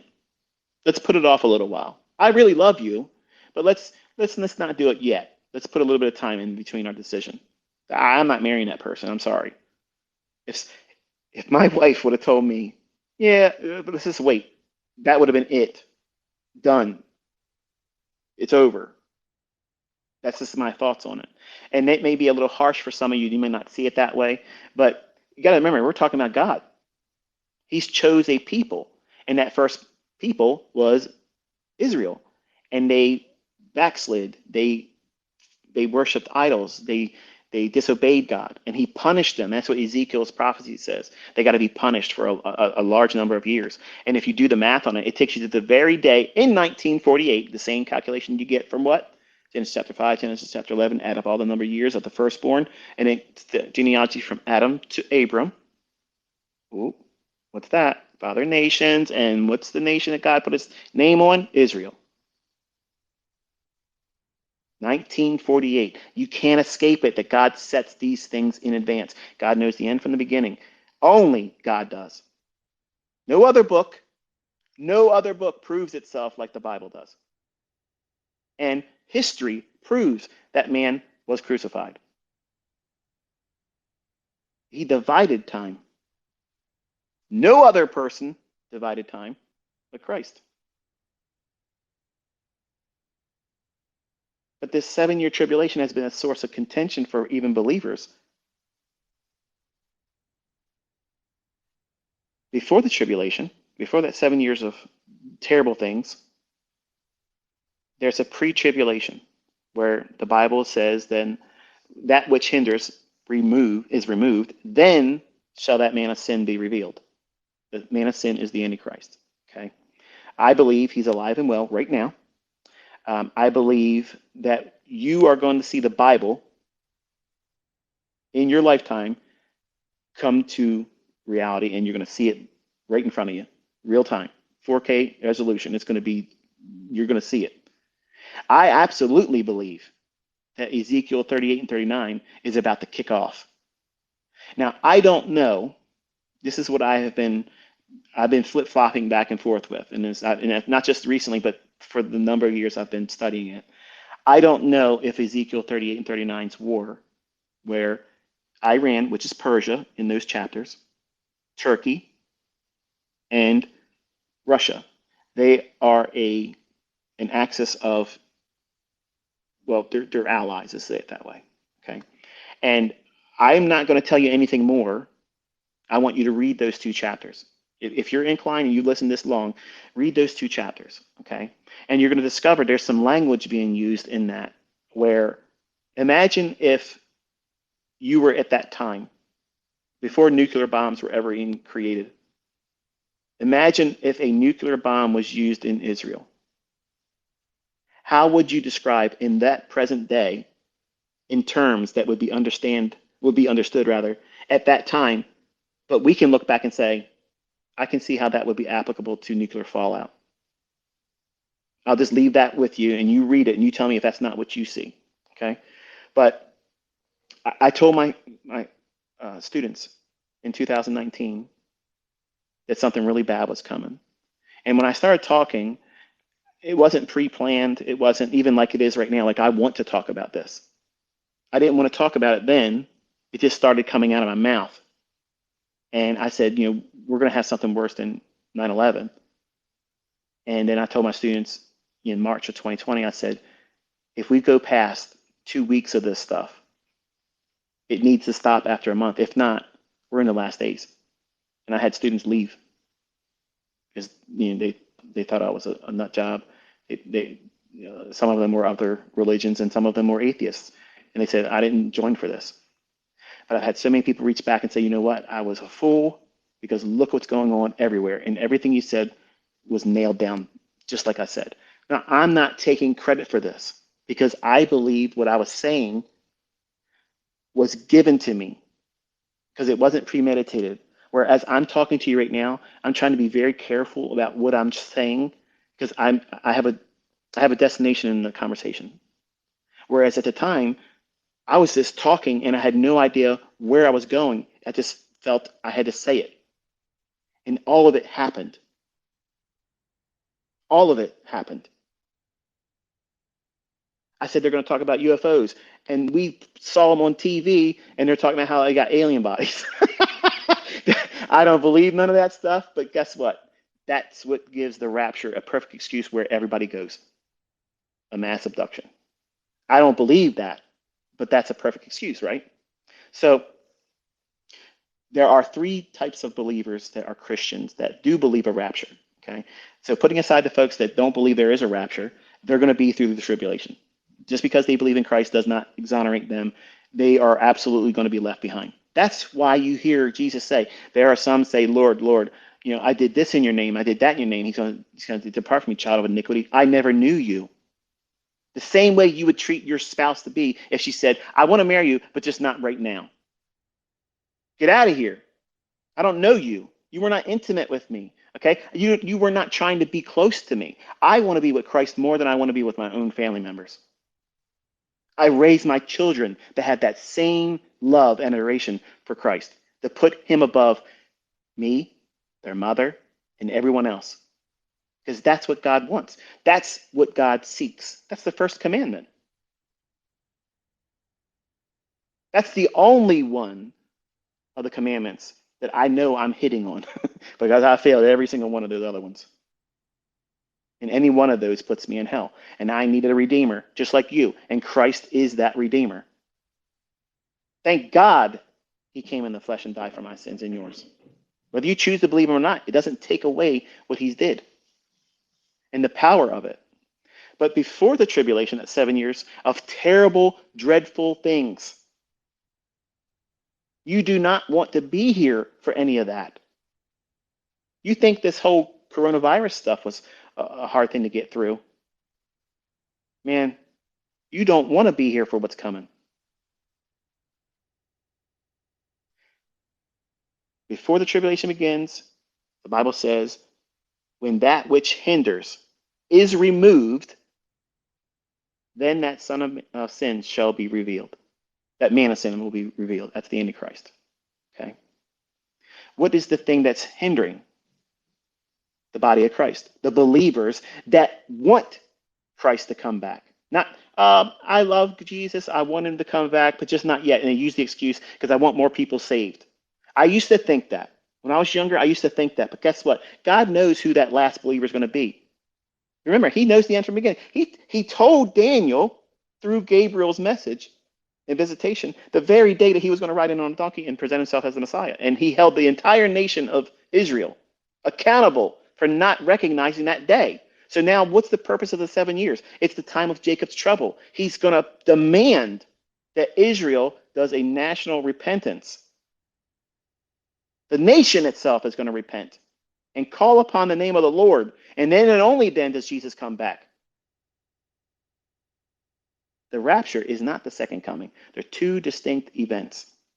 And my friend Sean wrestles with this because he believes that at one point he was mid-trib, which means the 3.5 years midpoint of that 7-year time of trouble, where the whole world is under craziness.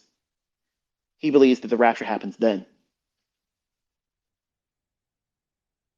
I don't believe that because it doesn't fit the model of everything else that the Bible teaches. You got to look at everything in the Bible, not just take things and say, well, that makes sense for me here, but I'm going to ignore all these other scriptures that says this. For the people that don't believe in a rapture, what do you call what happened to Elijah? What happened to Enoch?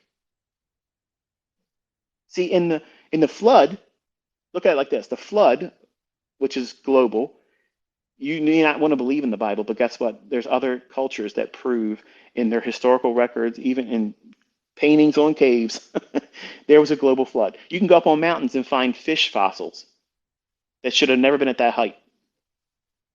Aquatic animals. What do you think? A bear climbed up miles of a mountain, then decided to eat it up there. It kept it in its mouth the entire time up there. Come on. They're too big for an eagle to carry up there. You're denying it because you want to deny it.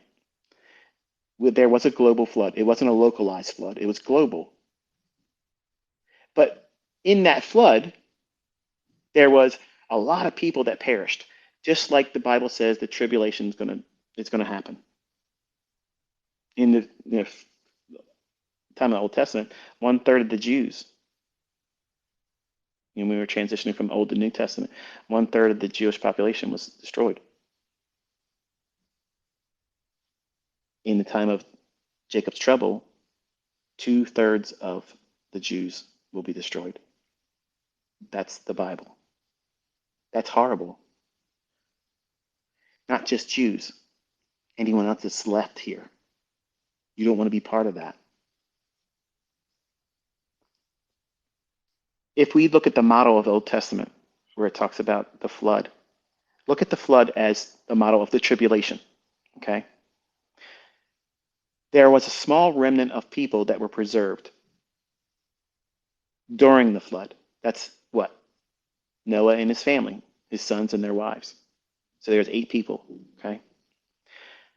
So there was 2 types of people, those that survived that tribulation of the flood And I'm sure if you were asking them while it was happening, that would be considered a great tribulation because they'd never seen rain like that. It rained for 40 days and 40 nights. And the springs of the earth opened up, and also the atmosphere was different then. So it was a deluge. It was so much water so fast. When they started beating on the ark, trying to get in, Noah couldn't have let them in if he wanted to because God closed the door, the Bible says. Once this starts, once the rapture happens and the believers are gone, Satan's allowed to do whatever he wants. That's what the Bible says. He will be allowed to do whatever he wants. What is the hindering thing? The bride of Christ. How do we know that? Well, I'll come back to them in a second. But there's a third group. They believe it's a post-trib rapture, where they believe that the church has to go through every painful thing that the Jews have to go through of tribulation. And then God will call them up into the clouds, give them their glorified body, and then it will return, do a U-turn, go right back down to the earth, and then he sets up his 1,000-year reign on the earth, which is the millennial reign. That absolutely makes no sense either, because the Bible teaches that the rapture is imminent. Paul had to teach them in the New Testament because they thought they missed it. Like they were afraid. Like we missed it because there was a lie going around saying the rapture took place. And Paul said, listen, settle down. Listen, you didn't miss anything. Things have to happen, okay? And those things didn't happen yet. So he reassured them, okay? One of the things about imminency, something that has an imminent event that you can't really tell when it's going to happen, can it be an imminent event if you can time the day that Jesus is going to come back? Because I'm going to tell you the day he's going to come back. Wait a minute, this guy's a blasphemer because he's saying right now he knows the day and the hour. No, I didn't. I said the day. For the folks that aren't believers in Christ and that are alive, that are listening to this, the day that this person that's going to step forward and offer a 7-year peace agreement, when that happens, you can count 1,260 days until the day he's going to set up himself and say, stop worshiping everything that you call God. And he's going to make himself like God. And right then and there, Satan himself is going to indwell that person, the same person that orchestrates a 7-year peace agreement. And then 1,260 days at that moment, Christ is coming back. How do I know that? Because there's all through scriptures where it goes down to the very day that this is all timed out. And I don't want you to take what I just said and say, okay, well, I have a lot of respect for you, ICT, so you probably know this better than I do. I'm just going to take your word for it. Do not take my word for it. The whole purpose of the prophecies are for you to go in there and see it for yourself. So if he was nailing it down the very day that April 6th of 32 AD that Jesus was going to come in as the Messiah, and then the very day of May 14th, 1948, when Israel was going to become a nation again, that's why Daniel's prophecy says those very specific elements. God does it in so many ways of breaking it down. He shows it to you in years. He shows it to you in months. And then he breaks it down to the very number of days. So if you understand that God is a date setter, no man knows the day or the hour right now, because when that rapture happens, it's imminent. You don't know when it's going to happen. It can happen at any time. That's what the parable of the 10 virgins teaches. 10 virgins, 5 of them are not ready. 5 of them are. The 5 that are ready, they go out and they meet the groom and they go in. And the 5 that aren't, they try to get in. They say, no, you haven't made your garments ready and you have no oil in your lantern. Go and try to buy it. But you're not going to be able to do it. That's what's going to happen when the rapture happens. The believers that are left here that said, I don't want Jesus to come back yet. They're not going. They're going through the tribulation. The people that say there is no rapture, they're going through the tribulation. And some of them expect it, so they're not going to be surprised by it. But when that rapture happens, they're going to be really surprised that they had it wrong. Why wouldn't you believe the Bible when it makes it very clear that it is one? And if you look at the book of Ruth, look at Boaz. He's a kinsman redeemer. That's the whole idea of it.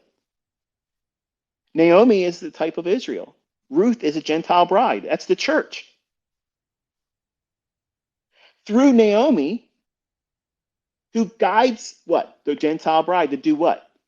See Boaz as the husband. Does Boaz beat his wife Ruth ever in that story? No. He's tender to her. In fact, when she catches his eye, he's smitten by her. And Naomi knows it. And when she comes back with more food, because Boaz owned that field. What's the field? Remember the part of the parable? The world. See, all these blessings are coming to Israel as a nation, yes, but the gifts of the Spirit, which are way better than the land, that's going to the church. Say, Naomi, she sees Ruth come back home with all this bounty. Like, man, you are blessed. Whose field were you in today? Well, it was Boaz's field. Oh, you have no idea how blessed you are.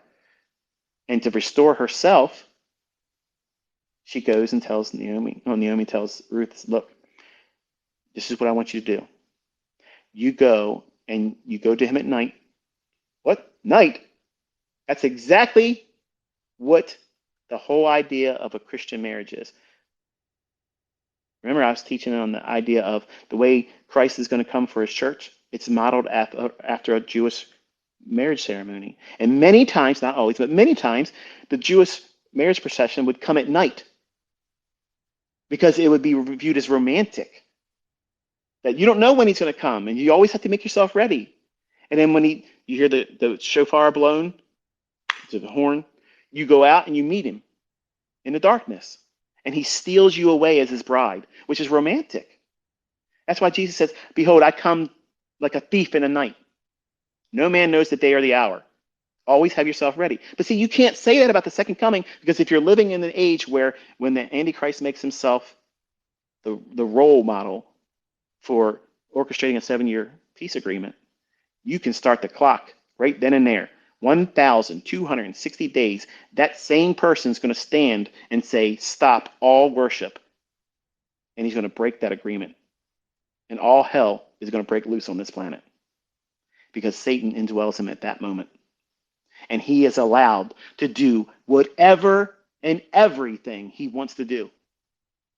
No stopping it, no limitation. God's taken his hand away entirely. And that's why it's called the time of Jacob's trouble. The great tribulation is the last 3.5 years. And unless Jesus comes back, no one survives it. But why did he number those days? Because if you're alive and you're here, you're going to have the Bible somehow, shape, or form shown to you. There's going to be more believers and conversions to Christ during the tribulation than any time in history, because they're all going to know this stuff was foretold and we're in it. But you don't have to be in it. You don't have to be in that. It's such a simple thing. You pray and you ask for forgiveness and you obey the gospel, Acts 2:38. You find someone that has been born and baptized in Jesus' name, and they baptize you. And then you believe what the scriptures say, and you look for his coming, and you look at all these bad things and the news is trying to scare everybody with. I find joy in that, not because it's suffering, because that's exactly what Christ said was going to happen. And if he was that accurate in his first coming, and he demanded Israel to know the very day, how else would he expect you, if you're stuck here in the tribulation, and you know that this Antichrist comes forward and he orchestrates a 7-year peace agreement? What does that mean, a peace agreement? There has to be what? Turmoil. Well, look at the television on any channel right now, and what's going on? Exactly what I told everybody in my mentorship in March of 2020. Turn your eyes to Israel, because it's about to kick off. What? Ezekiel 38 and 39. I don't know if believers in the rapture are going to be here during that war or after or before. That part I don't know.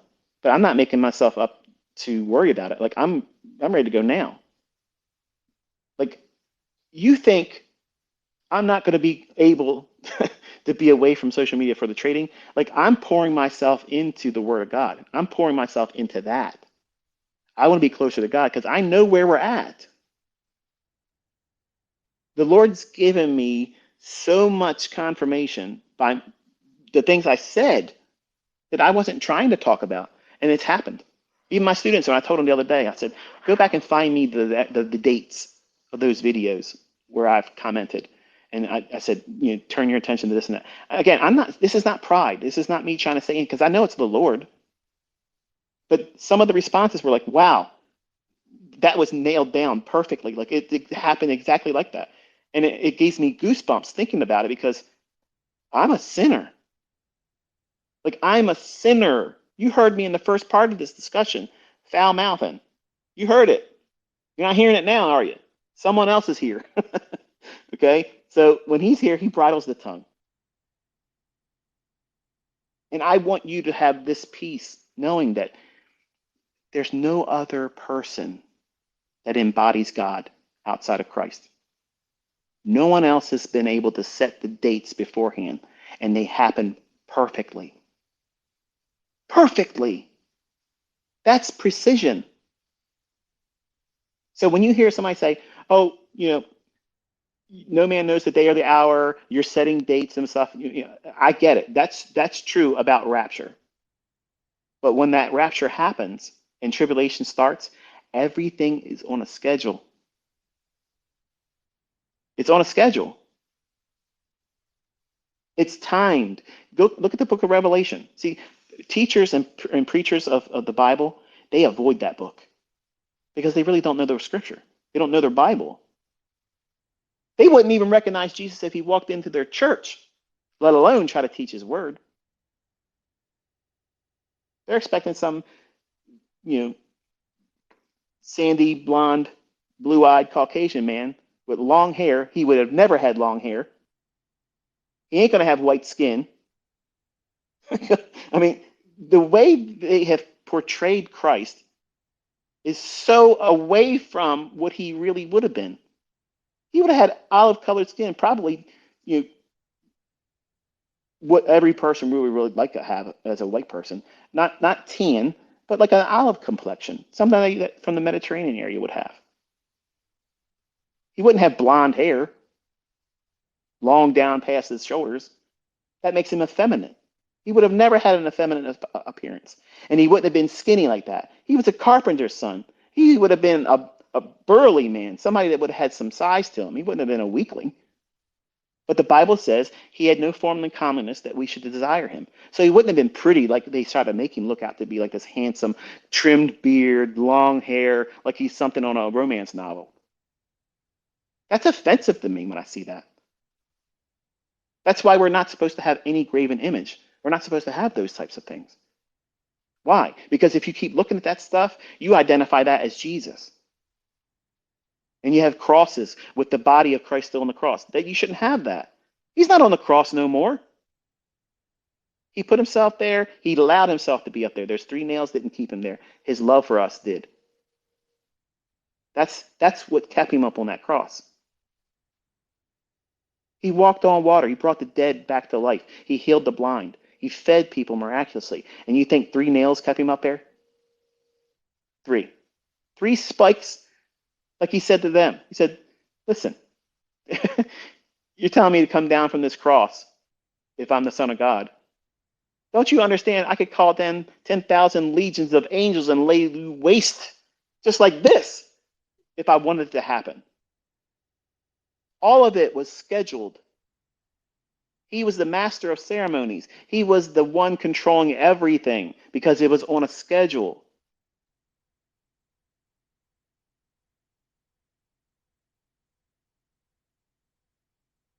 When I was 14, I told my friend Sean, and I believe it was the Lord talking to me and through me then too. And I get it, folks. I am a sinner. But guess what? God used sinners in the Old Testament too. He made Paul, the apostle to the Gentiles, the chief persecutor and murderer of the church. He picked a murderer of an Egyptian, Moses, to go down there and tell off The Pharaoh, the president of the known world then. The fact that he even did that should have killed him. But God, guess what? God said, you can't. Pharaoh at the time was a type of what? The Antichrist.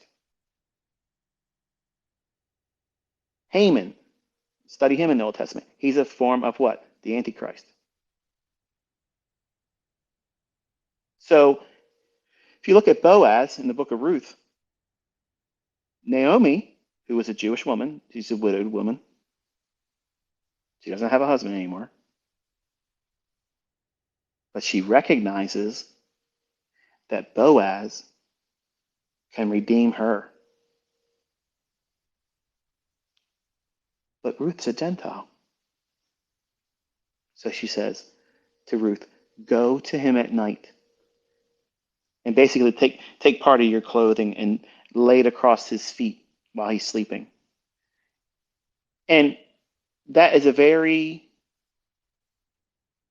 confusing thing for some people, but it's a way for her to proposition him, saying, listen, I will be yours if you would have me, basically. And he knew exactly what she was doing. And when he married her, does the story say that he put her through any harm? No. He treated her special and told the field, okay? Listen to this, folks. Listen, okay? Because if you can't see Christ and Christianity and everything around the whole gospel in this short little 4-chapter book, it's crazy when you start seeing it through the lens of Jesus. Okay, and I'm going to help you with it right here. Naomi is Israel. Ruth is a Gentile bride. That's the church. Boaz is a kinsman redeemer. Jesus is our kinsman redeemer. So Boaz is a model of Jesus. He owns the field. Remember the parable of the wheat and tares? And Jesus tells you what the wheat is. It's the world. I'm sorry, what the field is. It's the world. So use that same knowledge and a symbol right there in the book of Ruth. Who owns the field? Boaz. What is the field? It's the world. In the world, God sees two people, Jew and Gentile. If you're not a Jew, you're a Gentile. But Jesus takes a Gentile bride. That's his bride. That's his bride, okay? The believers in Christ are always referred to as the body of Christ or the bride of Christ. She's a Gentile. We're not Jewish, but we're grafted in. Grafted into what? The salvation plan. When Jesus sees this Gentile woman by model, okay, he gives her special treatment. You see that? Boaz sees Ruth and gives her special preferential treatment. He tells the workers of the field, the angels, remember the ones that he says, go for with a sickle when it's time and bring the harvest in? That's the angels. He tells the workers of the field, what are they doing in the world? They're harvesting the believers out of the field. In what shape? What do you mean by shape, ICT? What are you talking about? Well, if you understand the laws of gleaning, and you learn about that in the Old Testament, get yourself a concordance. Gleaning. That's where I got the term gleaning. I'm the dean of glean. When you're learning my lessons about price action, you want to glean. That comes from understanding the Old Testament. That is impressed upon me by studying the Old Testament from the book of Ruth. Ruth is in the field gathering food. The welfare system back then, if you had a field, you would leave the corners. You would not harvest in the corners. Okay. Now imagine if this field was a rectangle, okay, in your mind's eye. And God said, if you owned a field, you are supposed to leave the corners alone. So what's a corner? You have upper left, upper right, a lower left, and a lower right. And if you glean everywhere else, what are you left with? Well, you're harvesting through the work of the cross. You didn't see that there before, did you? It's neat, isn't it? I got goosebumps thinking about it all over again. It's all in it. It's designed. It's designed. But he told the workers, if you see her in the field, leave extra for her. Who? Ruth. Who's that? The church. The Gentile bride of Jesus. Give them extra special treatment. You wonder why believers in Christ get the miracles?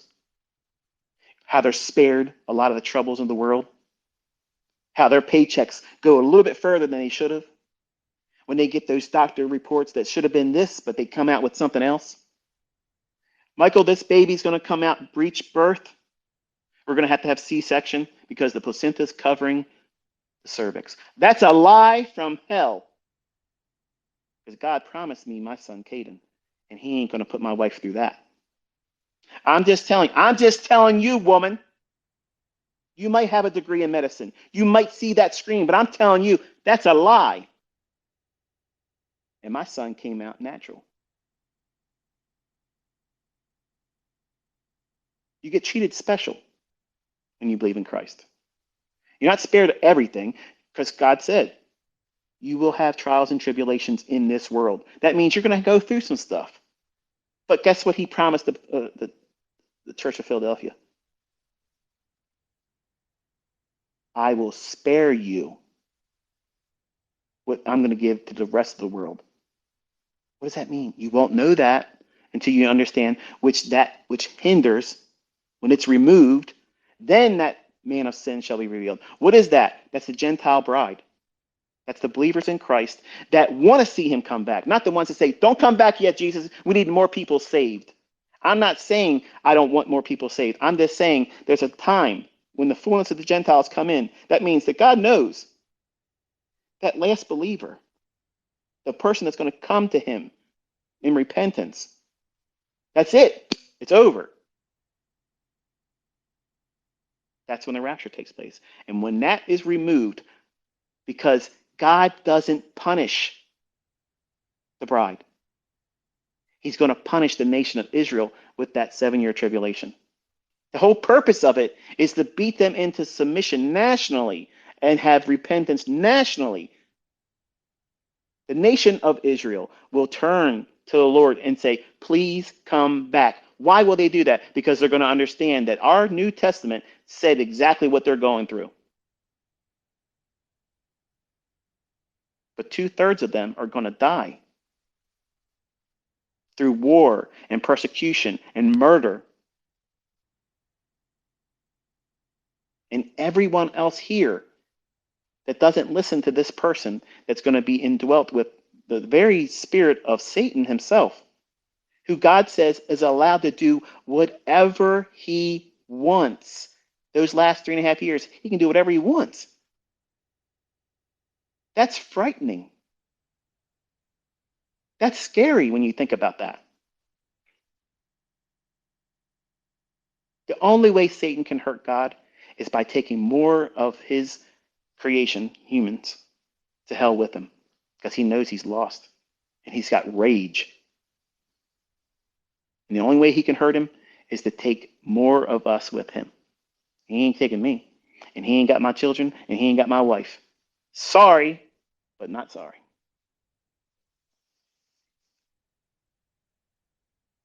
When you study the Bible and understand the flood is a type of the tribulation, there's a small remnant, 144,000. Well, that's a type of the 8 members of Noah and his family who are preserved during the flood. Who are the people outside the ark? Everybody in the world. What happened to them? They died.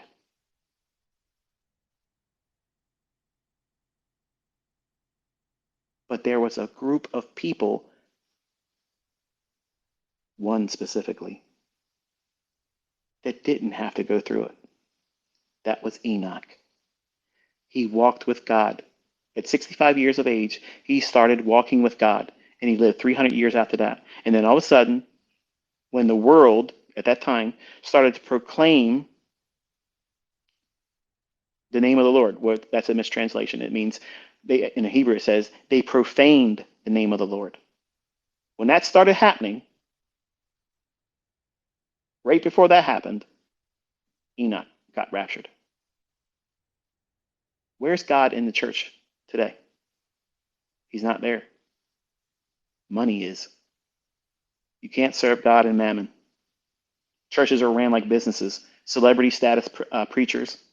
That's why I don't go to organized religion, because it's going to take you to hell. What's church? Look at the book of Acts. That's church. Small groups in your homes. And believe me, we're all going to be doing that. If I'm wrong, and I don't believe I am, and I'm hoping and praying I'm not, and the church has to go through tribulation, anybody that's here, when they come together with other believers, they're going to be doing it secretly in homes. And they're not going to be telling many people about it, because it's going to be outlawed. All forms of religion is going to be. But before there has to be a 7-year tribulation and a 7-year peace agreement, there has to be turmoil. There has to be this upheaval, right? Where? In Israel. What's the deal with Israel? Zechariah says it. I will make Jerusalem a burdensome stone for all those who burden themselves with it. God placed his name over there. That's the problem, okay? There's these two factions, okay? Ishmael, Isaac, Esau, Jacob. It's the same storyline from Genesis. That's what's going on right now, folks. There is no answer. No one president, no one leader, no one collection of people in the United Nations, nobody is fixing that problem over there. The Jews are not leaving, and the Arabs do not want them at all there. And that is something that can't be agreed upon. But for 7 years, this one person is going to broker an agreement where even the Jews and the Arabs will agree to it for 7 years. But then he will break it at 3.5 years.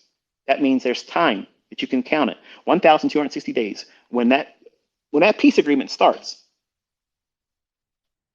you can count literally 1,260 days. And then there's going to be a total disruption of everything. And then count 1,260 days after that. You can tell the day that Jesus is coming back. That day, from that moment on. But until that man of sin is revealed and that 7-year peace agreement is orchestrated, you can't count anything. So if there are people that believe in a post-tribulation, well, guess what that means? You can know the day and the hour, because it's 1,260 days from the peace agreement, and then the Antichrist will say, okay, I'm basically like God now. And then 1,260 days after that, Jesus is coming back. So if you believe in a post-tribulation, that means there's no eminence. There was no necessity for Paul to teach and correct those people that thought they missed the rapture in the New Testament. You should be vibrating and buzzing right now if you're a believer, because your hope should be increasing right now. If you had an idea about the rapture or confused, there's no reason to be confused about it, because it can't be mid-tribulation and it can't be post-tribulation, because post-tribulation means you know the day and the hour when it's going to happen. Well, maybe not so much the hour, but you know the very day it's going to happen. And there's no evidence then, right? Because you can count, know when it's going to happen. If that means you can sit back on your laurels and say, well, I can live vicariously and just do whatever I want to do, sin loose, just do whatever I want to do, because all I got to do is wait for this Antichrist, and then I got to wait for the Antichrist to set up his whole thing and say, he's like God. And then 1,260 days. I got 1,260 days to live like a sinner, and then I'll ask for forgiveness on 1,259 days, because I know that Jesus is going to have his second coming the day after that. That's exactly what that means. That means that why would God allow that? He wouldn't. It goes against his whole character of eminence. Come on. You don't know your scripture. So it only fits with pre-tribulation. Absolutely. It fits the model that we are not appointed unto wrath. That's scriptural.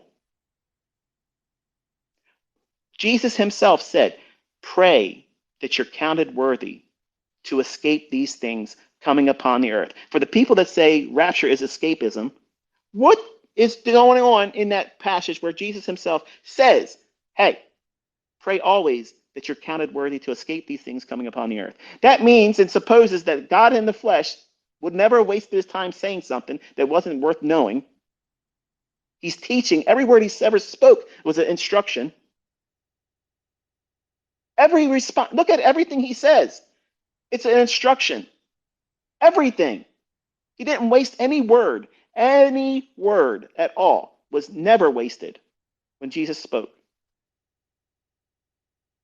And he says very plainly, you can't make it out to be something other than this. Always pray to be counted worthy to escape these things, what? That are coming upon the earth. What is he talking about? Tribulation. Not just the average thing, because he promised us in the garden that we will have trials and tribulation. He promised it was going to be like that. We're sinful creatures. And until we're redeemed, we're in this world and it's sinful. It's fallen. Yes, God knows that there's children being harmed. Yes, he knows that you had things done to you ill-willed. He knows that people steal from you. He knows that you've been mistreated. He knows all that stuff. That's the price of sin. Just because you believe in him doesn't give you the ability to walk through the world and not have no problems. It just means that he's never going to give you more than you can't bear. But great tribulation is appointed for Jacob. What is Jacob? Israel. Remember Jacob's name? It was changed to what? Israel. So when Jeremiah says it's the time of Jacob's trouble, oh, now we understand why there's a tribulation. And the Antichrist won't have rule and reign over every aspect or place of the world either. There's some places that are just not going to listen to him. But over in the Middle East, you got some problems. And it's going to have a spillover. What would cause the whole world to turn against Israel? I mean, obviously, there's a lot of anti-Semitism in the world. Even Christians, if you really pin them down in the privacy of some time where they can answer, a friend or a family member, they'll sometimes come right out and say they don't like the Jews. And that's a problem. There's a TikToker my wife likes to listen to. He's all tatted up on TikTok. He's like a Christian guy. He likes to preach and stuff. And she showed me the most recent one where he says, you're not supposed to just blindly follow Israel and if they're doing evil. Well, I'm going to be honest with you folks. Both sides are being evil. War is evil. And it's not them. We wrestle not with flesh and bone, flesh and blood. These are evil spirits and fallen angels that are pushing all these agendas right now. That's what's going on. That's why you're not going to vote your way out of all this stuff, folks. That's why these elections you just had were rigged again. Right in front of you. They don't care. They're doing it right in front of you. Because why? They only have a little bit of time left.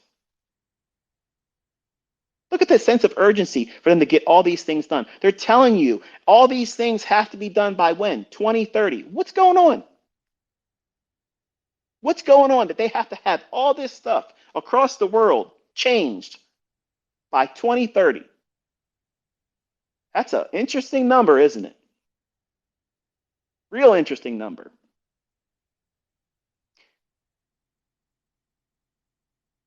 When people said, no man knows the day or the hour, and the end times, and they were talking about Bible studies and they were doing writing books and commentaries about the end times, and they were written before Israel became a nation, you might just chalk that up as, you can't trust it.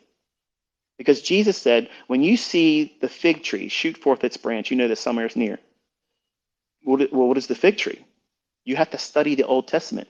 The Old Testament teaches that Israel is like the good figs. Where does a fig grow? On a fig tree. So if you have not studied the Bible, old and new, and looked at everything and weighed it against one another, and you discover that these symbols that even Revelation talks about, Revelation is decoded with understanding the entirety of the Bible.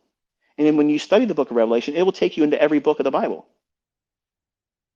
But it's not veiled to a degree where you can't not understand it, but it's there so that way even the people that think they might know something, unless they really chew on it and go through and study it actively and really get down to the root of what it's saying, you won't really see it. What I mean, what's an example of that? Well, if you look at Matthew 24, and I may say things that may not be the exact. So if I say something, kind of like go around the general theme and look it up, Google it, okay? Because I don't have anything written down, so I'm just kind of like spouting off here. But Matthew 24, where it talks about when the apostles were saying, hey, look, or the disciples rather, um, what's the time of the end of the world, or the end of the age rather, and the sign of your coming? And they gave him one more question off the top of my head. I don't recall exactly what it is because I'm kind of like running off of the mouth. But he answered those three questions. And when he said, there will be wars and rumors of wars. And then he goes on and says, and nations shall rise against nations. Well, guess what that means? That's a world war. So everything up until that moment, they're not signs. You hear teachers and preachers and churches say, all these are signs.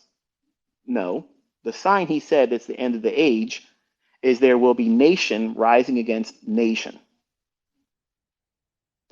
That means what? A world war. World War only happened in World War One, and then you had World War Two, which is basically a continuation of World War One.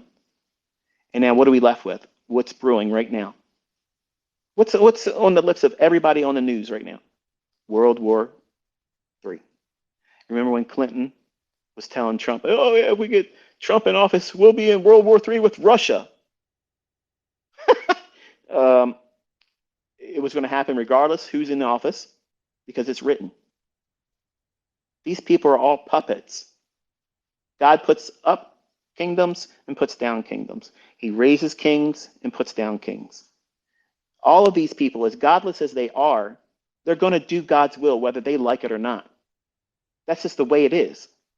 And you're watching it unfold. And there's two perspectives to have. You can look at all this and view it as doom and gloom, and we're all going to have to go through something horrible. Or you can say, you know what? God said all this is going to happen, and I'm right with God. I live with God as my Savior. I believe Jesus. I believe what He said, and I'm praying that I'm counted worthy, and my family's worthy to be counted worthy to escape these things coming upon the earth. That's the best thing you can do. It's the only thing you can do, and you live by faith. And if something happens to you, oh, well, it is what it is. If you die, wonderful. Just like Jesus said. Well, it doesn't say specifically Jesus, but it is Jesus in the Old Testament, where it says, the death of his saints are precious in the sight of the Lord. Because you get to be with him forever in a protected new body that doesn't decay, doesn't get sick, doesn't have any pain, and you get to do things differently.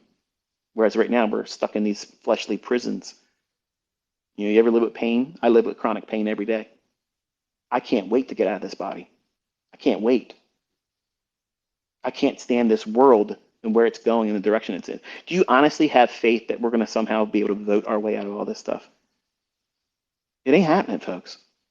It's not just an American thing. It's everywhere. And the things that they're trying to push on us. They're going to be doing a digital ID. That's the very last stage before you're getting something on you. And until you have that, you cannot buy or sell.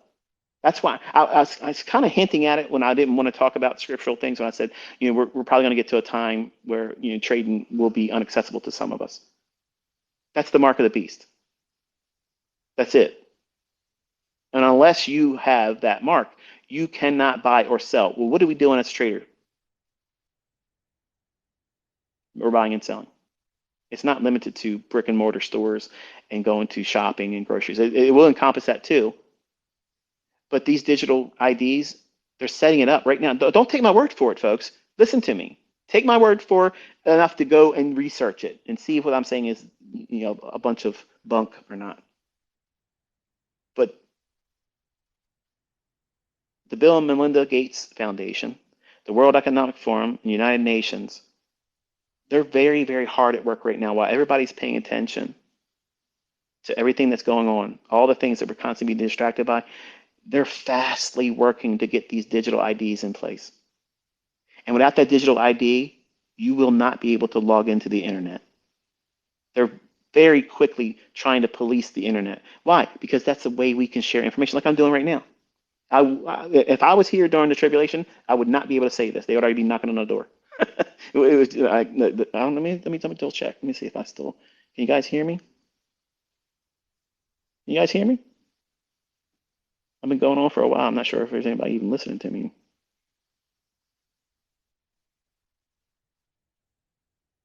I'm checking Twitter right now, by the way. Zach, 5x5. Zach's the only one listening. Okay, Victoria, Francisca, and Paul, thank you so much. I got a couple people listening. That's enough. I'm going to keep going. If you guys want to keep listening, I'll keep going. But the World Economic Forum and the Bill and Melinda Gates Foundation and the United Nations are quickly, really, really working hard to get these digital IDs that all of us will be expected to have, retinal scans, all that business, and they're going to set it up where no internet provider will be allowed to let you have an internet access until you log in with those credentials. So that way you won't be able to sock puppet all you trolls that are out there sock puppeting and having multiple accounts. You're not going to be able to do that, buddy. It's going to be one account, and everything you say and do online will be tracked. And if you don't do what you're supposed to do, you're going to have the social credit score like China, where you're allowed to spend only so much money. You can't leave your house. You can't do this, and they can fine you. That'll come directly out of your bank account. That's why there's going to be a central digital bank currency, because they're going to punish you in a manner where you can't just take your money out and protect it. You don't see it coming, but that's what's coming. That's why I told you last year, get ready. Get the things that you need right now that you will not be able to buy. What does that mean? Firearms, ammunition. Plain and simple as that. Because they're coming for the guns, they're coming for the ammunition. They're getting ready to do background checks on ammunition. You can't buy ammunition unless you clear a background check, and you're going to be able to limit how much you're going to get. Okay, they can't take away the guns right away. Well, we'll take away the ability to get ammunition. Why would they want to do that? Because there's going to be an uprising when they start cracking down, which is what the World Economic Forum said was going to happen. They said the world's going to have a great deal of anger towards what we're doing. We've got to make ourselves ready for it. Man, they're telling you. They're telling you what's coming. But keep watching TikTok and your cat videos. It's okay. You're all lost in this materialistic chase of, well, fast cars and expensive watches and clothes and bling, and you want to be worshipped by other people. Don't get caught up in that, because the real thing that's going on is what I'm talking about right now. Because I'm going to be honest with you. If all this stuff wasn't going on, I would have never made my mentorship for free. I would have never done it. But I know what's coming. And I want to have a clear conscience knowing that I did whatever I could to give you a means of preparing your household the only way I know how to. And I'm thankful that a lot of you are able to do it. But don't lose sight, because we are in some really perilous times. And if you're not right with God, whether you choose to believe him or not, you're going to find out real soon that there is one. And for a lot of you, you're going to be shocked at who he is. And to sit and think about how I heard things that are now happening. That's really astonishing. And when you have all these things coming at one time, even people that don't believe in God, they just know there's something not right now. Like there's a lot of things going on right now in the world that clearly have never happened before. But that verse in Matthew 24, where Jesus says, and nation shall rise against nation. There's a distinction there. There's a separation. Everything prior to that, that's not a sign. You hear preachers and pastors and stuff. Oh yeah, these are all signs. No, they're not. They're just things that, yeah, that's normal. But when you see nation rise against nation, that's the beginning of the end of the age. That's when you're in the season to start looking for the sign. What is the sign? He goes on to say, when you see the fig tree shoot forth its branch, you know that summer is near. Likewise, all these things rely on your understanding of what he taught in the Old Testament with these types and models, these similitudes. He's saying that when Israel becomes a nation, when World War I happened, has Israel become a nation yet? Nope. For some of you, you don't even know when World War I happened because you didn't learn history. You were in a classroom being taught to be stupid, not knowing what history is, not knowing what a man and a woman is, not understanding how to live your life in a manner that's wholesome and not have low self-esteem and you question your own existence and you have to put things in you to cope with everyday life. Where's God in the schools? He's not allowed. He's not allowed. God's not allowed to be on TV anymore. Watch these athletes that get out there and they do something extraordinary and they want to give praise to God. They're talking about God's one thing, but as soon as they say Jesus, oh, we lost the connection. Oh, that's sorry. But it only happens when that name comes up. You can mention anybody else's name, but when you mention Jesus, all of a sudden they want to kill the feed. Because why? Acts chapter 4, verse 12. There's no other name given among men whereby we must be saved. All authority is in that name because he's the only God. He's the only Redeemer. He's the only kinsman redeemer. He's the only avenger of blood. He's the final say. When the doctor gives you something, that ain't it. It's what does Jesus say about it. And if you don't know him, he don't know you. And if he doesn't know you, he doesn't owe you nothing. Because he's already done more than any of us deserve. Matthew 24. He says, when those nations rise against nations, that's a world war. We've never had that until World War I. And then all of a sudden, something miraculous happened. When you see nation rise against nation, when you see a world war, that's the beginning of the end of the age. But the end is not yet. But when you see the fig tree, when Israel becomes a nation again, well, guess what that means, fellas? World War starts, and then Israel becomes a nation. You think God's a date setter?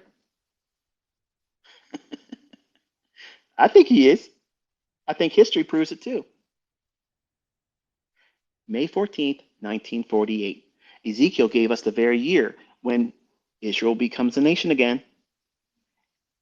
Genesis chapter 5 and Genesis chapter 11 add up all the days or the years that they were alive before they gave birth to their firstborn. What's the firstborn nation? Think, folks, think. You can be anti-Semitic all you want, but God's used that people, that nation, to show the world who he is. But he divorced Israel for a period, and he's going to put them through the ringer. The wine press of the tribulation is for the Jews. It's for Israel. He's going to put them through something that's going to cause them as a nation to identify that Jesus absolutely was the Messiah, the only Messiah. He fulfilled everything. And until they call upon his name, he ain't coming back. And that's scripture. Don't take my word for it. Go in and see it for yourself. Jesus ain't coming back until Jews by a nation call him back. But the rapture is not that.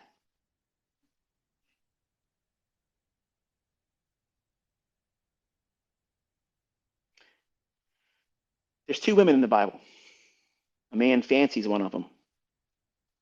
He wants a bride that he's proud of, he's drawn to, but he has to get one first that he doesn't really want. Leah, Rebecca. Think about that story, how that fits. God first chooses Israel and then divorces her because she's unfaithful. She starts idol worshiping, backslides, and doesn't believe. So he divorces her spiritually and then says, I'm going to make you jealous with a Gentile. Oh. Never saw that either, did you? See, there's a lot of things that learning from Chuck Missler, Chuck Missler didn't teach that part, by the way. Um, it gave me a perspective on the scriptures that allowed me to see things as parallels that lean on how there are a lot of things that Jesus did that parallels to Israel. There's a lot of things that we see in the Old Testament that don't really make sense. When you put Jesus in the middle of it, suddenly it's like, oh wow, see that. See, he's the lens, okay? And that's a metaphor that Chuck Missler talked about that made perfect sense to me, where if the Bible is viewed in the form of like a hologram, okay? If you take a little bit of the image that creates that holographic projection, you can take a little bit off of it, and as long as you have the laser that created it, it shines through it. You'll lose a little resolution, but you'll still see it. Okay, it's the same thing with our Bible. There's 66 books. You pick any book, any one of them, and I can teach you from that one book the gospel of Jesus Christ and the whole salvation plan. It's there. I can teach you the end times. I can teach you the life and death ministry of Jesus Christ, all from any one of those individual books. Find another book that can do that. Find another book that tells you the very day that certain things are going to happen. Look at Daniel chapter 4 when those nations rise up out of the world. They're the kingdom nations that have, they're heavy hitters, right, in history. The fact that in there, the people say the United States is not in the Bible. You honestly think that God of the heavens and the earth, the creator of all things, like he don't know that America is going to be a formidable player on the grand scheme of history? We're in everybody's business, okay? We're trying to be the police of the world, and God just doesn't know that there's going to be America. To hear these preachers, these pastors say, America's not in the Bible. You're foolish. You are fools. How could he not know? Come on. He told you it's birth.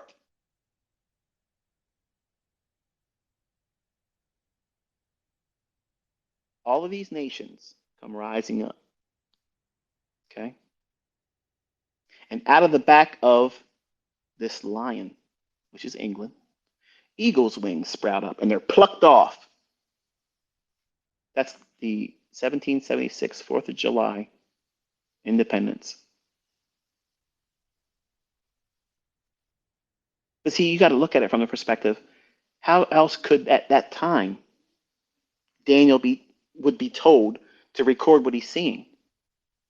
He's not going to see the 50 states and the Mayflower coming over and the pilgrimage and that's not necessary. God's cutting right to the brass tacks.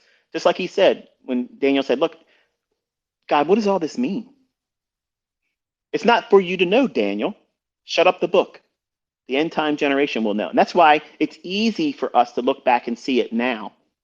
But anything prior to 1948, May 14th, everyone was looking through a glass darkly. They could not see anything as it really is. So the only signs that really mattered was there's going to be a world war. That's when you can start looking for a sign. What's the only sign that matters that starts the end times? Because Israel is the timepiece of all end time prophecy. If you don't know that, if you don't know Daniel's 70 weeks, if you don't know that, You don't know anything about eschatology. You have no idea what's going on in prophecy, and you're believing conjectures and private interpretations, and the Bible says you can't do that.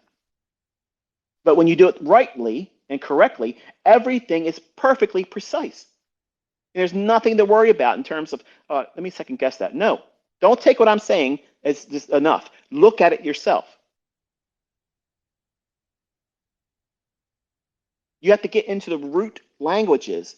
You're not going to fully appreciate the fact that people say, "Oh yeah, wars and rumors of wars." There's always been wars. That's not a sign. They're doing war all through the Old Testament. Jesus is coming. He hadn't even been crucified yet. Come on. You think they were? You think they would have saw uh, the temple being destroyed in the diaspora, all that stuff? You think that would have been viewed as a war or rumors of war? Of course they would have. All that stuff would have happened. But that doesn't fit what Christ said. You're going to see all that stuff. Yeah, sure. Yeah, sure. But the end of the age is when nation shall rise against nation. That's a world war. We only had one and two of them. And guess what? There's a third one coming. And now we have weapons that are described in Ezekiel 38 and 39 that, by all definitions, meet and fit the criteria of a nuclear fallout. How can Ezekiel describe a thermonuclear blast of an intercontinental ballistic missile in languages that were used at that time? Tell me. He can't. It's not there. So using the vernacular, the lengths and reach of whatever language that was available to them at the time, God allowed him to see just enough. So we, as the end time generation, can recognize, oh yeah, that's definitely fallout from a nuclear bomb. What do you think Iran meant when they said, unless Israel stops the occupation and destruction of Gaza, we will send it a great earthquake? See, they don't want to come out and say they have a nuclear bomb. They had a nuclear bomb for a long time. They've had it for a long time. But they know as soon as they drop that, we're in it. And we're going to start sending things over there. And because of all that, it's going to be more exchanges. And that's why they're going to have animosity towards Israel. Now, I don't see this as scripture. I just see that this is the perfect excuse why every nation is going to turn against Israel. Because they're going to be the instigation of the third world war. I mean, they're going to be like, you caused this. You caused this. Because the Bible says all nations are going to turn against Israel. And most of them right now already are.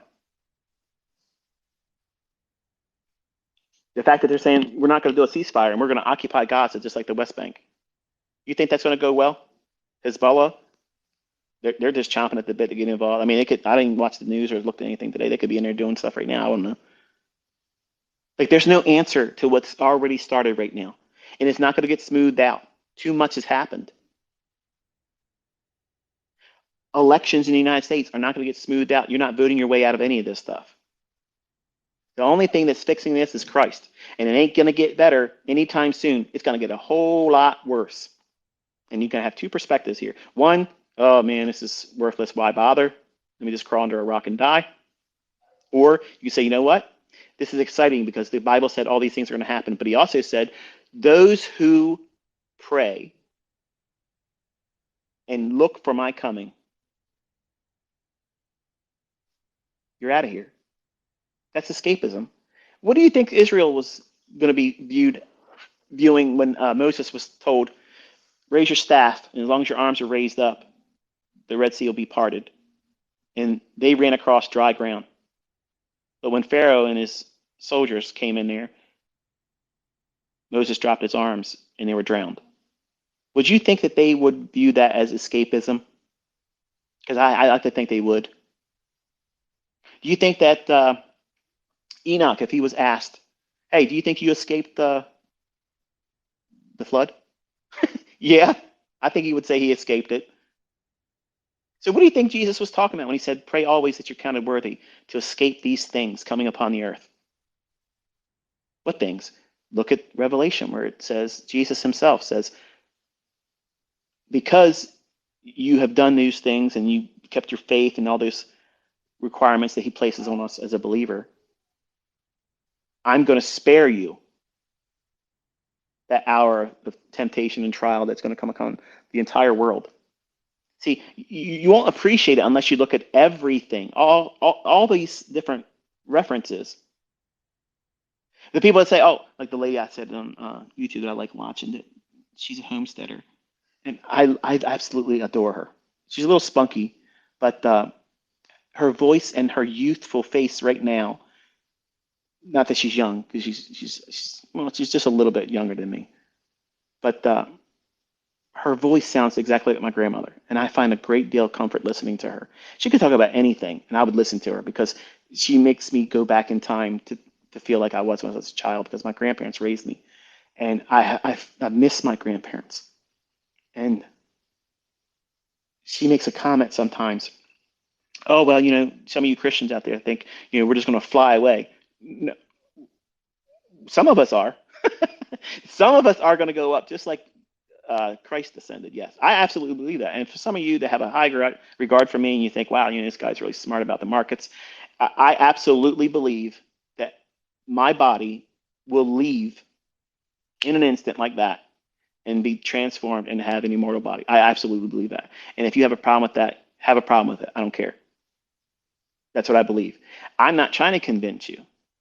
But when I'm talking to somebody that's listening to me now, that you're a believer, maybe you had the arguments placed in front of you that there is a rapture, there isn't a rapture, it's post-trib, pre-trib, mid-trib, you can rest assured that it's pre-trib because nothing else fits it.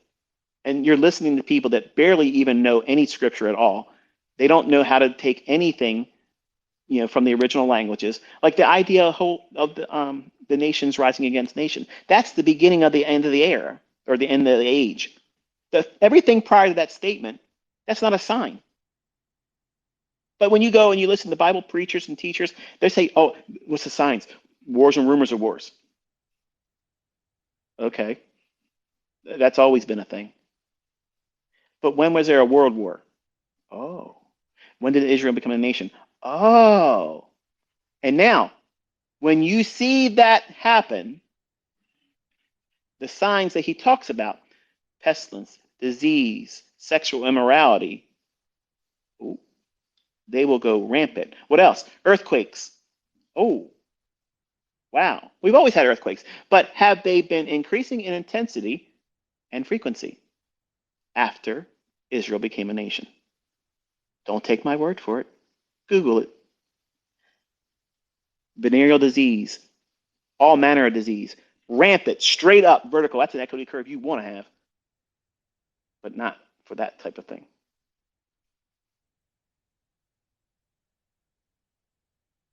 Earthquakes, same thing. Sexual immorality, divorces, through the roof. Prior to that, nope. What changed? Israel became a nation. That's God's timepiece. So, Jesus made it very plain. You're going to know if the Bible's real or not. Because now Israel's a nation. Anyone that claimed that Jesus is coming back real soon, prior to 1948, they had to wait. The sign hasn't happened yet. The fig tree is Israel. And when May 14th, 1948, which was prophesied by Ezekiel to the very day, in the very year that's prophesied in multiple places in the Old Testament, that's defying all logic. You can't escape it. It's absolutely precise. It's precision beyond all measure. The margin for error was zero. Imagine if Gabriel told Daniel, listen, from the decree that was given by Artaxerxes to rebuild the city of Jerusalem, when that was given, count out this number of days. And I don't want you to just listen to me. I want you to be inspired enough to listen to the very short scholarly approaches to explaining Daniel chapter 9, verse 25, 26, and 27. And then Ezekiel, where he lays on one side and he lays on the other side. Okay. for the life of me, I can't remember the chapter.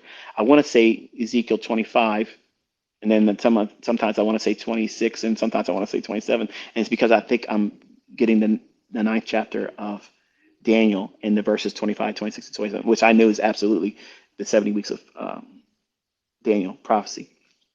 I get that mixed up sometimes. And like I said, I don't have the notes in front of me, and I'm probably not doing the best way of doing it by talking like this. But since this is my last Twitter space, I got to get it off my chest. I have to get it off my chest. Otherwise, your blood's on my hand, and I don't want that. So, because you're listening to me, you have no excuse now. I warned you. I warned you before I started talking, so now you have no excuse. So, when you understand that sign of Israel becoming a nation, that begins God's timepiece. It's like a stopwatch. He clicks it. So now we're underneath that time.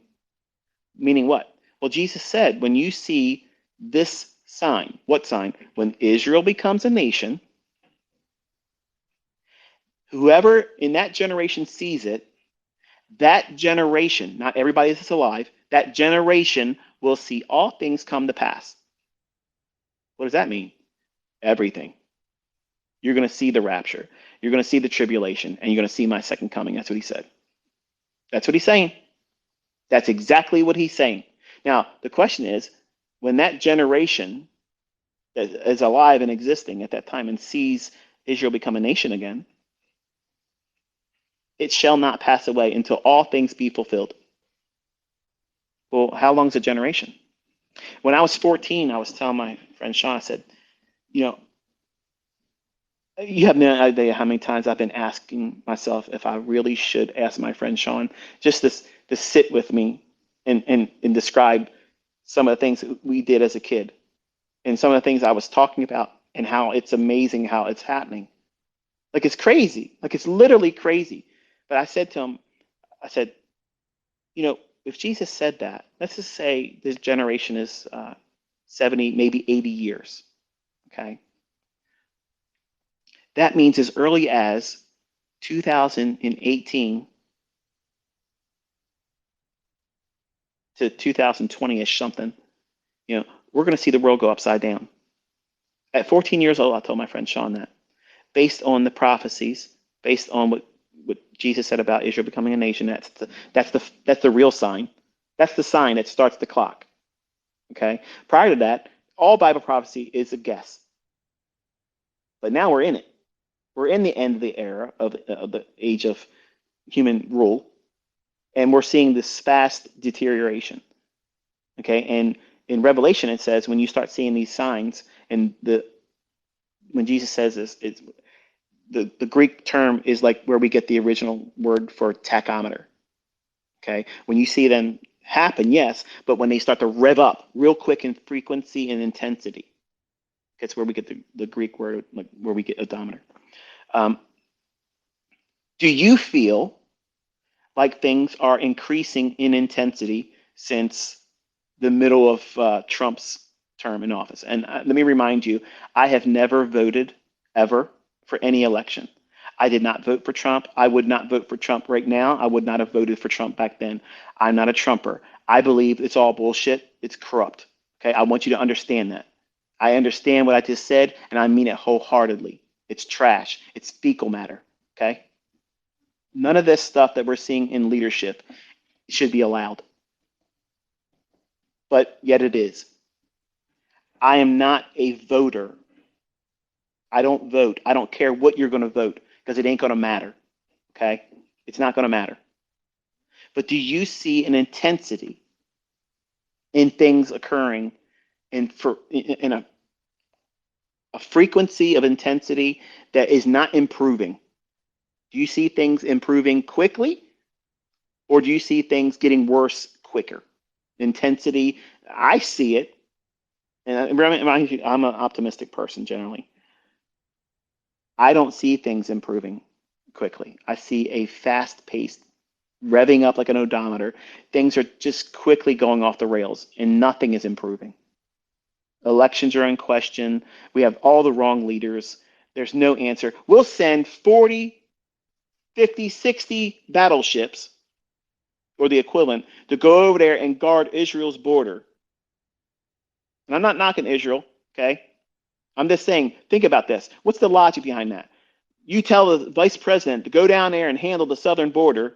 She ain't never went down there, but we're going to guard somebody else's border. We're going to go over there and send billions of your taxpayer and my taxpayers' money to give to this Ukrainian weirdo dancing around, buying Lamborghinis for his wife with our money, protecting his border, but we're letting whatever and whoever in our own country here. Where's the logic and outcry in that? Did we just sit back and say, well, yes, that makes sense to go over there and I side with Ukraine. I side with Israel. I side with Gaza. It's all a mess. And right here at home in America, we're deteriorating quick, real fast, real fast. And they're constantly polarizing us. You're team Israel. You're team Gaza. You're black. You're white. You're a racist. You're a Trumper. Everything's about division. You don't see that?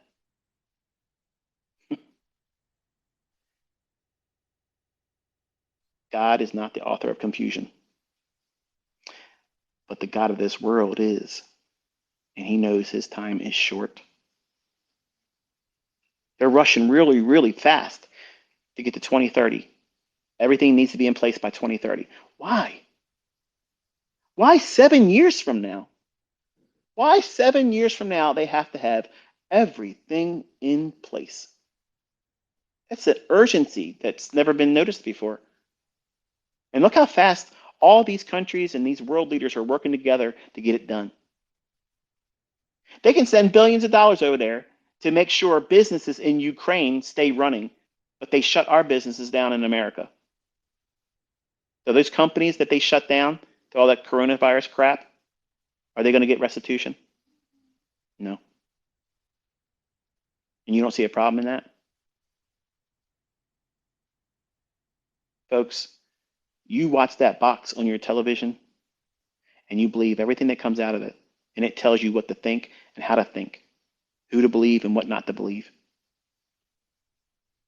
And they give you the WWE version of elections where you have the face and the heel. And they're both on the payroll of Vince McMahon. They're doing what he says they're going to do. The outcome is predetermined. And the whole time, they're getting to see who believes what. Did you recently move to Texas or to Florida? Because I was contemplating it. And I changed my mind. Because I honestly believe when they let bombs drop in America, those are the two states that's going to hit heaviest. Why? Because they let everybody show their cards. Who is going to be on board with what we're doing? Well, you know Texas, right? They do things differently in Texas, right? Well, Florida is something of a different breed as well, but they both have the same view. They're not going to try to subscribe to what they want to do, but they're moving people from California and New York down there too. And the whole idea is they want to turn those states blue because they're red states right now. But they also learned in 2020, they can color them whatever they color, and nobody's going to do anything about it because they do what they want to do. They make the numbers up as they go. 80 million people voted for a guy that couldn't get anybody to show up to any one of his rallies. Really?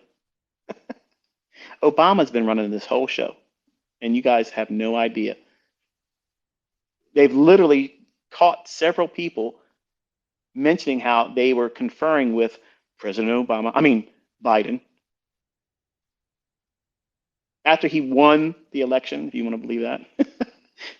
Who were they rallying around in the reception? Obama. Biden's walking around in the corner, had no idea. Nobody was talking to him. He's a puppet. Other world nations, they know it too. And you think, oh, they're just jerks. They're being mean to our president. No, they see it for what it is. but you've been lied to for so long, you believe it. You drank the Kool-Aid. You see it, and you think this is the way it is. It's got to be true because it was on TV. Obama himself said he wouldn't mind running the presidency if somebody else is up there and he had a microphone in their ear and okay, do this, do that. And it just recently been revealed that he, for the last 5 or 6 months, have been what? Counseling Biden on what to do with this and that. They're slowly leaking it out there. That's the way God works. He has to, all things done in secret must be revealed. That's the way it works. That's why they have to tell you before they do it. Why? Because it's written, it's foretold. That way you know he's running the show. Who's he? The Lord. Remember, he sets up kings and puts down kings. He makes nations rise and he puts down kingdoms. He's in control. He's in control of everything until the church is removed, which is that which hinders. See, the bride of Christ can't be in the tribulation because it's going to be abused. It's going to be beaten.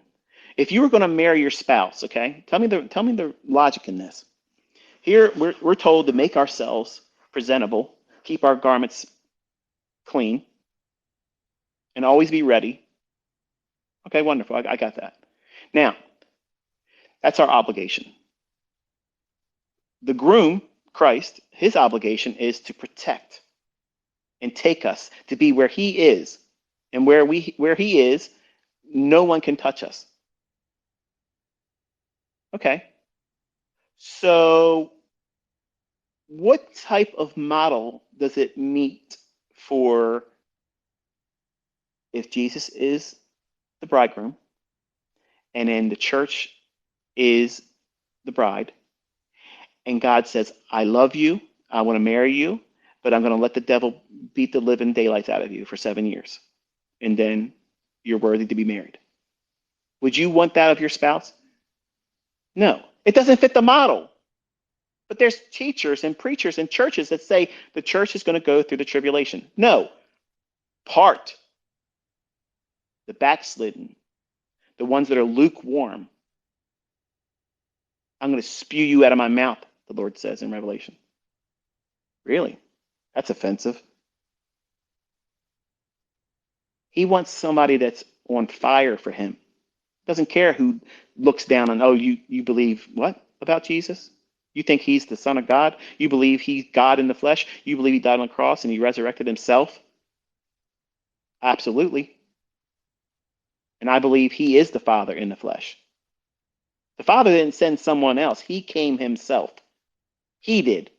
He created a body, Hebrews says. The body, it was created, born of a woman, under the law. That body was created, just like he created what? Adam's body. And then what did he do? He breathed his own spirit into him through his nostrils, and he became a living soul. He's teaching you right there the incarnation of his own Godhead. And you never saw it, but it's right there. He fashioned and formed out of what? The dirt. The dirt. What are we made of? Every composition and element it's in dirt is in our flesh. And when we die, from dust to dust, we'll return. Well, he made a body. And Christ is referred to what? The second Adam. He's trying to take your attention back to the creation of Adam. He created that body out of what? Dirt. Same thing he did with Mary's womb. He himself, God Almighty,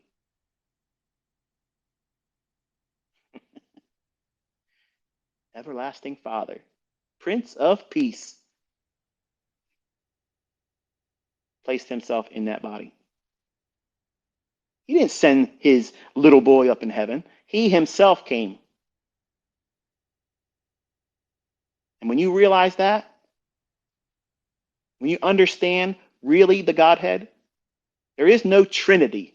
Okay? There is no three persons up there. There's one throne in heaven and one person sitting on it right now. Guess what his name is? Jesus Christ. There's no one big throne for daddy and a little throne for Jesus. Nope.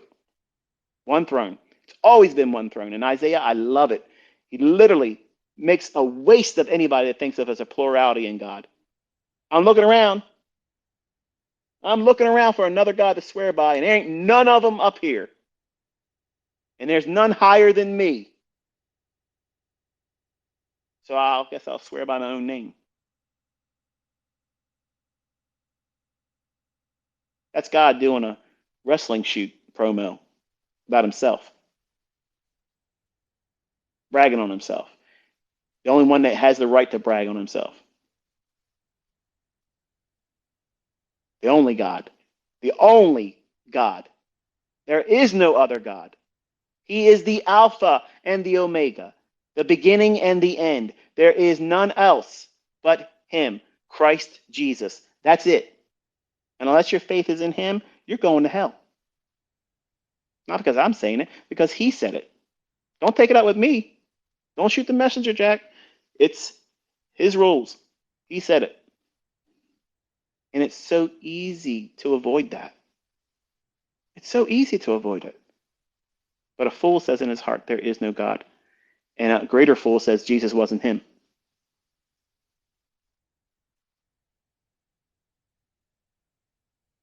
What other book out there told you exactly to the day these events would happen? That Israel, think about it. Think, folks. Think. Israel doesn't even recognize Jesus. They don't recognize him as the Messiah. So why would they let these scriptures in their Old Testament be preserved all through this time and still they can't see him? Because he spiritually blinded them. The day he rode on the donkey. Read it. Read it, folks. It's right there. He spiritually blinded them. That's why it's a miracle for a Jew to see Jesus as their Messiah. It's beautiful to see them weep. It's beautiful that they finally come to the understanding of who Christ is. The great I am. The voice from the burning bush that spoke to Moses. It sends chills down me. How can anybody wrestle with this and see that he's not God Almighty? He calls the end from the beginning. Every one of these, Israel denied Christ. They can't see him. And yet they're doing the very things he said they're going to be doing. Who's in control? The very nations around Israel. They think they're doing whatever they want to do. They're doing exactly what Christ said they're going to do. He's the master of ceremonies. He's in control. You can live your life through this whole mess and say, well, this is terrible, it's scary. And now as a younger man before I found Christ, right now I would be terrified, gripped with fear. I would be gripped with fear right now. I'm excited because I know in whom I believe. And I know that he has all this stuff locked up. And if he's been this precise about everything else, what do I got to worry about? Really, what do I have to worry about? If something happens to me and I die, so what? Instant death, instant glory. I got exactly what I wanted. I wanted to be with him. Whatever amount of pain I have in this world is nothing compared to eternity with him. That's peace of mind. By all intents and purposes, I technically died March 9th, 2009. I was here 1 minute, and next I wasn't. 50 mile an hour over the handlebars of a motorcycle. How I went through steel cable supporting two sides of a telephone pole, a 5x7 steel plate sign saying Eastern Avenue exit. Flew 80 feet in the air and landed directly on my head. Crushed my spine. My chin hit my sternum. Crushed every one of my molars in my mouth. broke 2 ribs, tore me all up. I could have been cut in half, decapitated with the steel wires, but I found my way through them. I could have hit the steel plate and been instantly killed. I could have hit the telephone pole, instantly killed. And yet I still flew 80 feet in the air like Superman, piked on my head, instantly motionless. And people saw this. And from their perspective, they thought I was dead. And here I am talking to you. My back's a mess, folks. It is a mess. And I believe God keeps it that way because every year in spring, I want to buy another motorcycle. After promising I wouldn't do it. But I miss doing it. But the sin in me, the sinner, wants to do that which I know I shouldn't do. And he keeps that pain in me so I don't do it because he knows I will if I didn't. And I might not be spared the next time if I was allowing for it. Even after my son had that happen, I look at motorcycles sometimes and I think to myself, I miss those days and I shouldn't feel that way. And I shouldn't be surprised that my back has the worst episodes of spasms and pain and compression injury, pain going through me right after I start thinking about it. That's him reminding me, don't be stupid. Because I got the money and time to go down to the Harley Davidson store, buy one just like that. Cruising around until something else happens. So we don't learn our lessons from the good times. For you atheists or people that have a problem with God, why does God allow suffering? We don't understand how to listen to him otherwise. I'm bragging on him right here, and I'm telling you, I'm a sinner. And I promised him I was never going to get on a motorcycle. But every spring and every time I see a really nice one ride by, I miss being on one. And I entertain it in my head doing it. And then all of a sudden, my back has really bad episodes. You don't see there's a correlation there? I see it. But I'm being honest. I'm telling you, this is what I wrestle with.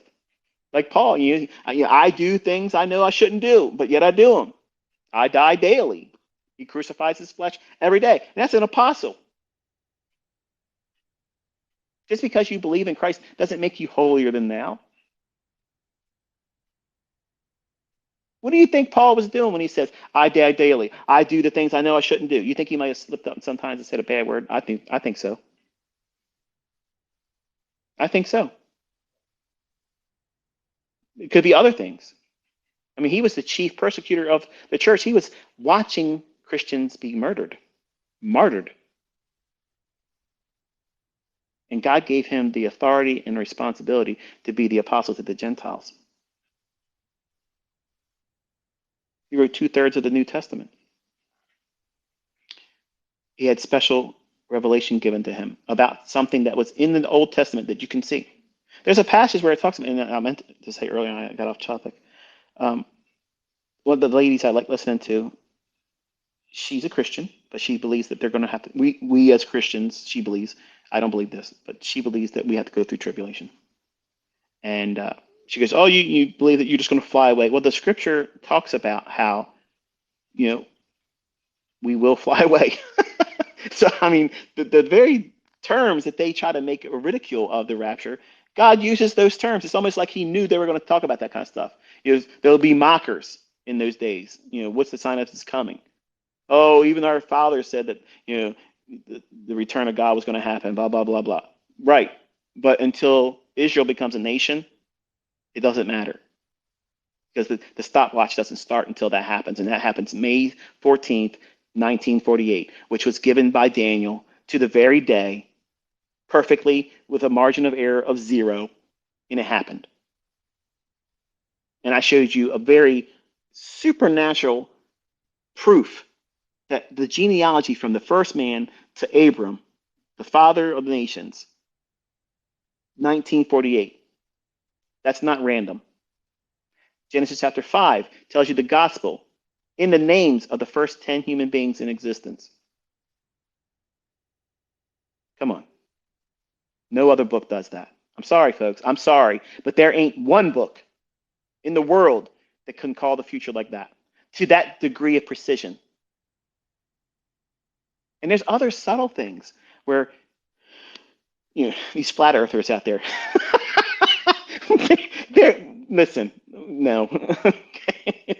We are on a globe, a sphere, okay? And I know I'm going to get a lot of people mad right now, but I don't care. We are on a sphere, okay? And if you know anything about math, you know, when you learned higher math, what did you encounter? Measurements of curvatures, right? And when you really look at flat earthers and you really take a step back and say, okay, they must have missed math. They stopped at rudimentary math. We are on a sphere, okay? And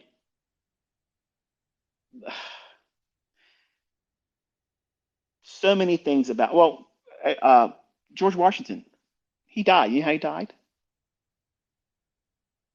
He had a cold, and they were doing leeching and bloodletting, which means they would cut the body to bleed out because they believed that if they bleed out enough blood, the bad infections would be escaping the body.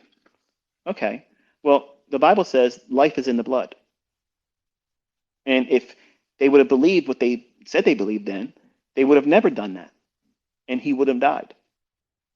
Life is in the blood. When I was a big meat eater, um, I had to have my steak cooked well done. It couldn't have any red to it, couldn't be mooing still. And I watched my daughter and my best friend's wife literally eat what some very well schooled veterinarians could get back in the field eating grass in a short order. A steak that's that well, not well, but so rare. I can't imagine eating something like that. But our Bible teaches us so many things about science that science confirms later on, but doesn't like to say that, yeah, it's confirmed in the Bible. It used to be science was used to confirm the word of God, but then it slowly transformed into we're going to try to see if science can refute the Bible. And it fails. Every single time it's ever tried, it's failed.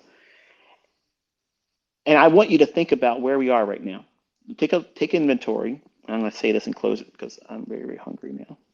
And it's 3 o'clock, so I think I've given you enough, right? 6 hours. The I'm not even tired. I'm just hungry. If I had something more than 5 drinks of this cold cocoa that used to be hot at 9 o'clock, I probably would be going further. But I want you to take a look at the state of the world right now, okay? And a year ago, during the Twitter Spaces, I told the Muslims that were listening, I said, "You're going to have problems too. Like it's coming." And do you think that's happening? Because the third war, okay, um, is scripted, both biblical and these globalists. Albert Pike, which is a 33-degree Mason, had 3 letters. And there's some people that say, "Oh, well, it's fake. It's not real." Okay, they're going to tell you that because they don't want you to see it, but it's real. I want you to. You can probably still Google it, and if you can't find it on Google, do use DuckDuckGo as your browser, and you'll be able to find a lot of things that Google won't let you find. But Albert Pike has these 3 letters that outline the First World War and the participants and the purpose, and in the Second World War, the participants and the purpose, and in the third one, which will be Jew and Muslim and Christian, basically all like a war of faiths. Okay, well, if you understand the book of Revelation, that's essentially what it's saying. It's saying the same thing. And Genesis tells you that that's where we're going to be doing it there too. It's the story between Isaac and Ishmael, Jacob and Esau. It's the same thing that happened in Genesis. It's the same thing that's going on right now. They're arguing and fighting over their birthright. That's what this is all about. And no world leader is fixing it. One will step up when this intensifies even more, and it's going to get worse. It's not going to smooth out. Israel's doing exactly what they're supposed to do, which is stay in Gaza, just like they did in the West Bank. And that's going to infuriate all the other surrounding Arab nations. Hezbollah is going to come in and start doing more. Iran's going to do what they said they're going to do in Ezekiel 38 and 39, that great earthquake, which clearly, what's a great earthquake, folks? Come on, you know what that means. They're going to send a bomb, right? Okay. Well, it's reasonable to expect that because Israel's sending in what? Bombs into Gaza. And Hamas is sending what? Bombs into Israel. So they're exchanging. So when Iran speaks up and says, unless Israel stops the occupation in Gaza, we are going to send Israel a great earthquake. Not just we're not going to shake the earth. We're going to send it a great earthquake. Well, that sounds like a really big bomb to me. And then when you read Ezekiel 38 and 39, that's what's being communicated there. And I'm not the only one that sees that. It's long been considered that that's what it's describing, the equivalent of a modern day tactical nuke. And I think that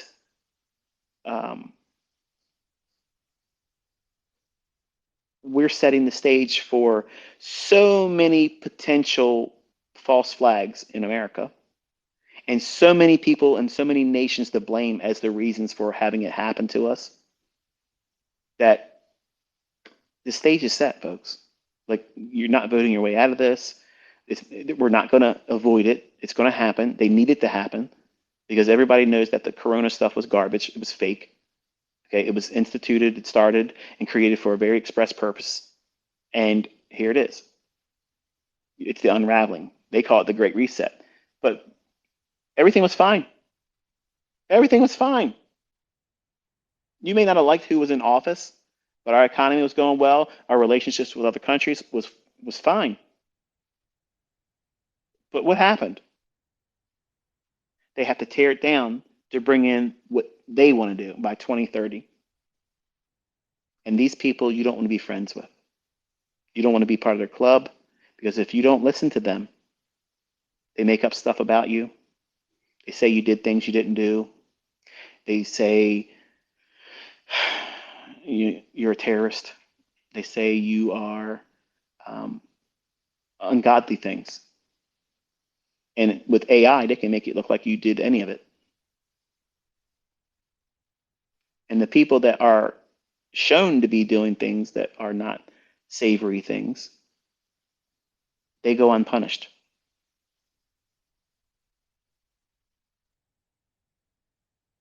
Wrong is called right, and right is called wrong. Everything is upside down. You can't see that? You can't see it? Take party out of it, okay? It's not Democrat, it's not Republican, it's not left, it's not right. Do you not see turmoil everywhere? Because that's exactly what I see.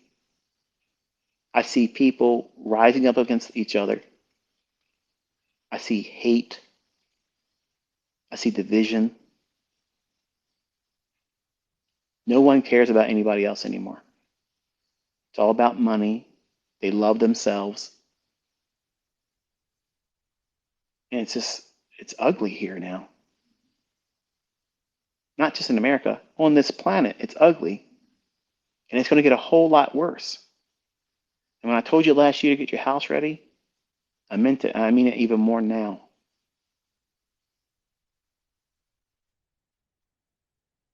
Trading, that was just a way to get your attention. This is what I wanted to get you ready for. You have to know what's coming. You have to know that there's an escape. You don't have to be here for all this. But if you believe what your fathers believed, your mothers believed, whether it's a belief in something or not a belief of anything,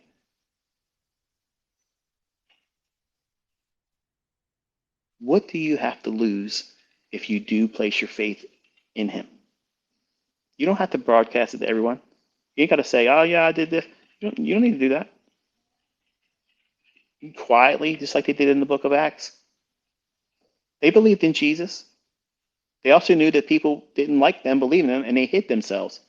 Did you hear Jesus ever tell them, why are you hiding? You should be out there broadcasting me. He knew it was important for them to survive.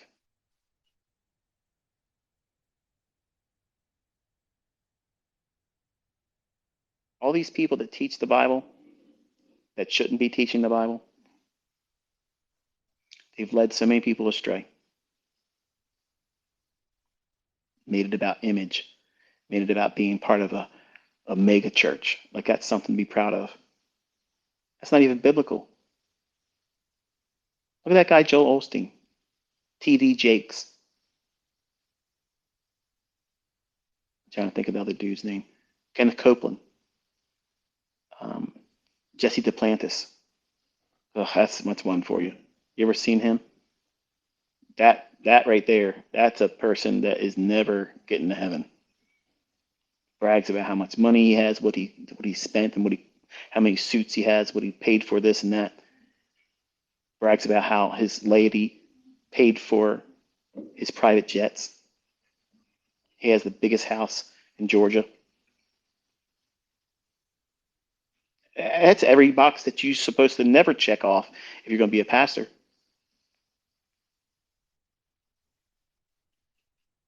It's just, it's ungodly. And being on social media brings out the ungodliness of me because I am a sinner like every one of you listening to me. And I don't want to be around it anymore. It's toxic.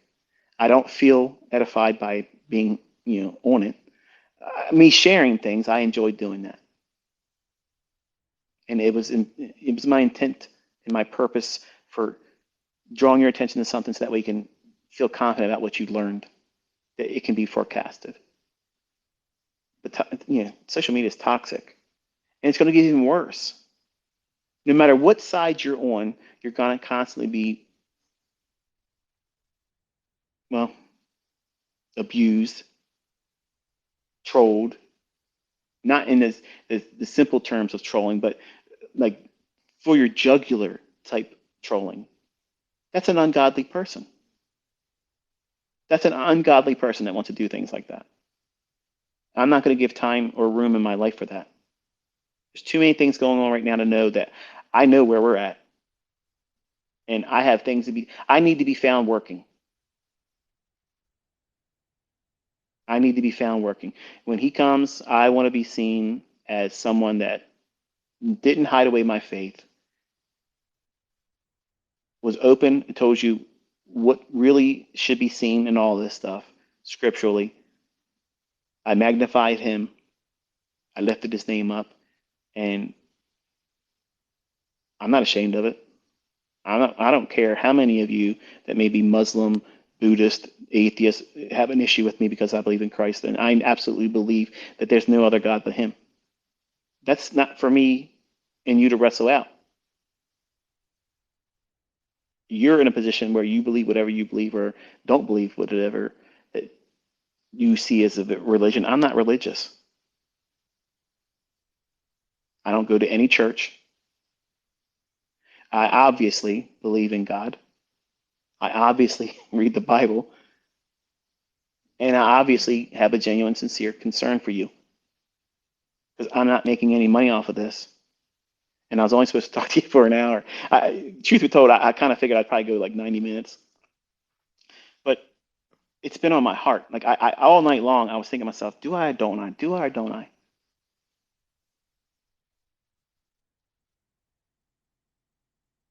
But everything that you see in this world is a lie. They lie to you constantly. I mean, you're being manipulated. You're you're you're taxed so heavily, and they want more taxes. Like, how can you fight the tax if you're on a central bank digital currency and they just take it from you? You can't. Canada, well, we're going to help other people transition to the other world because if they want to die, we're going to help them. What? It used to be if you wanted to commit suicide, we want to commit you and try to help you, nurse you through the situation that's caused your depression. Canada, it's just, well, we're going to help you. Why? Because they want a depopulation agenda fulfilled. There's too many of us. And if too many of us exist and we're not willing to listen to them, they don't like that.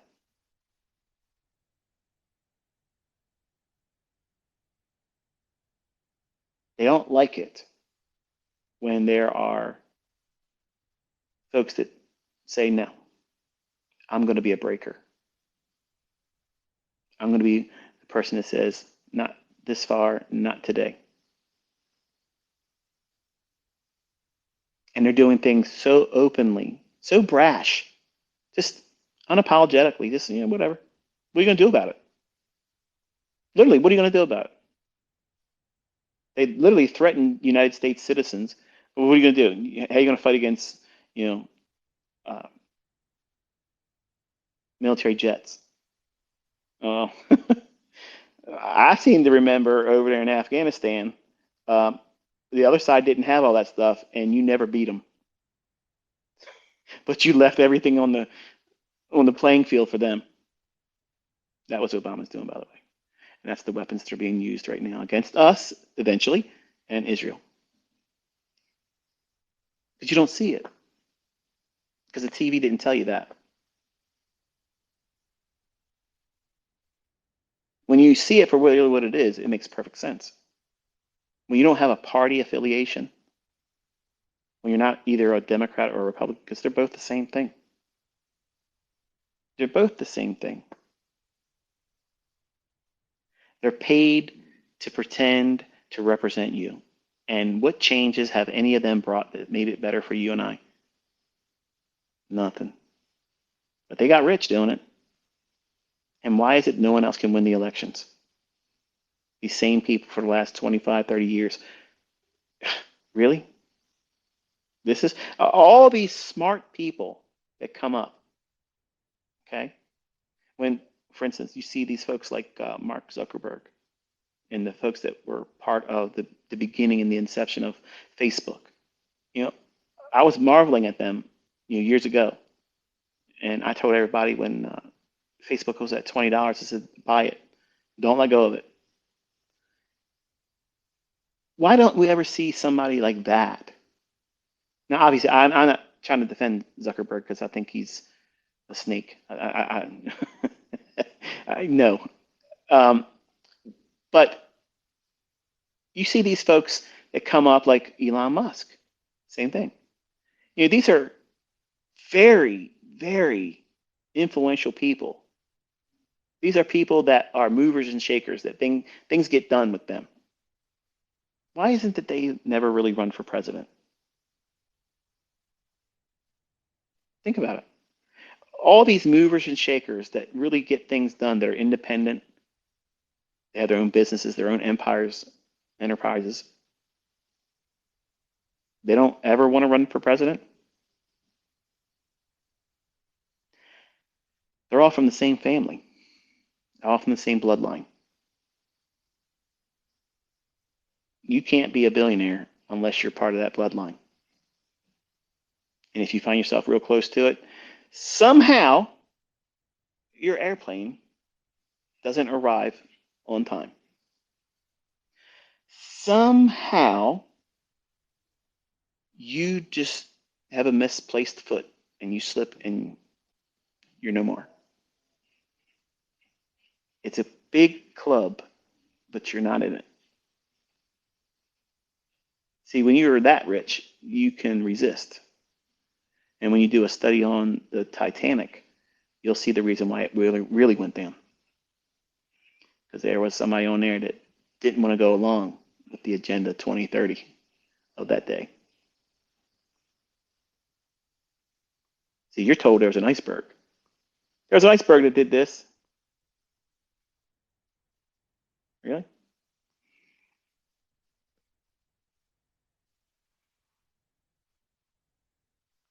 Whole lot more I could talk about. I don't want to bore you, but you got to take a step back and look at everything around you right now. Things are not improving. They're not going to be voted out, and they are telling you what they're going to do.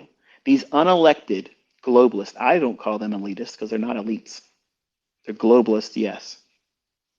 They are absolutely Luciferian. They believe in a God, and they believe Lucifer's he. And he allows them, he affords them authority, power, position. Because once they're in those positions, then these fallen angels and evil spirits take them over. That's what it means when we wrestle not with flesh and blood, but things that are outside our earthly domain that we can't. Like, how are you going to wrestle an angel? Jacob tried and he got his hip thrown out. And that was merciful because one angel killed 187,000 of the Syrian army in one night. How are you going to wrestle with that? You're not. So we're in a spiritual war, and it's wicked. And we have to trust the word of God. And he's already said he wins. And he's been right about everything else. So there's no reason not to believe him. There's no reason to doubt him. All the more reason to trust him. And that doesn't mean that you're going to have a perfect week next week or today or tomorrow. It just means that whatever happens doesn't mean that God doesn't exist. An unanswered prayer doesn't mean God doesn't love you or doesn't exist. He's God.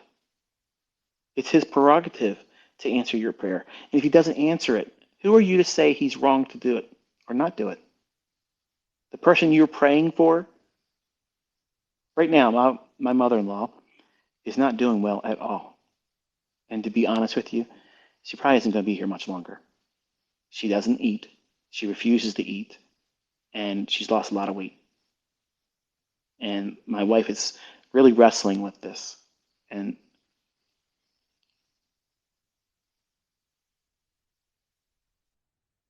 the pain that she's feeling is too much for her. And she's told my wife, she's, that's it, I'm done. Basically meaning that she's going through the process of letting go. I mean, if you stop eating, like that's pretty much it. Your body can only do that so much before it just turns off. And she hasn't eaten for a while. She can't really put down any fluids. Everything she puts down, she throws up. And she's in constant pain. She refuses to go to the hospital. She refuses to go to the doctors. And there we are. Now, years ago, my wife would be angry at God right now. Why won't God heal her? Why won't God heal her? But she walked my life with me with my oldest son, Cody, where I prayed every single day that he would heal him. And there for a long time, it didn't look like God was healing him at all because he had to have surgeries multiple times a year because his throat would close up. And one night, if we went and had his first surgery done, he would have died in his sleep. And they would have attributed to probably sudden infant death syndrome or something to that effect. But he had a birth defect where his throat it closes up. It grows closed. And they had to constantly keep going down there, shaving it and taking parts of his throat and esophagus away. And the carina, right at the opening of his lungs, eventually because of all the cuttings, it caused the growth to form there too. And that was the one that was troubling me. And I prayed all the time. And I went around asking other churches and people that believed in God to pray with me and pray for my son. And if I was honest, I was thinking to myself, maybe it's the fact that my son was born of an adulterous relationship. I kind of felt like David at that time where, the baby was sick. And he prayed and prayed and prayed. And I was just like that. That was my moment of living that thing in the Bible. Now, that's why I think God allowed all these things in the Bible. Why is there all these storylines? Why couldn't God just do one thing, say it, and this is the way it's going to be? Because in this life, we're going to have times where we're going to have moments like David, like I had, where I prayed for my child to be healed. And at one point, I came to the conclusion, I was like, you know what, Lord, if it's because he's of an adulterous relationship, whatever you do, it's your God. And I stopped praying to have it only my way. And I said, if you want to take him home, he's yours anyway. That year was his last surgery. What changed? I was holding on to something I thought was mine that's his.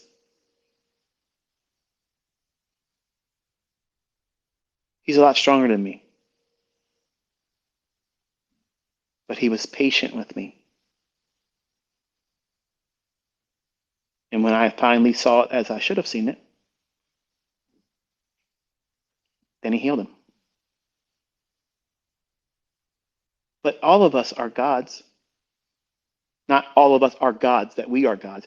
All of us belong to God because he allowed us to be created. He formed and fashioned us in our mother's wombs. Every hair on our head's numbered, and he knows every single one of them. When one falls out, he knows which one it was. My wife saw how God dealt with me and my son. And she understands that my mother-in-law believes in God. And my wife is at peace with the idea that should she go, then it's God calling her home. And she has no right to be upset about that. She's upset that my mother-in-law is giving up, basically. But if a person says they no longer want to fight, there's nothing you can do. It's their life. And if they want to allow it to end, who are we to say so? We can't make her eat. So I'm thankful to God that my wife has a different perspective about things because I can very easily see how this could have caused a lot of contention in our marriage because if her mother does pass away, she's going to be upset. But if she didn't have the understanding about God now that she has, we probably would be in a lot of trouble, maritally speaking, because she would lash out like I watched her when she was younger with her aunt and when we lost our child in miscarriage. Like she was angry at God and she said things that I can't repeat here. But she doesn't think that way anymore. So the point is there. I know one of my students tweeted to me yesterday saying to pray for his mother, Lucy, and I have, and I ask all of you to pray for him as well. Pray for her rather, because he and a lot of you prayed for Cody, and I believe that because all of you lifted up my son's name in prayer to God, he honored that and he healed him. Is he 100%? I think that he's a little bit more healing to go. But if he doesn't come past where he's at now, God's done more than that either of us deserve. You know, he shouldn't have been here at all. He should have passed away. But God placed a doctor, Dr. Kashina at the time. He was the highest rated uh, surgeon for pediatrics at Johns Hopkins at the time. Just so happened to be the father of my son Cody's mother's best friend. And she was visiting with him on a night that I usually would have had him. And he said, he doesn't sound right when he cries. Bring him into my office. And then we found out that his throat was like literally next to being closed. And then when you have, something like that and a whole bunch of other things, you just know that God's finding a way to intervene. And for some of you listening that maybe you have a lot of bad things happening in your life, and you hear things like this that other people like myself here are saying, and maybe hear other people give testimony about how God graced and blessed them, and you can be, spiteful towards God and be hateful. What did you get to have all that for? And I got to go through this and have lack. How about you step out in faith in that moment? Because that's exactly what people like myself, when I thought I was going to lose my son, you think that that was pleasurable? That wasn't a moment of high uh, faith for me. Like in my mind, I was thinking, if he lets him go, like I'm done. I don't want. I don't think I want to ever hear about God. He knows your heart. But if you're not actively trying to seek him, why should he make himself manifest to you? The Bible promises that, by the way. If you earnestly seek him, Jesus said, I and my Father will manifest ourselves to you. Well, guess what that means?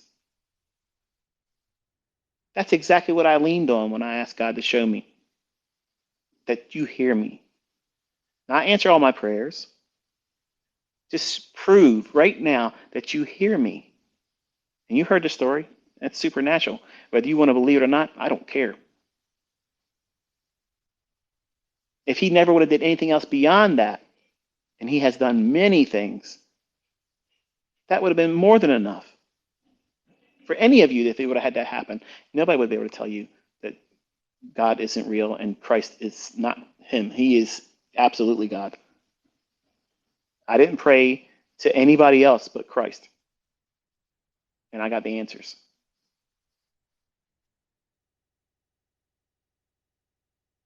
So I got a lot of things shared, in recent months with y'all that were very personal, and I wanted to bring them, towards the end of my time with all of you. Because I knew some of them would have been sensitive topics, and I saw it. That's why I put some time between this one and the last one.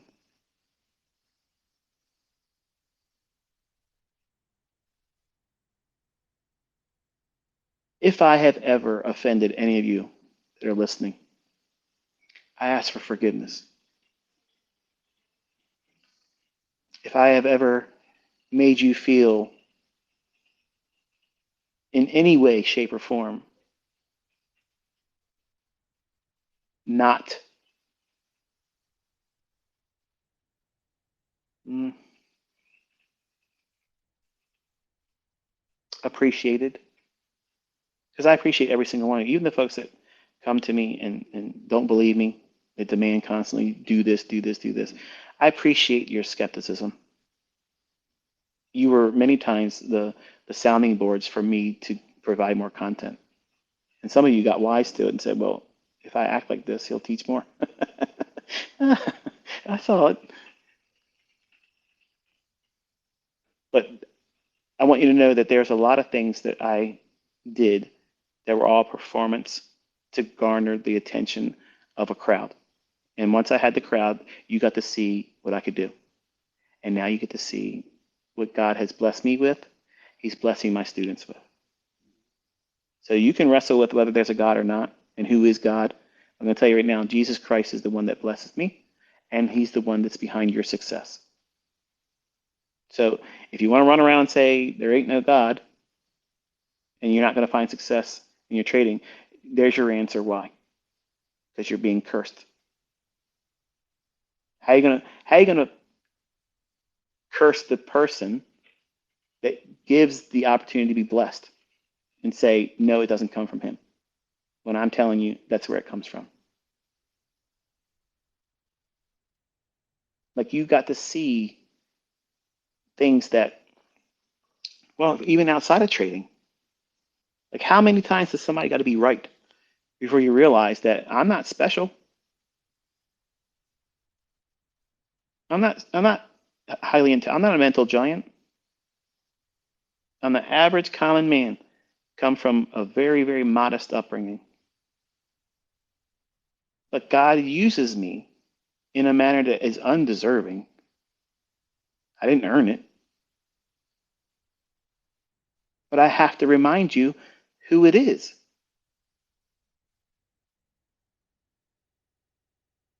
And I don't want any of you to lose sight of that.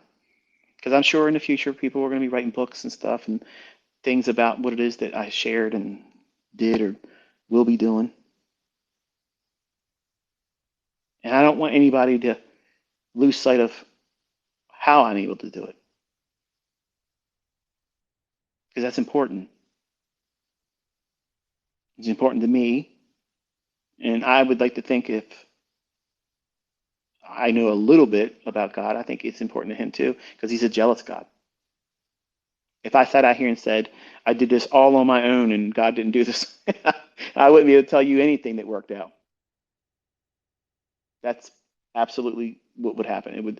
I would fall on my face miserably. But you got to see something. And I prayed, I asked God, please let me be able to show this and have it transfer to other students. Not for my sake, because it's not for me. I'm reminding you as I close this is not about me. Because if it was about me, I would be right now maximizing all of your attention. All of the attention and the influence I have over all of you right now, I would be monetizing it to death. I want you to ask yourself, why am I not doing it right now? At the peak of my popularity, why am I not doing it? Because it's never been my motivation. It's never been my motivation.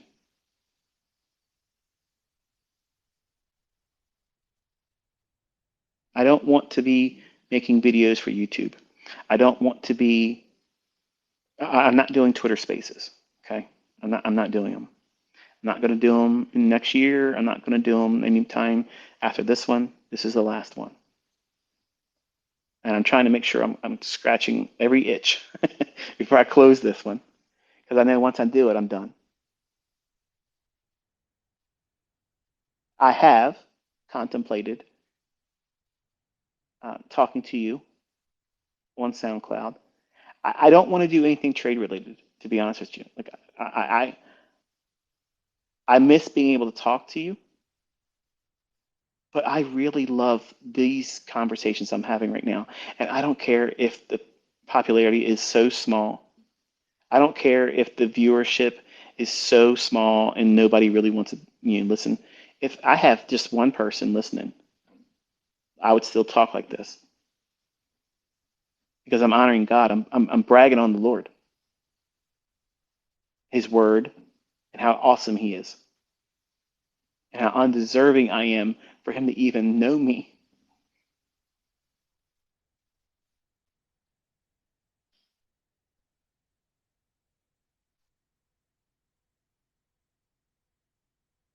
Trading has taken up all of my adult life, and I'm very thankful for God having used it not only as a means to bless my own personal life, my family members, friends, people that I don't know that I've helped, and all of you as students.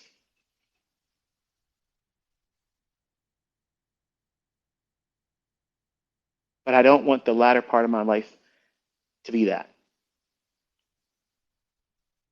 And I don't know how much time I have, and I feel things in my body that I never felt before. And mortality is something that I think about now.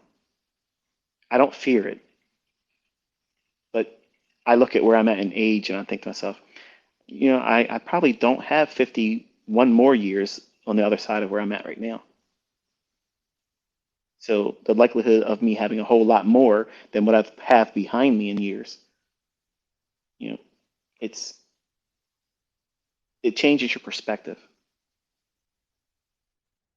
And I want to do things that bring memories to my family that are wholesome. I want to be able to do things away from these markets that are vampires. And I've said this before. If you let them take it from you, time, energy, your attention, it'll do it. And I was a miserable man making lots of money. I want you to know that. When am I happiest? When I'm teaching you. And I'm reminding you not to make the mistakes I made.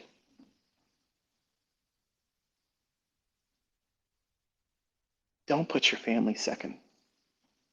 And don't lie to yourself saying you're doing it for them because you're doing it for yourself. Just like I was doing it for myself, but lying to myself and them, saying it's for their benefit. I needed it. I was hurt. I came into this world by two people that did not want me.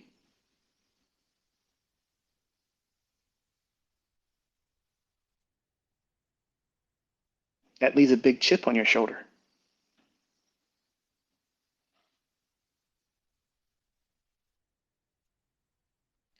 My mother knows I'm a multimillionaire, and I have been for a long, long time. And I've never heard her say, I'm proud of you. And I've never wept about my mother since I was 13.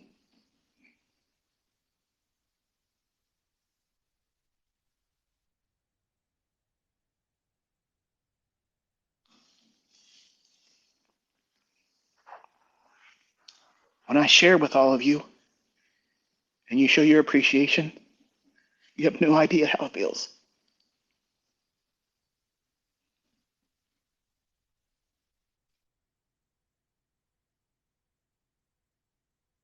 And that's what I'm going to miss.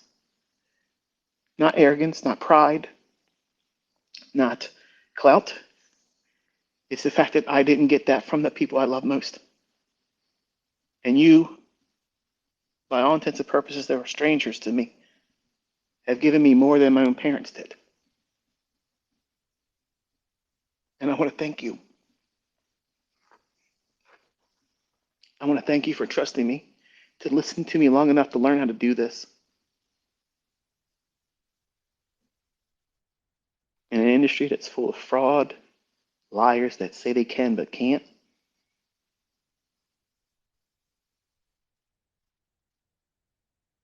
you could have just scrolled on by. You could have listened to the lies and said, no, I'm not going to bother. But you didn't.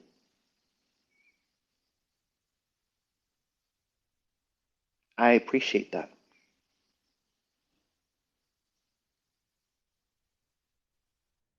For the folks that send me comments, there's a lot of them. I haven't tried to read all of them because they're very moving.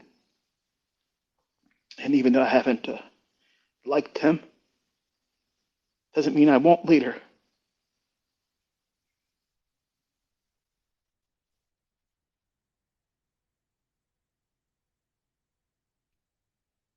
For some of you, you like to look at me as a father figure.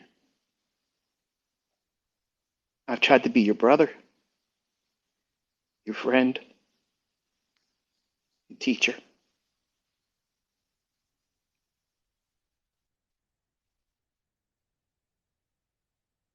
And I hope that what I've shared has helped you. I hope that you use it, that you're blessed by it, and you don't waste it.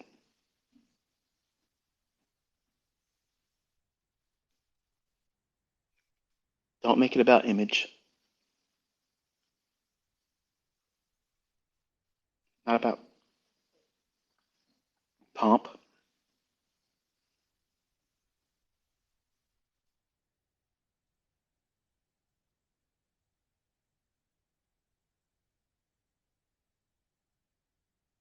Even though I'm not going to be here, I'm going to be praying for you every day. I pray for you guys when I go to sleep. I pray for you when I wake up. And I'm proud of all of you.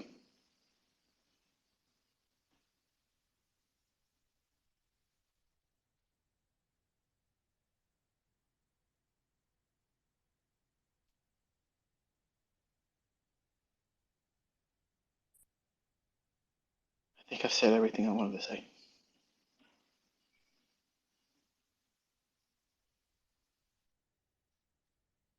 It's been my honor and my privilege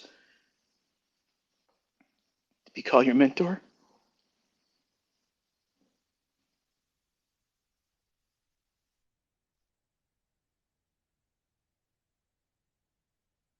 So I'll talk to you next time. Be safe.